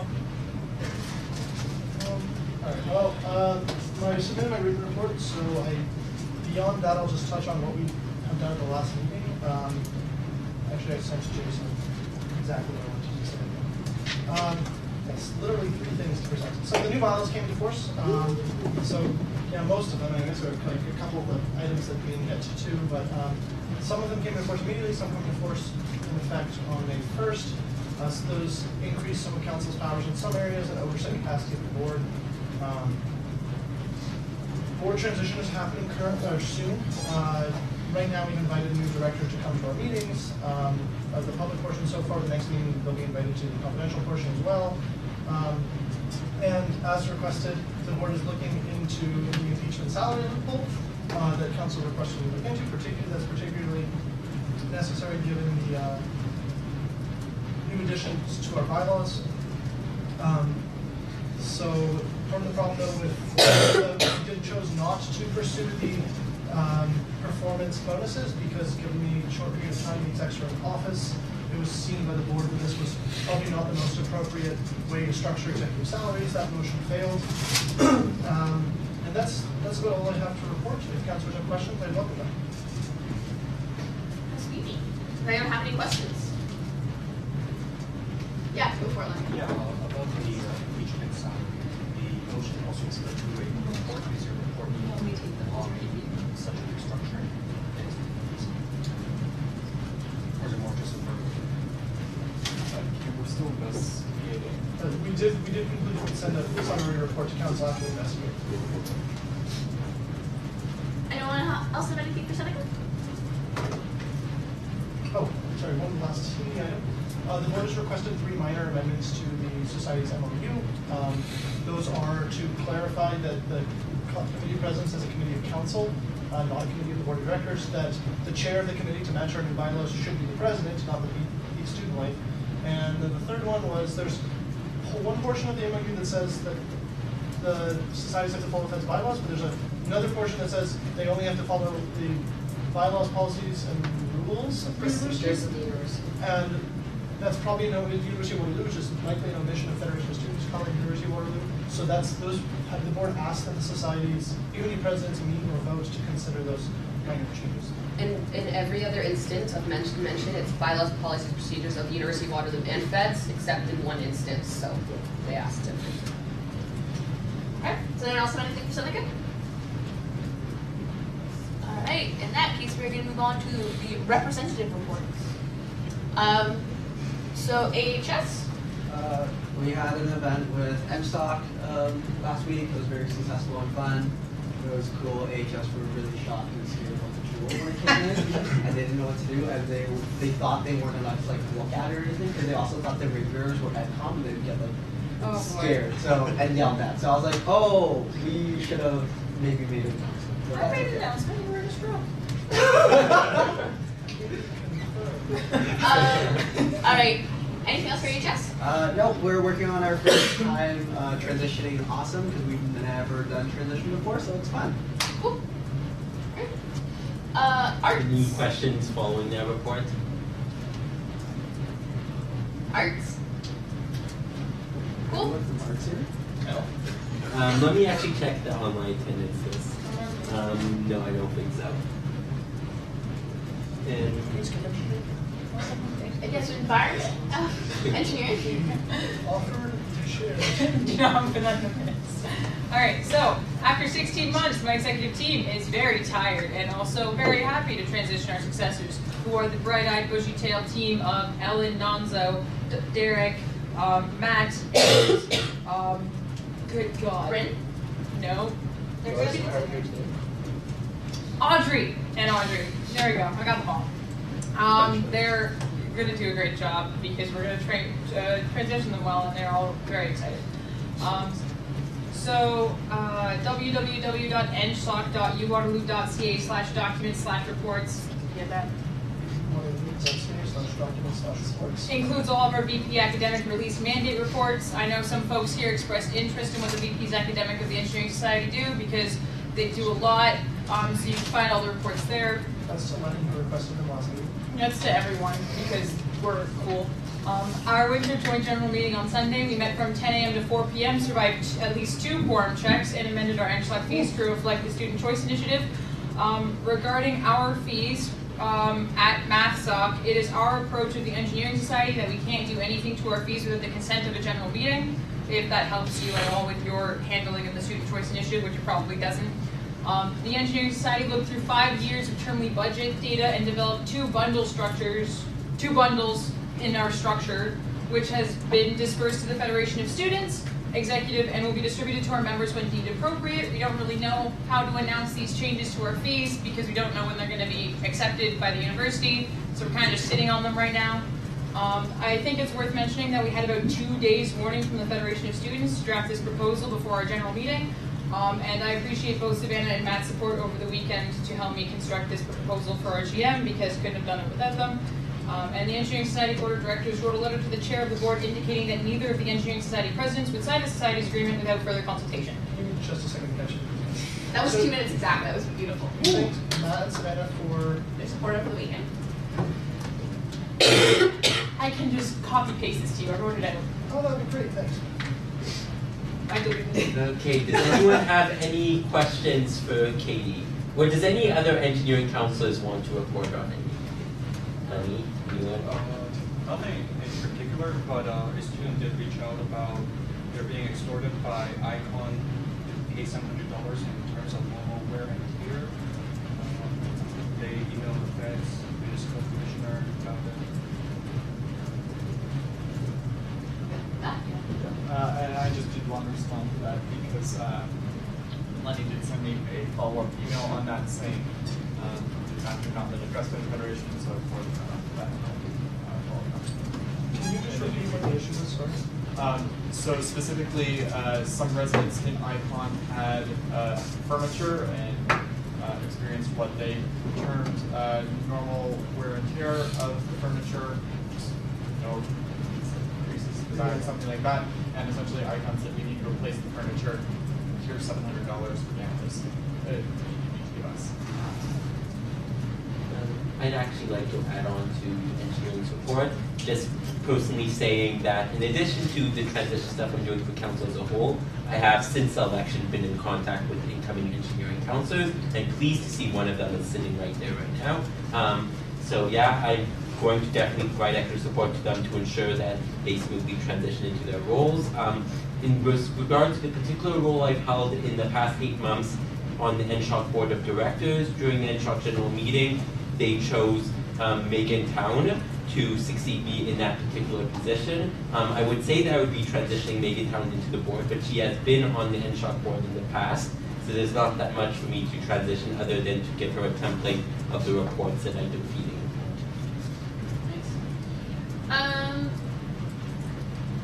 Anything else for engineering? Cool. So we can move into environment. I don't think we have anything for environment. Vincent is on the call Oh, if okay. he has anything. Well, actually, he might not be on the call anymore.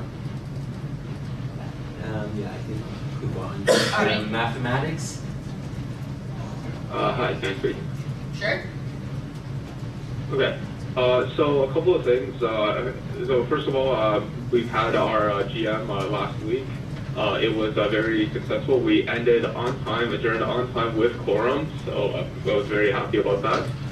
During that time, we were able to do a lot of procedural things to address the issues with SCI, in particular with the restructure. So we've successfully gotten emergency leave from the assembly, and we clarified the fact that we don't need a referendum in order to approve this. That lets us move forward without this running its next term. One major issue that we've been dealing with lately has been the issue of imprint using Math News Stand. I understand this is an outstanding problem with InStock and their Iron Warrior Vapor 2. So basically what happened is after repeated usage of Math News Stands, Math News has removed their paper and then reported this over to Imprint. However, despite this request, in response to this request, InStock has decided to threaten legal action email police services, as well as issue letters affirming that they own every single stand that is on campus, and that they will refuse to take their papers off of these stands. So that is an outstanding issue that we have been dealing with lately. Do you have anything to add? Ron, can you just confirm that is that in addition to what you've already discussed with the board of directors, or? This is what I've already discussed with the board of directors, simply reporting on what happened. Okay.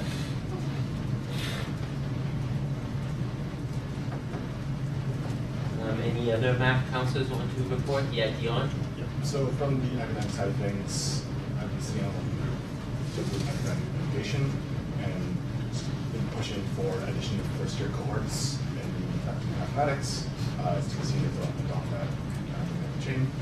A couple things on the co-op side. A couple places where students have been told that they would be on the work term in case of their negative offer, for example, on their last co-op term, because of unclear policy from the SICA side. They've confirmed that that's going to be the case, and they will be updating the website to reflect as such. The big issue on Table Plus is the CS International tuition increases. Over the last week, and last week in particular, it's been up on Reddit a lot, and there's a lot of threads about this sort of thing. So to clarify, first year computer science tuition for international students is going up 61% from National International, 15,000 or 25,000 or so in term. But this will not affect any current students at the university so I was initially told that when the Board of Governors approved this change, that students were informed that their tuition would be increased. We found out that was not the case. The faculty sent out communications to students for the first time this Wednesday, informing them of the increase after some students had rejected the offers. We're working on clarifying what exactly faculty will be doing. From my understanding, first year tuition will be subsidized to the initial level, but there's no confirmation about second year. I've also been trying to clarify if there's any increases affecting general math international tuition. From the people I was speaking to so far, there's no plans in the works for increases, but I will be following up with other faculty members to ensure that there's the case. Yeah, that's basically it. Cool. Anything else from math, the format? Cool. Then we're going to move on to science. I don't have anything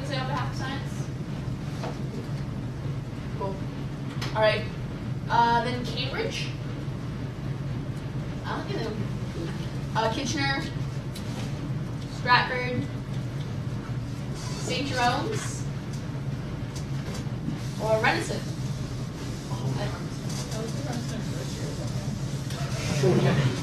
No, it's about being in a program for Madison, not in residence. I'm aware.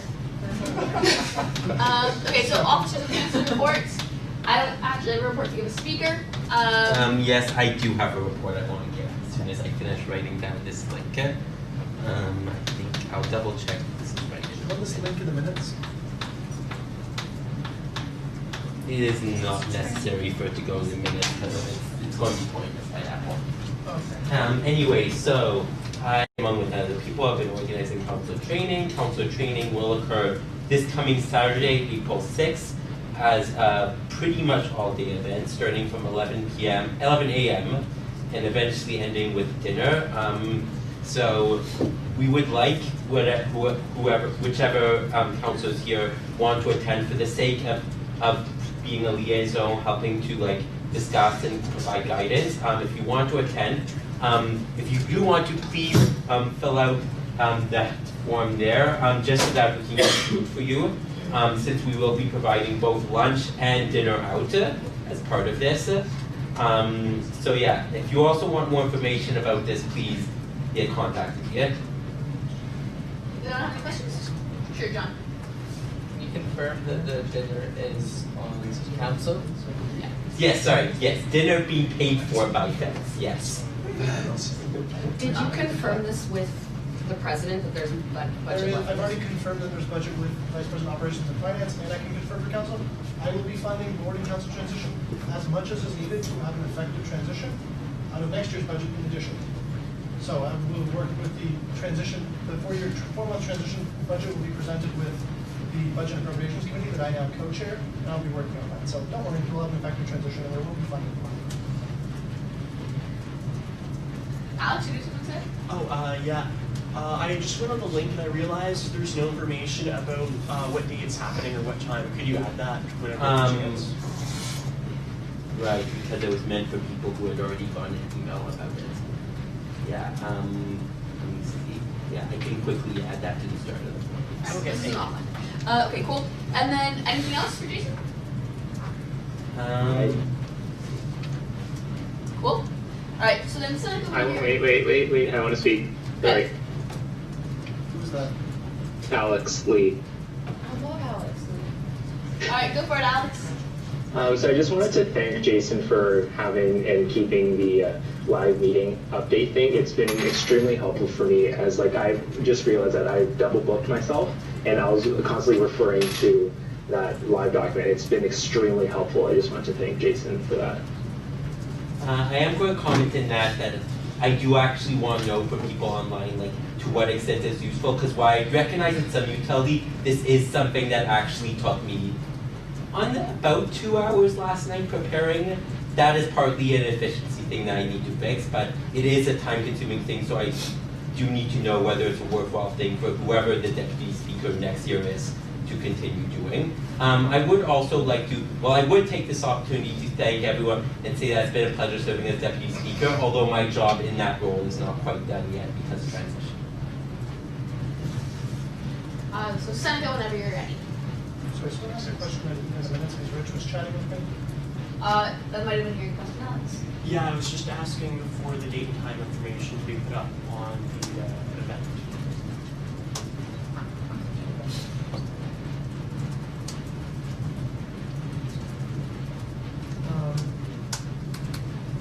Which is happening right now.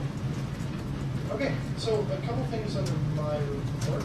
The first one is, I hope you guys like the new agenda format. It took me about 10 hours to put it together with a lot of thanks to the officers for feedback along the process. I sent them 20 trillion versions of it, all of which had issues until they were ironed out. And yeah, it took a while to put together. It now notes that you kind of took feedback from you guys over the last year or 2 years that you wanted the action on each decision listed, that you wanted the sections linkable, which if you scroll to the top, they actually are links. I think you have to download the PDF for them to work. but because Google doesn't auto-link them, but all of that should work now, so I hope this format's more accessible and more easy to understand, particularly with the table of contents being automatically updated based on the items that get put on the agenda. Also note that I took the time over 2 sleepless nights to put together a draft council handbook. I wasn't sleepless because I was working on the handbook. I was working on the handbook because I couldn't sleep. So there's an important distinction, I suppose. So at any rate, it's a first draft of what I thought were the important principles that you'd want a new councillor to know. I tried to put it in as plain English as I could. Obviously, there's some areas where it's going to be a little heavier, and there's not much I can do about that. I took the time to explain all the really important motions, motions, points of order, special Steve Robert rules items that I thought were valuable to enter into the handbook. Right now, I'm trying to expand on the university governance section, which I don't know all that well because I'm not involved in university governance. And I asked the president to take a lead on that one, and I asked the executives to go on the committees that they serve on in the university that would be interesting or relevant to councillors. So I look forward to those additions, but I would really want the feedback from people on that handbook if they have any, or on anything else generally. Does anyone have any comments for Seneca? All right, so we are into our standing committee commissioner or service reports.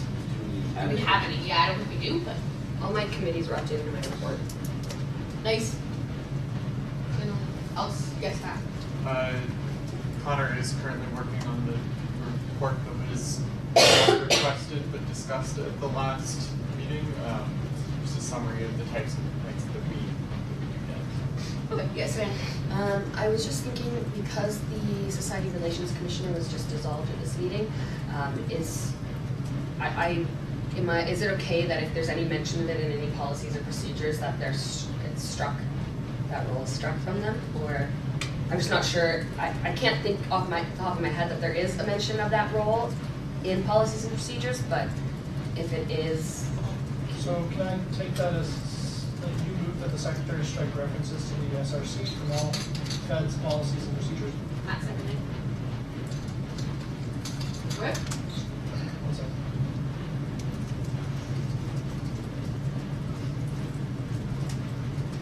In council procedure, the only mention is in committee of presidents. Yeah, that's right. Yeah. So you're- And there's none in policy. Okay. So if everyone's comfortable with that amendment to the procedure, it is an amendment, so Is it not favorable or whatever? Not friendly to anyone?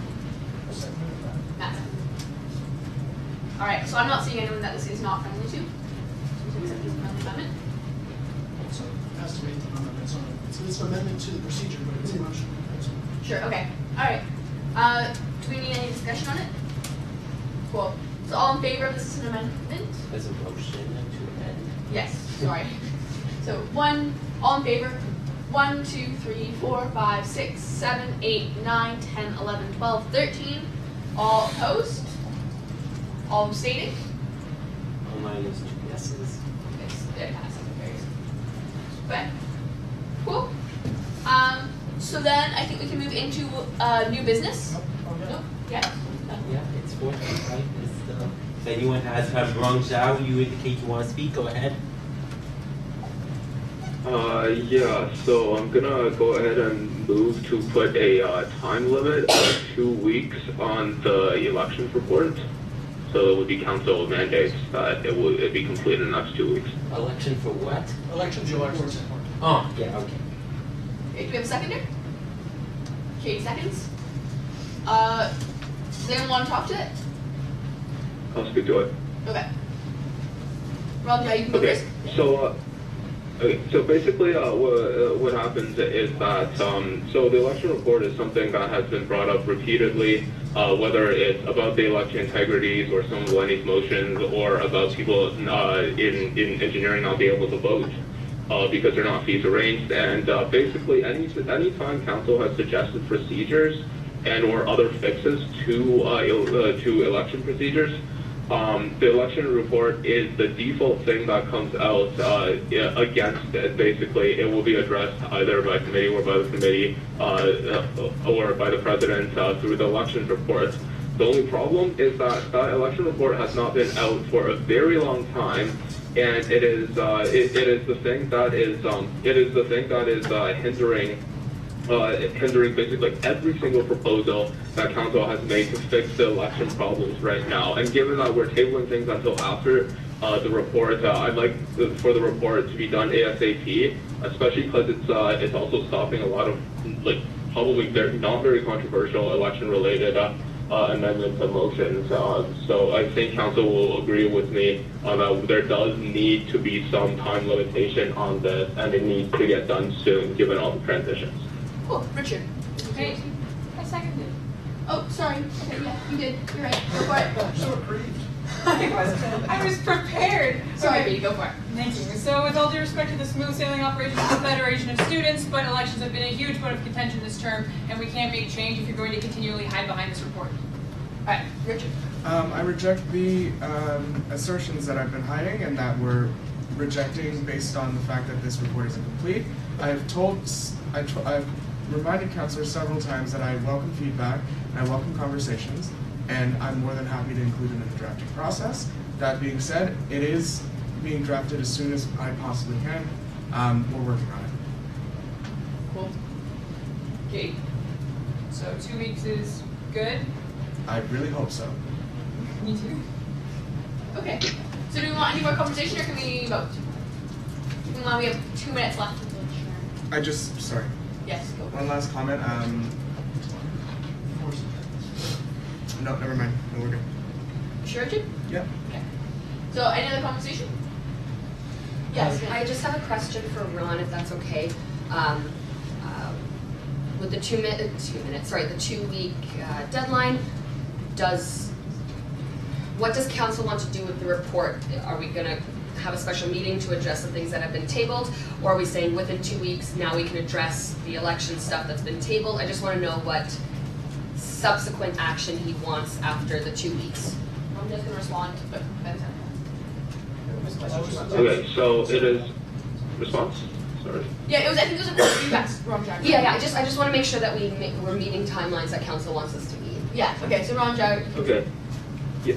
So basically, it's the council definitely has the option to address all of these things, and also, as we know, with transitions, if there's an ongoing investigation, an ongoing report, it is very likely that this is going to get sort of thrown away into the ether, and we just want to avoid that scenario as well as give everyone the options in order to be able to do this, to do whatever they need to in council.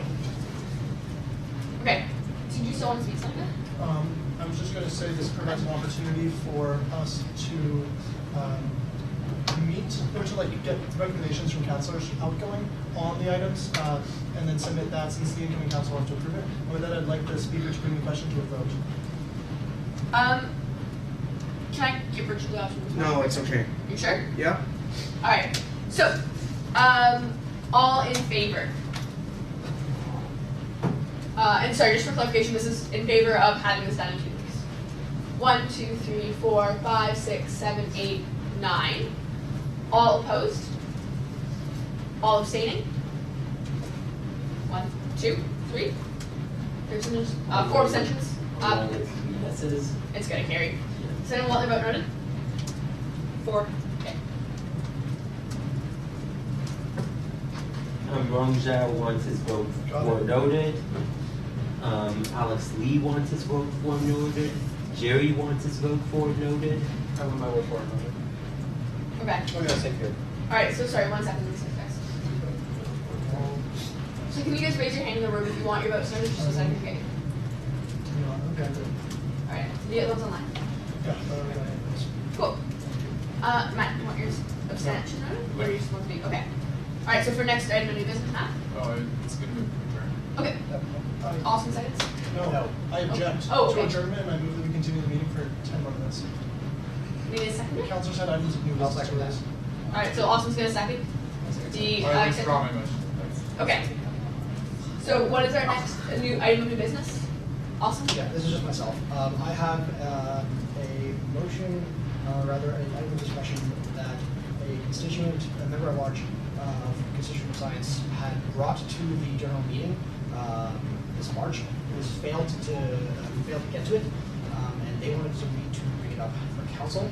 Recognizing our adjournment time, I at least want to put this on the table so that we will get to this eventually. It doesn't have to be today since it's, I guess, kind of a long discussion. Okay. Yeah, if we could, I can motion to have it be in the business or Which item, I need to know what item. Yeah. I guess it's. What are we talking about? This has to do with, I think it's the international funding for international students. So yeah, can you tell us what your motion, like, trying to put on the table? Can I put a motion? It's a, yeah. Can I move that the council adopts a policy, adopts a resolution stating that we are in favor of research funding being provided to international students. We can use that as a jumping point for, Okay. for discussions of this subsequent meeting. I can submit to the speaker what I was given to present to council. That would be nice to attach to the minutes. Yes. Okay. That is what I have. Okay. All right. So the motion on the floor then is be it resolved. Be it resolved that council is in favor of research funding for international students. That's. So are we saying that Austin motioned that and Matt seconded? I just put Matt and Austin as the mover and seconder. Okay. Cool. Does anyone else have anything they want to do this? Yeah, Matt. I just did want to say that regardless of what we decide, this is currently a policy vacuum for feds. It's something that I'm exploring with regards to whether you could advocate for it on the federal scene. I don't think it's highly controversial. It's just kind of exploring, subject of exploring whether international students should or shouldn't be eligible for publicly funded research. I know that can be a hot topic issue, but we're discussing that, given that there's a policy vacuum. Yeah. Does anyone else have anything to say to that? Okay. So the motion on the floor is be resolved council is in favor of research funding for international students. Yeah. I'd like to move that this item be definitely postponed until the next regular meeting of the council. That's not a definite, but. No, I said definite. Oh, it's a- We could do EAC as well. Council. Would you like to amend that to it? Wait, would you rather EAC? I remember that this week is Do you understand that amendment? Is that friendly to everyone in the room? That this goes to EAC instead of the next regular meeting canceled? Okay, seeing no objections, I can vote for the friendly amendment. Okay. So now we have to vote on the motion to refer. So Yeah. the motion now is to refer the item to EAC. Yep. All right. So all in favor?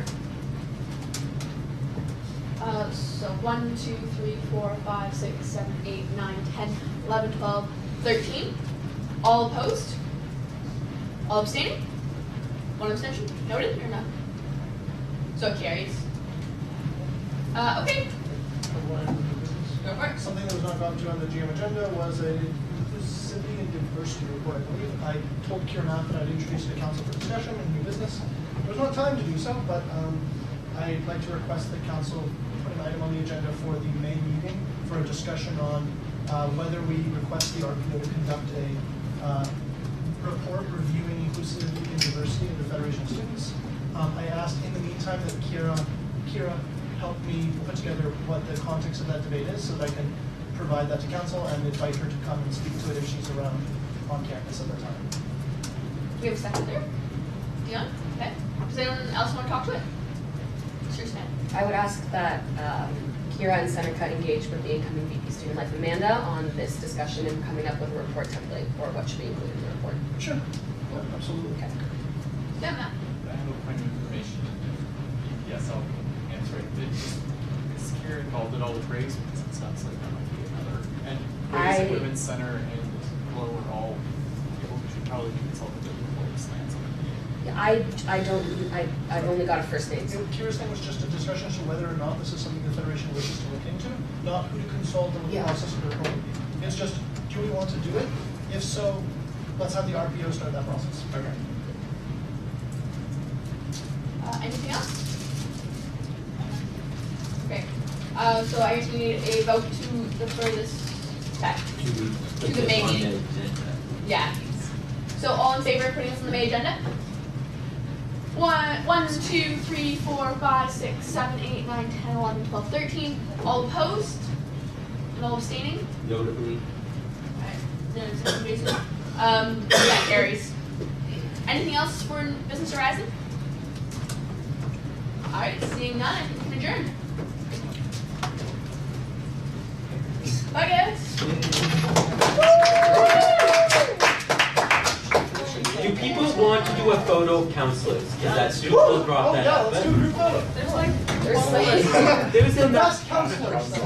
Yeah, the Sorry. best counselor. Don't be trying to live stream. Only America's doing this. Hold up the phone, only as long as you hold up the phone. You personally. All right, done. Can I FaceTime into this? Can we turn on the really accessible have the photo? device included? Can we keep the integrals behind No, us since so we're everyone not, knows since what's causing me pain? we've adjourned, but like instead, how about all the people on the phone just submit a photo and we'll Photoshop it into our We picture should have Photoshopped it. in random locations. Put a Skype logo in.